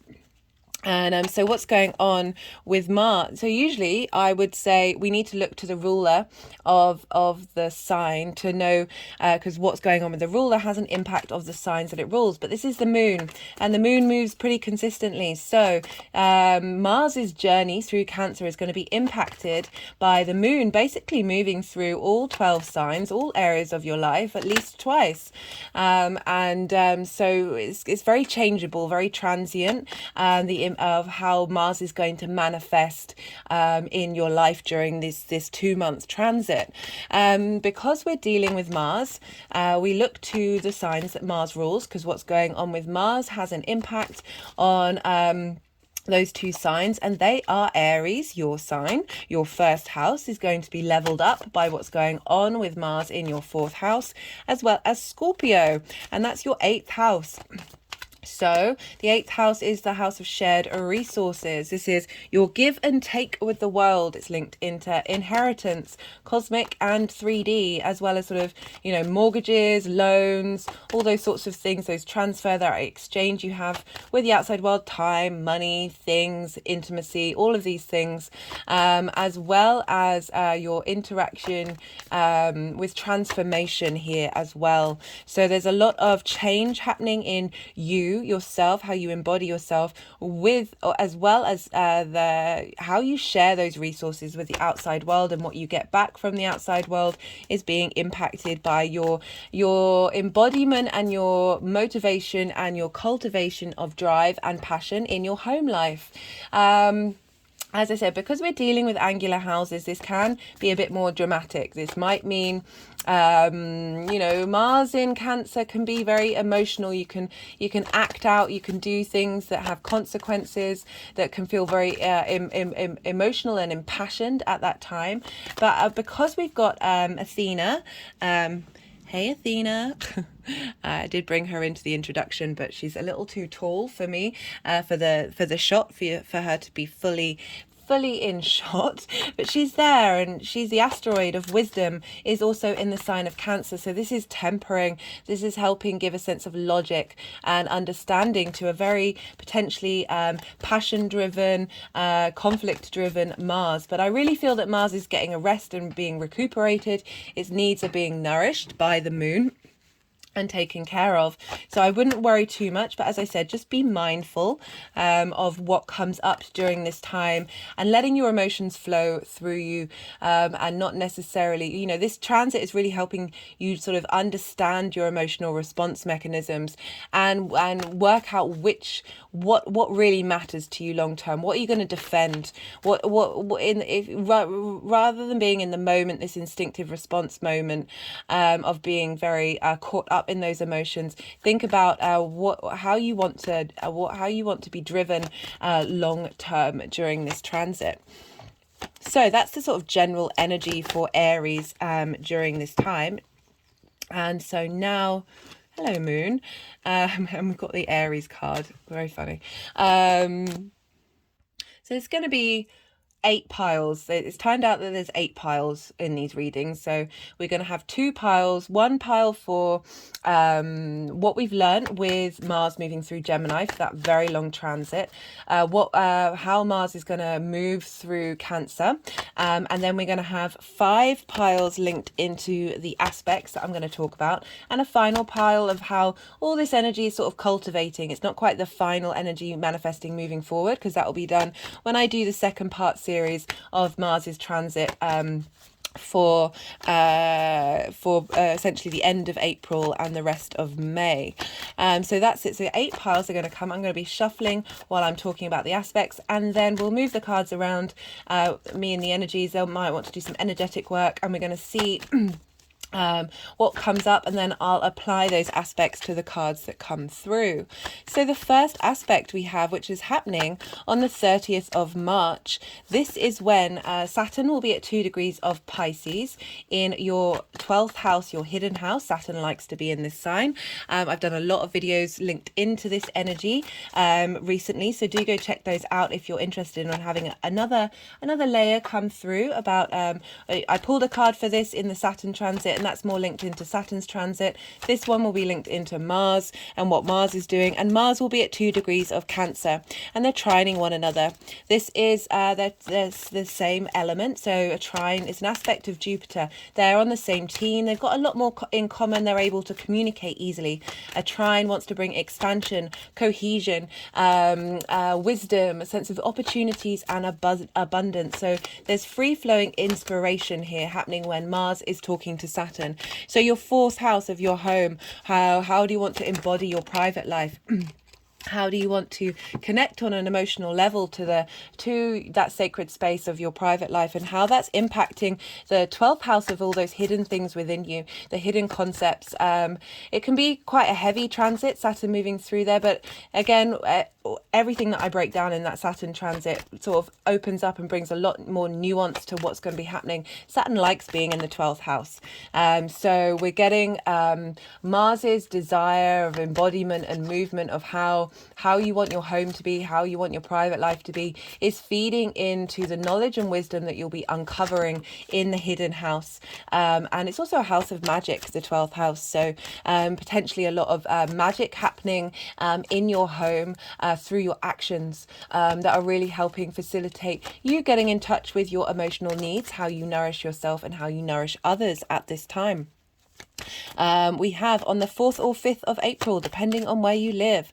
This is when Mars is going to sextile the North Node in Taurus. This is your second house of your values, your resources, how you manifest. It's also how you value yourself.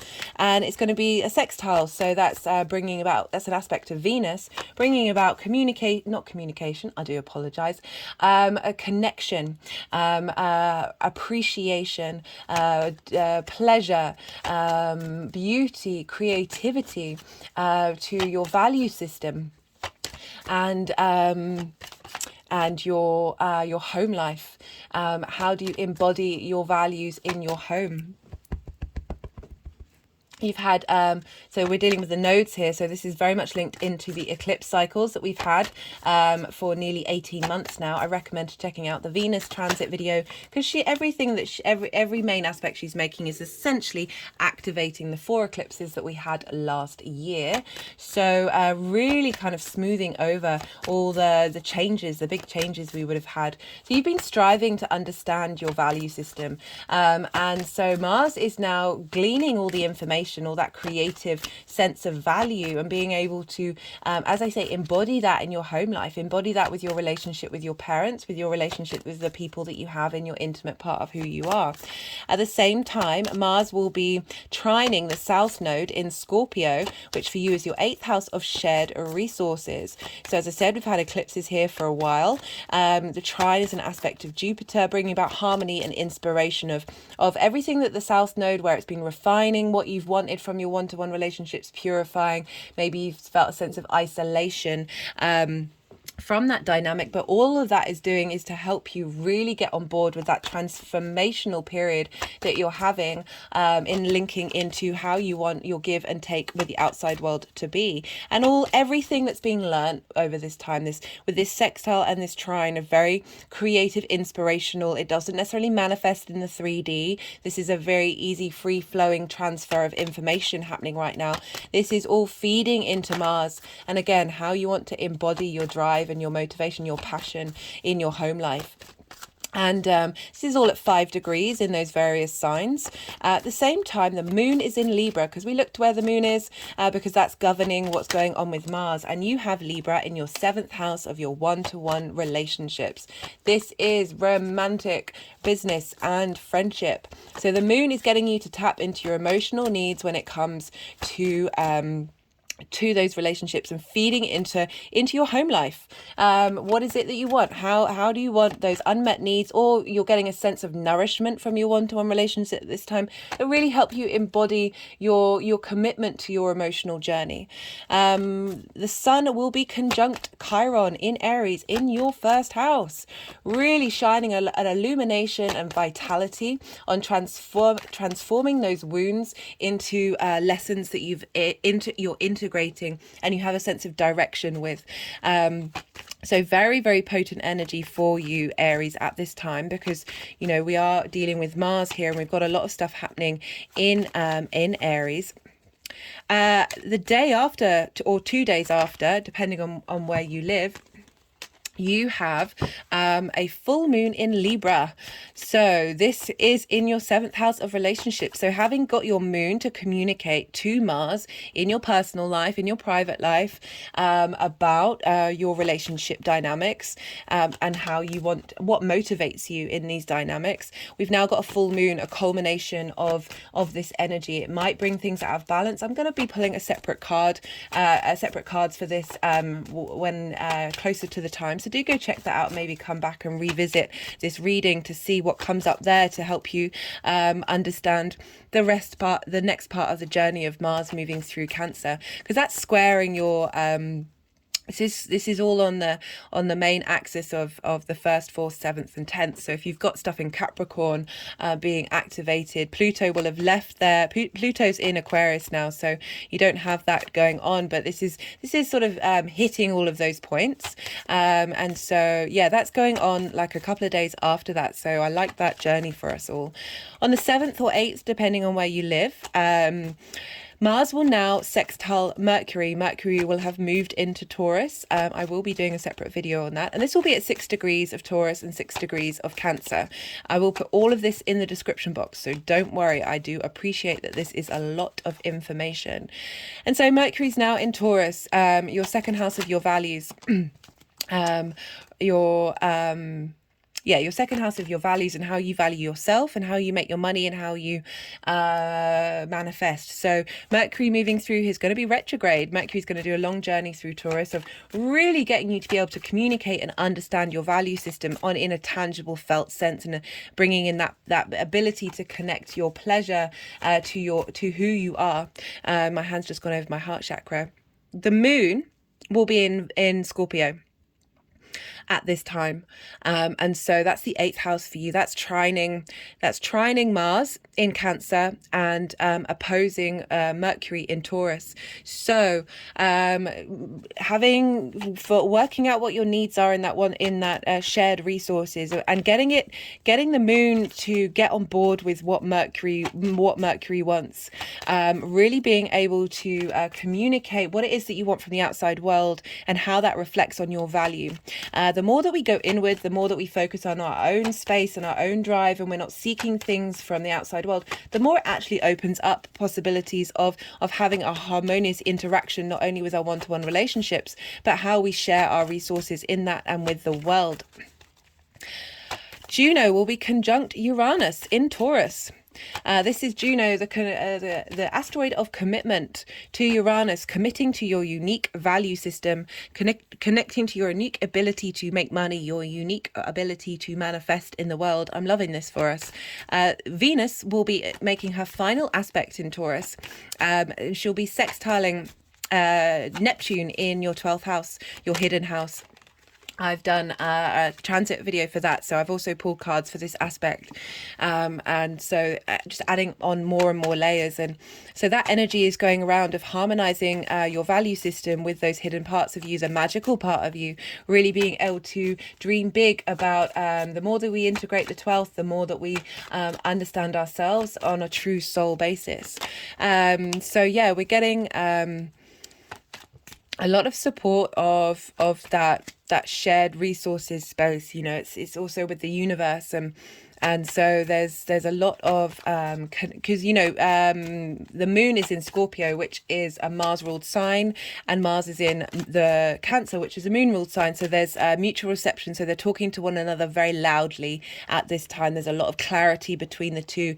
They're like, okay, what do you need, what do you need, what do you need? Let's see how we can facilitate that.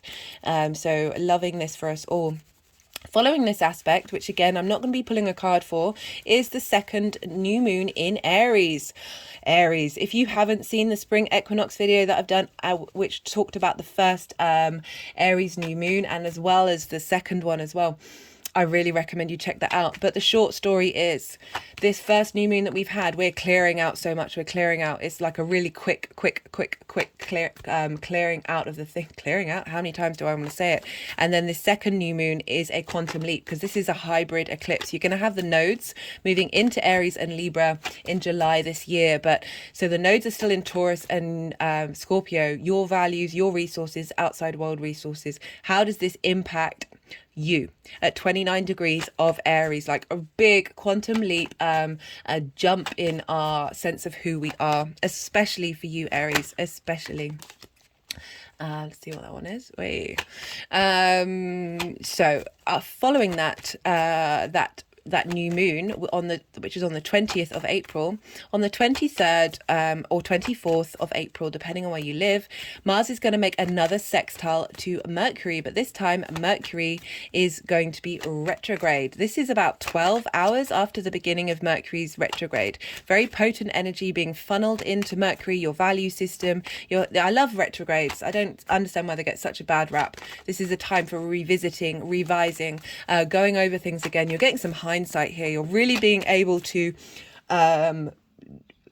put fundamentals into your ability to communicate your value and how you manifest that.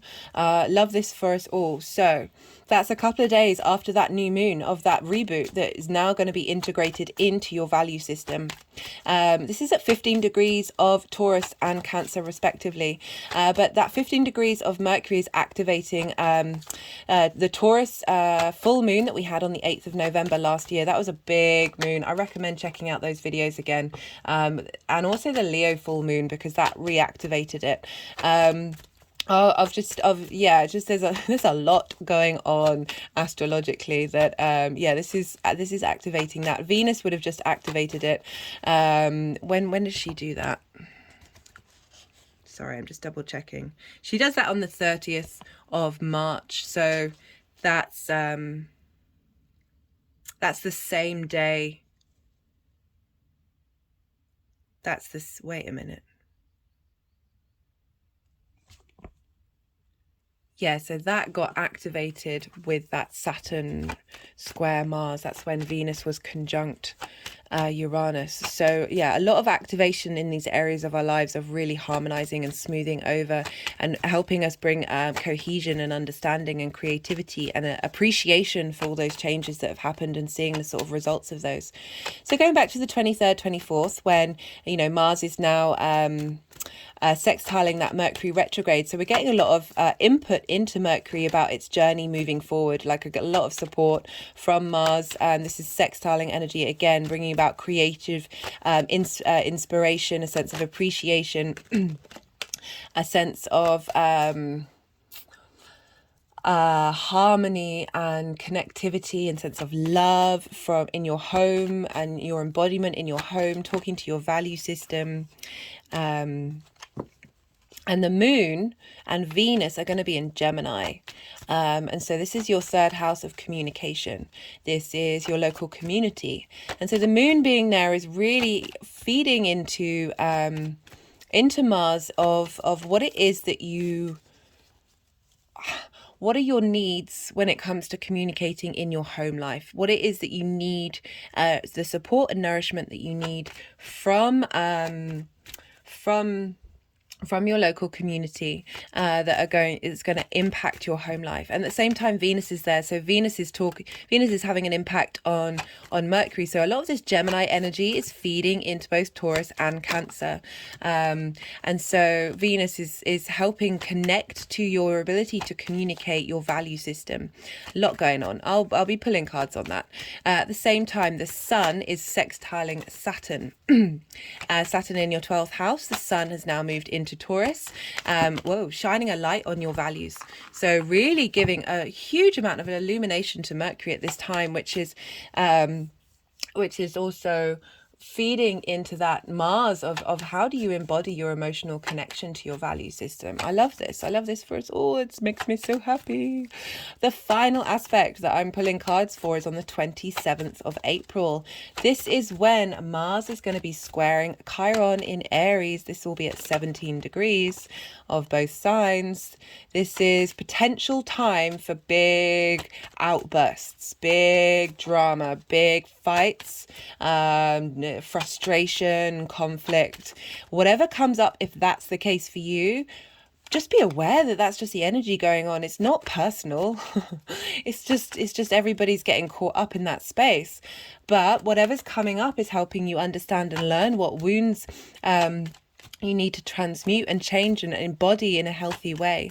But I also see this as a space of great time of so friction is also a square energy, of being got a lot of cards, of being able to bring things into the 3D world, that embodiment of the healing that you've done. My hand's just gone over my third eye, because the moon is going to be in Leo, in your 5th house of creative energy. So you're getting a lot of facilitation from the moon, which is governing Mars at this time, which is governing Chiron. So the moon and And I think the sun is still in Taurus. Yeah, it should be. Yeah, sun is still in Taurus. So that's, the moon is governed by the sun, which is in Taurus of your value system. So your creation energy is getting such a boost of your creation energy being nourished through the healing that you've been doing with Chiron in your first house, and the embodiment of that through Mars in your home life. So maybe doing some creative things at home might be a really great thing to do during this transit. Okay, that's all of the aspects.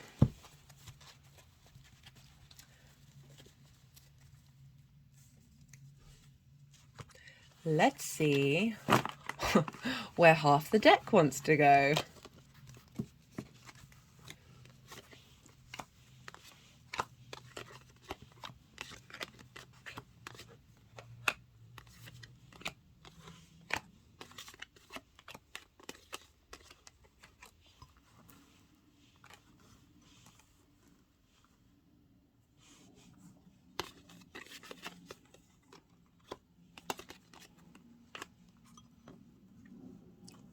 Do bear with me. As I said in the introduction, this is a time when I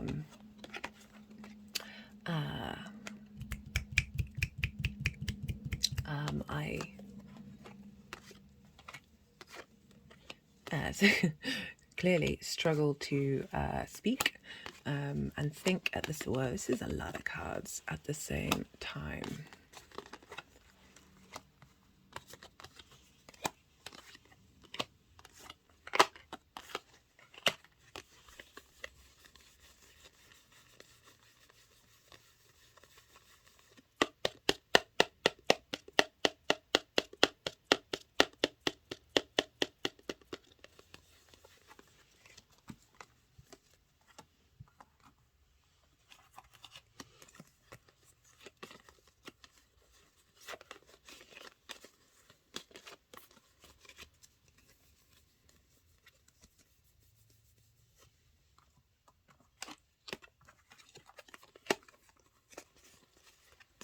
Yeah, so as I said, I go vacant at this time, and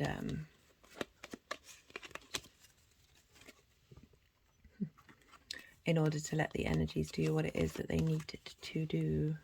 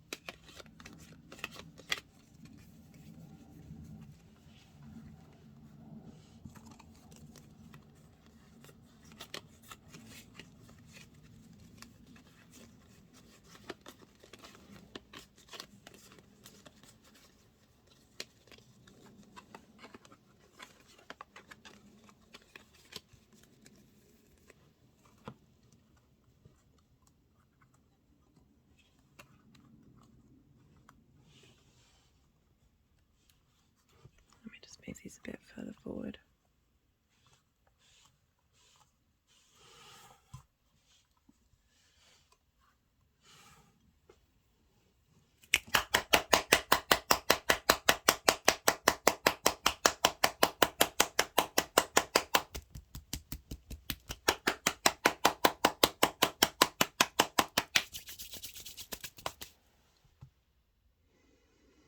Okay,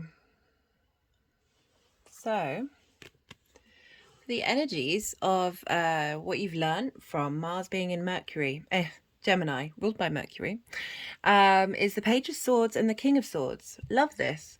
So the Page of Swords can be, so the third house is linked into your communication, your local community, but I'm getting more communication and your drive of how you maybe perhaps the way that you communicate, you're constantly looking over your shoulder, feeling like there's something that's not quite right in the situation, and like really working through that energy, because we've got the King of Swords, which is knowing your own truth. So having gone from a very uncertain page, you've gone from to a very sure of themselves, having clarity of the way that you communicate with the King. For Mars moving through Cancer, we've got the Nine of Wands, the Seven of Wands, the Queen of Swords, and the Moon.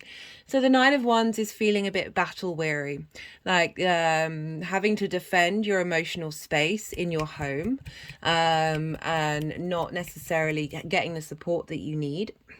We've also got the Seven of Wands, which is very much being in a state of competition. You're on the higher ground, but I look at this one and they've got different shoes on. One's standing on one side of this river, one's standing on the other.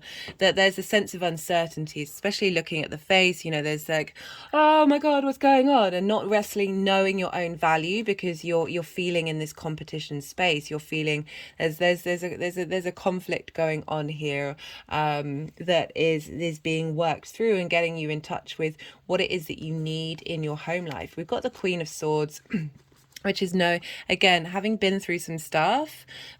She's had some troubling times, but she's come out the other side very sure of her independence. If you look, she's not sitting directly towards us, she's facing away. She's very, rather than feeling like you've got to stand up for yourself, or that there are other people competing for what it is that you want to do, she doesn't care. She's not bothered, in a really healthy way of being able to have a sense of clarity about your emotional responses and how you react in the world, rather than this, you know, there's a sense of competition and frustration here, of being very sure of who you are. And we've got the Moon card, which is you know, we're dealing with the Moon in Cancer. This is a Pisces card, but I'm getting the feeling of you being in line with this clarity that you're learning. You're more in line with your intuition about knowing what to be sensitive about and what not to be, what to let go of and what to keep hold of in that space of then opening up your intuition when it comes to your home, that creative space that you can be in, the sense of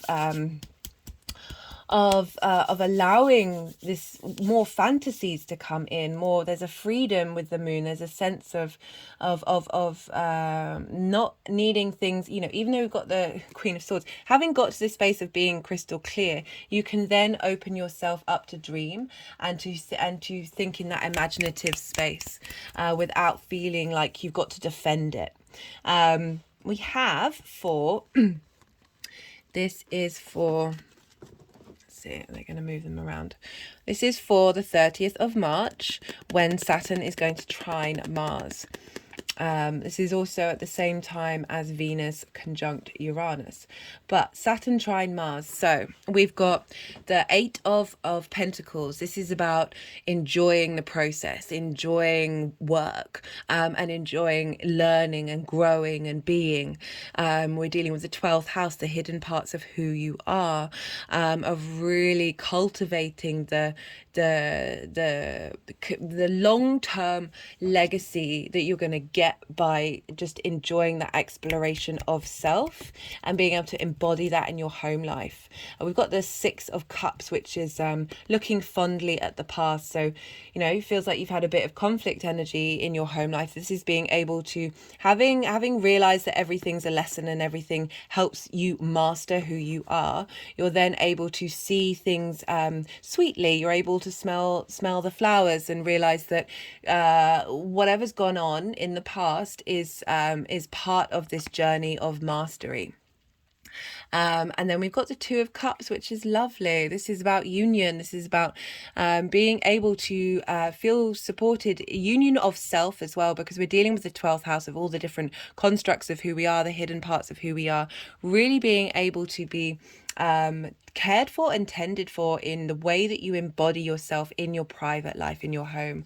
We've got the Star, which is deep emotional healing. This is really, I love this card because she is authentically herself. She is not wearing any masks, any clothing, and this is through this sense of deep renewal of Mars moving through this sign being supported by what's going on with Saturn and the wisdom that Saturn can give of getting you to be able to have hopes and dreams, to be able to be renewed, using that earth energy and that galactic energy combined of that nourishment of your embodied actions.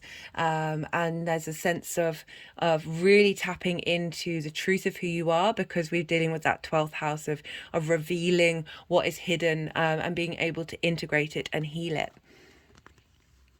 At the same time, Venus conjunct Uranus in your second house of values, like really being able to understand your own value system, your uniqueness of who you are, and not shy away from it, but also not be combative about it. Like you're really not, you're being called to go inward at this time, with both Mars and Venus in yin night signs.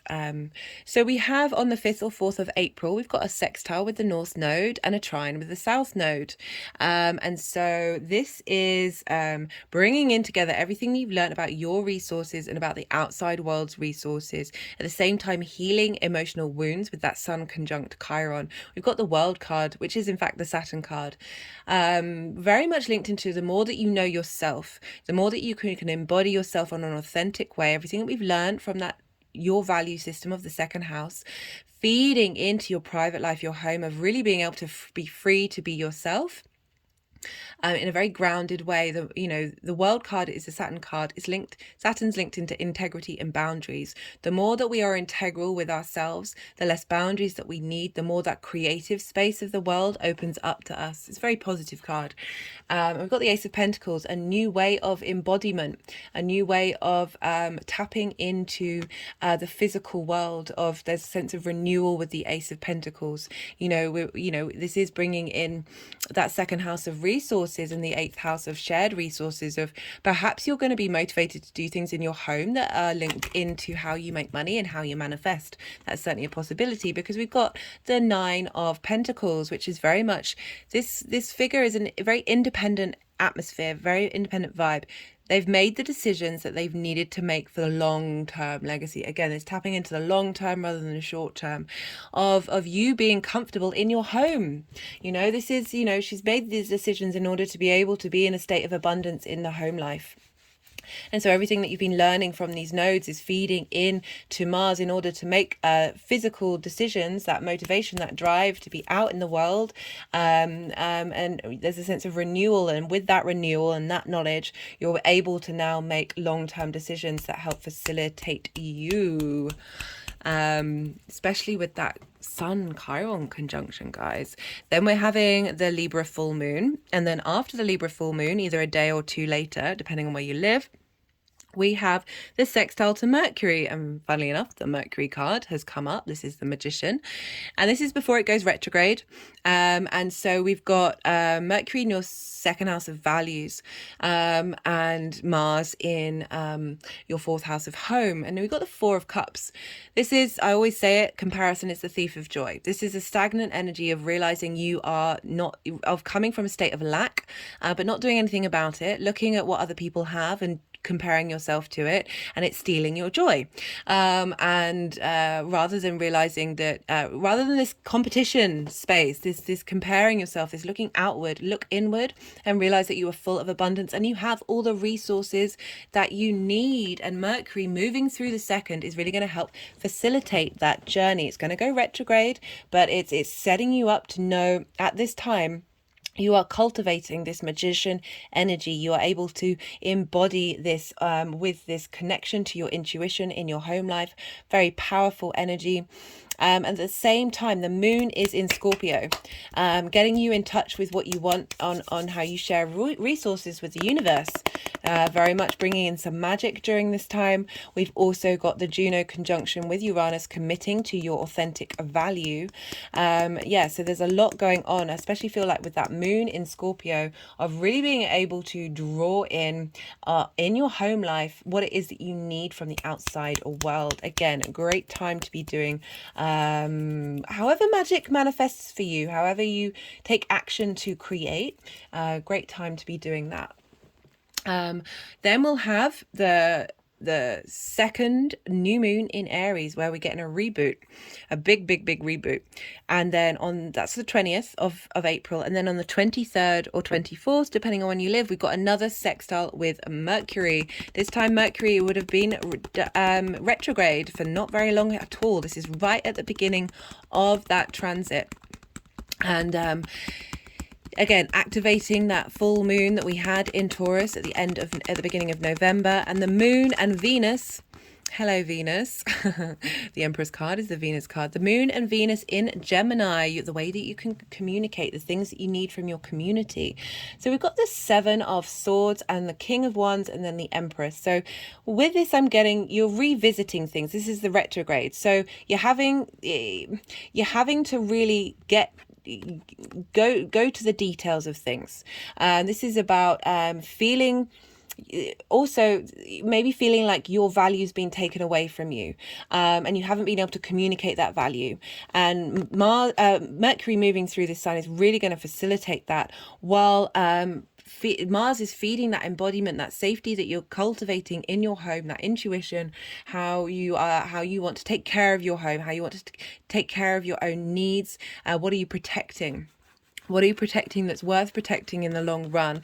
Is feeding, rather than all of this, is the Two of Swords, being able to think with more clarity. You've got a lot of clarity coming through, maybe not needing all of these things, needing all of these ideas of what your value system is, or these ideas of how your home should be and what you want from it. Maybe you've been in this position and you've taken resources from other people because of that sense of feeling like you've got to stand up for yourself. Then you then might have to be a bit sneaky, because that can be some of the energy with these dynamics, with trauma, that we feel in that state of lack. We've got that Four of Cups that we're having to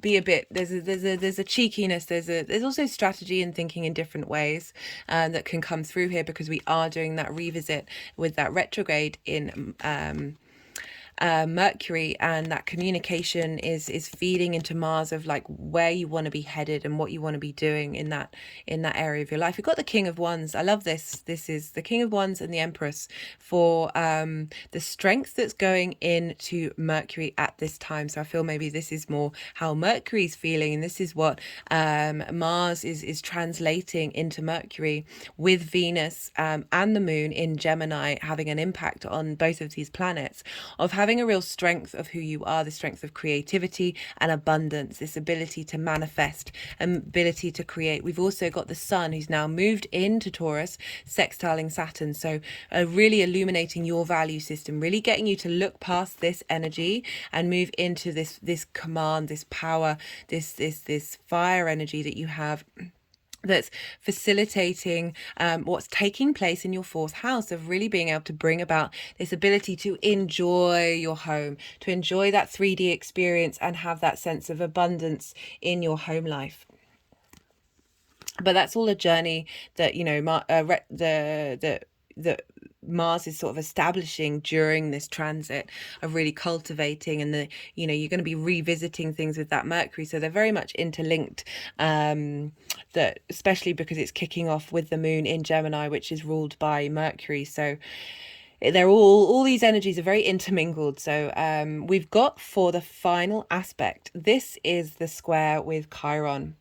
And I really like that this is coming through for you, Aries, because we've got the King of Cups, very in command of their emotional space, able to use that creative, imaginative drive and sense of authority in your emotional command, having healed the wounds that you've healed in your first house, the moon being in Leo, your creative energy coming through. I'm really loving this energy, because what's happening here is providing for long-term legacy. long-term legacy, structure, foundations in your home, getting those emotions in balance so you aren't feeling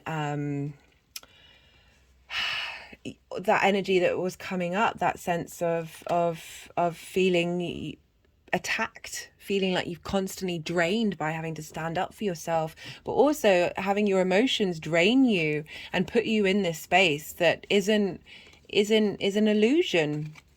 Right, so we have for how these energies are cultivating before we move into the next cycle, which will be a different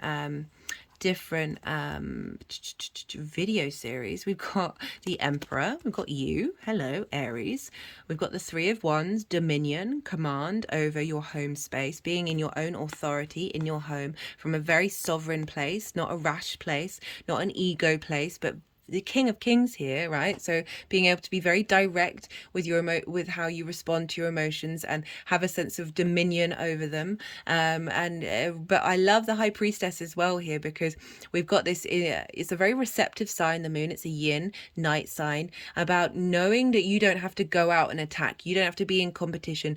You let this energy come to you. And there's such a power with the High Priestess of, this is also tapped in. To the Moon. Is this the Moon card? Wait, the Chariot is, yeah, this is the Moon card. My bad. Sorry, it's just the Pisces is the Moon, Chariot is Cancer, and this is the Moon card of really knowing the truth of your emotions. Oh, Aries, love this, love this, love this, because you've got this renewal of the Ace of Cups, of just looking at things in a different way, being nourished. And we've got the Nine of Cups. This is the wish card, but for me, this is embodiment of gratitude in every area of your life. So as if all your wishes have come true. Okay, right. I am going to, I'm really enjoying this reading. What a great reading to end on for this part one. I'm going to pull some clarification cards to see if anything was missed in the tarot. I'm just going to set these up a bit for you, tip this down a bit. Just, yeah, I've said many a time, I've got really obsessive with the viewer's ability to see these cards in the best possible way, because we are visual beings. We do receive information and interpretations of our own, but ever since Venus went into Taurus, which is my 10th house, right, so I'm going to pull some clarification cards, maybe some mysteries, some mysteries, some messages that haven't got through. We've got physical activity. I like this in the home. Give Mars something to do. Give Mars something to do. Do some exercise at home. Also other things you can do in your private life for those of you dealing with that passion of Mars. That'll be yeah. We've got time out. This has never come out before, guys. This has never come out. Yeah. I really feel with the Aries energy, we've got, I've talked about this so much, of Jupiter. Hello, Jupiter. I've got the stag here representing a level up of that Jupiter, of that Aries energy, of really getting us to elevate and raise the vibrational level. Raise the vibrational level of that Aries energy, where it comes from what are we, just the spiritual warrior, really. I like the timeout's gone with the Moon, like resting now, being in your own intuition, being in your own space, in your own home, not being here, there, or everywhere, nourishing yourself, focusing on taking care of your emotional needs during this time, being very mindful, just sitting with those emotions. One of the practices that I do is it's just the mindfulness of your thoughts and your emotions, and you realize that they are transient and they are constantly in movement and they do not bind us forever, and having compassion and time and sensitivity to our response mechanisms. You may kick off, people in your home may kick off. Be patient. Take your time. Let the waters run over you. Have baths. Connect to water, connect to the moon. Maybe go look at the moon during this cycle whenever she's out at night. And just observing those emotions, hold space for them, let them feel as much as you want. Right, there's a havening technique. I'll put a link in the description box where essentially if you get triggered, you can make that energy really big, and then you do like rapid eye movement, and then visualize counting backwards in certain scenarios, and then repeating that 3 times. And then your emotional connection to that blow up, when you think about it again, is you're rewiring your neural pathways. My hand is just sort of moving all over my head. Oh yeah, for the start, the deep healing. Yeah, be mindful, Aries. We all should be, all of us. This is not me pointing fingers. I just feel with this stuff, with Mars moving through your 4th, your private life, of you having the time to tend to that space. We're not in that frenetic Gemini energy anymore. We're in the receptive, nourishing, sensitive part of who you are. And you have that in your home life. So right, let's pull some cards from the First Light Tarot. This is a mixture of major arcana, question cards, statement cards, and other keywords. Yeah, with Cancer in your home and Mars in the home, we've got the Magician. Oh my God, we've had so many double cards come up in the last couple of readings. Really getting clarity that the messages that are coming through are the messages that want to come through. Performer, creativity, illusion, and power. So what was that? That was that Mercury retrograde, of being able to shift from this space, having the power to break this space up in terms of your value in your home. What was I saying? Yeah, because you got Cancer in the 4th, and we're dealing with Mars in Cancer. Slow activity, yin yoga, doing mindful practices in the movement. This is really letting your emotional body stretch out. The Emperor card.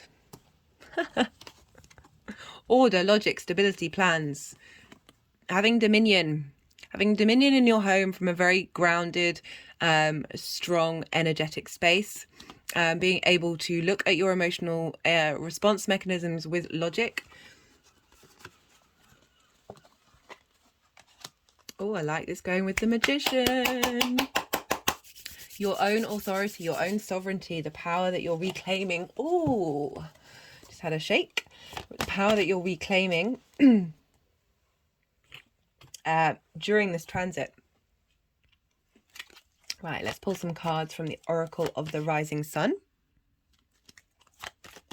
Wait, resistance. Mercury in Taurus. Well, that's fitting. You know, fixed signs can be resistant to change.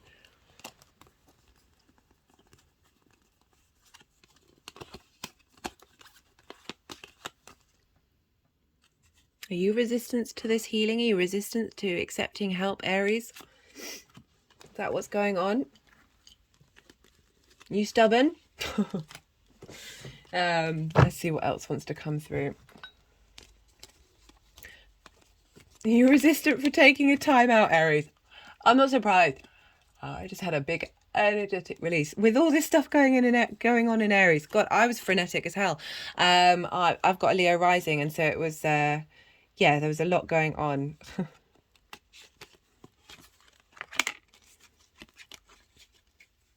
Resistant to backing down when it doesn't matter. Just receive some energy and some more. You are ruled by Mars. It's part of, it's, you know, we have that dynamic. That's what. Okay, time out from that. Clarity, moon. I'm wanting to put the physical activity. Didn't I say it might be a good time to do some rituals, some magic, get that energy moving? Yeah, I was talking about moving the energetic body with Mars in Cancer. I'll probably talk about that more in one of the introductions of really focusing on that. We've got energy stuck in our bodies. The body keeps the score of all the trauma that we have, not just ours, our lineage, everything. Like we signed up for this particular incarnation in order to transmute this energy. And you've got this happening in your 4th house, the house of ancestors. Like the clearing work that you're doing is facilitating on the energetic body scale, have baths. Do things that really make your body feel good, help release energy. Breath work is also very much a thing that you can do to help release that energy. Do it, but taking action into your own sovereignty, doing things that you love to do. That magic is everywhere. It doesn't have to just be in the traditional art forms. So however that comes about for you. Making food. Cancer in the 4th house, very much wanting to nourish yourself, nourish your needs. Cancer rules the stomach.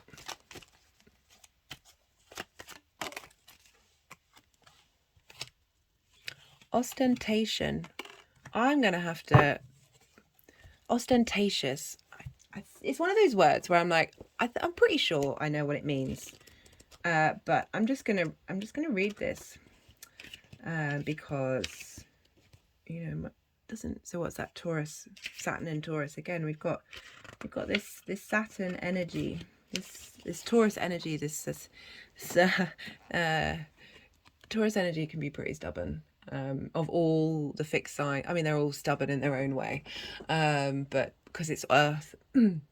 Ambition and material values. Venus rides a sea ball surrounded by cherubim and dolphins. The planet Venus rules the sign of Taurus and represents the romantic, pleasure-loving nature of the sign. Above, a rich woman drives a golden chariot drawn by white bulls. What is...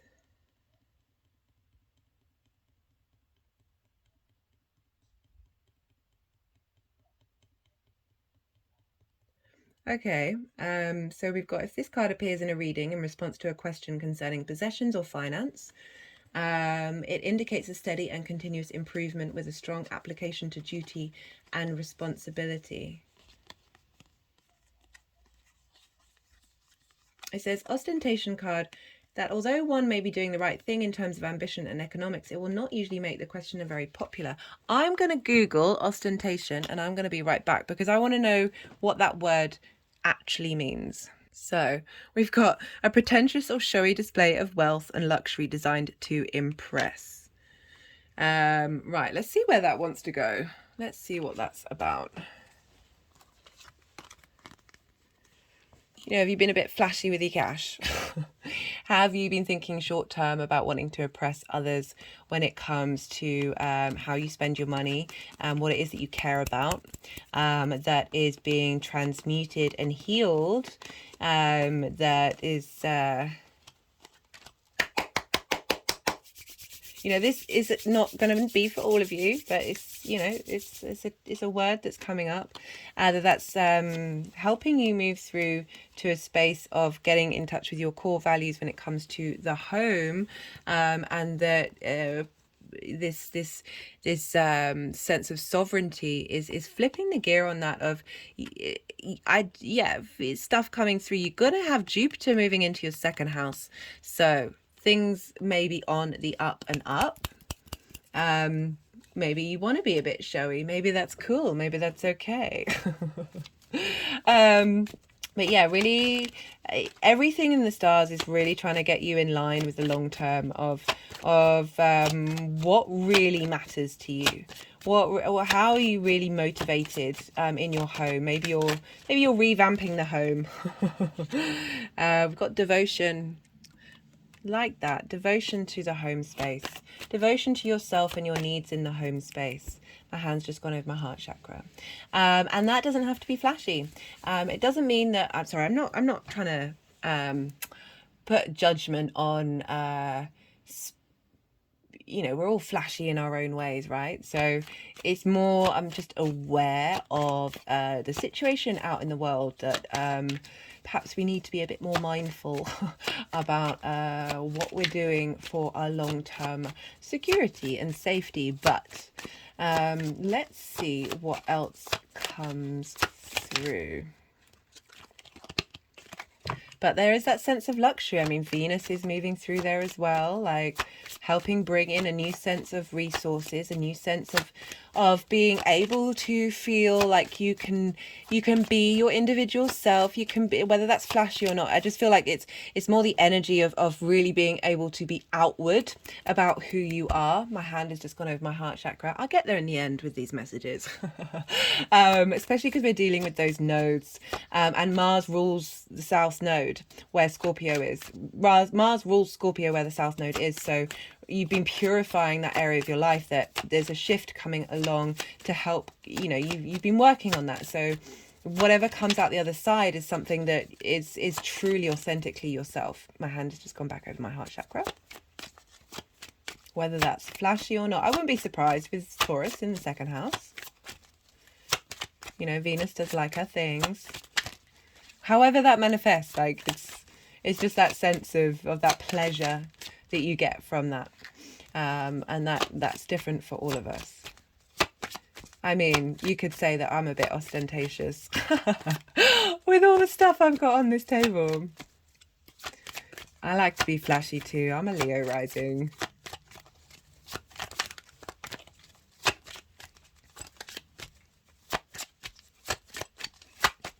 Okay, let's go for these guys. We've only had one of those. So what final message do we have coming through? But I do like that ostentatious card after, like, the vibe I'm getting is like it's been a bit uncomfortable in your home life. Whether that's now or in the past, right? So we're dealing. Oh my god, oh my god, oh my god, you can't make it up. Where'd it go?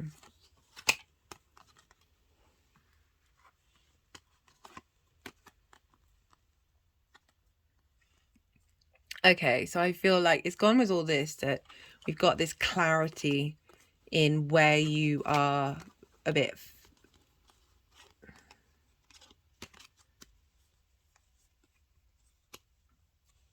You're learning to get this vibe into where are the words? In line with that clarity and that truth, with that King of Swords coming through. So you're comfortable with that moderation. I'm feeling like you're not resistant to it anymore. You know when to be this and when not to be it, and you're not doing it out of a traumatized, ego bruised space, which is great, because we all need to learn to do that, really. Like, we're all little children running around in grown bodies enacting our trauma. And that's a really healthy thing. You've got such positive cards. It's not, I'm really not trying to end on a low note, but this is not a low note. That's a really positive thing to be able to have worked through and healed through. And you've got the Nine of Pentacles, the Magician, the Empress, the Ten of Pentacles, and the Nine of Cups. These are all like, go, go, go, go, go. You got this, but from a really healthy space. From this King of Swords, I really feel is like, even though it's crowning it, but that's to do with Mars in Gemini. But I really feel everything that you've learned in that space is giving you this logic, this sense of ability to see things clearly and see things from a higher perspective. That you are able to enjoy your life, but also make good decisions. Right, one more card. I know I said one more card before, but I'm not ending on moderation. I'm not doing it. I refuse. Right, First Light Tarot. What's coming out? What's coming out?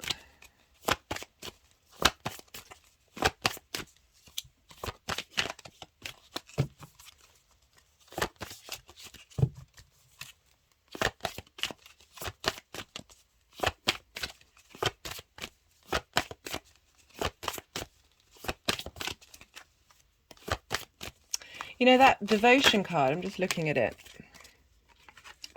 is Saturn in Libra. Okay, they want one more.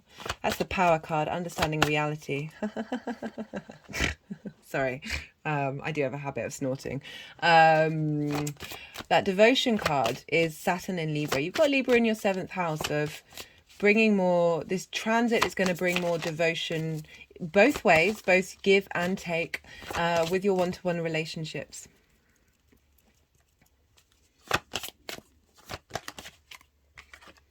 The Hanged Man, crossroads, transition, turning points, decisions. Yeah, so Mars is in a receptive night feminine sign. The Hanged Man is all about perspective.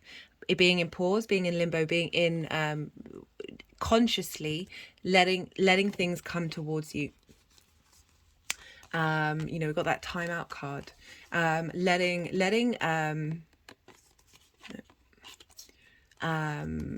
Moving, being in receipt of divine wisdom. You know, this moving past this, even though there's a lot of clarity and logic with the Queen of Swords, she can be a bit short, she can be a bit my way or the highway, that you can utilize the positives of this Queen of Swords, but also change your perspective and be able to break out of the cuttingness of her nature, and bring more of a devotional space rather than potentially combative mental space into your home and into your one-to-one relationships. I just keep going, don't I?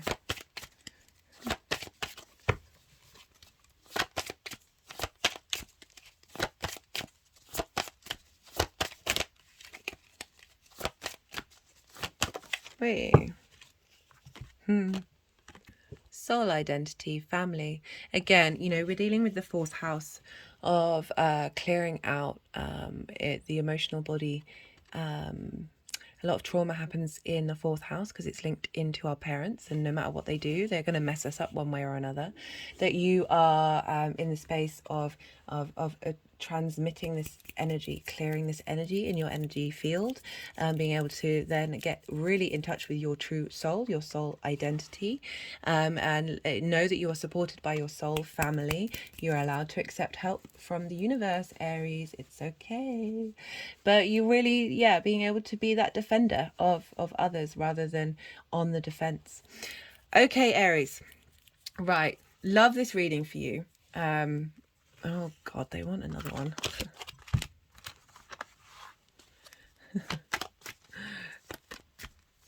Right. Final message.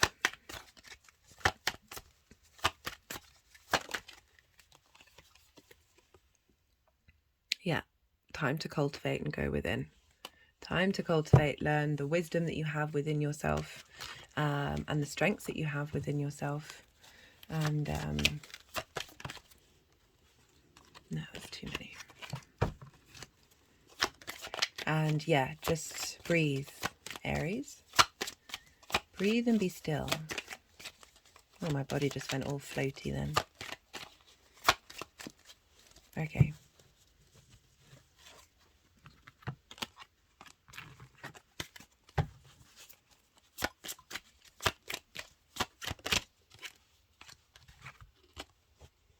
Romance. I'm going to leave it at that. Thank you for watching, Aries. I really appreciate this. I appreciate the energy transfer. And good luck and be well out there.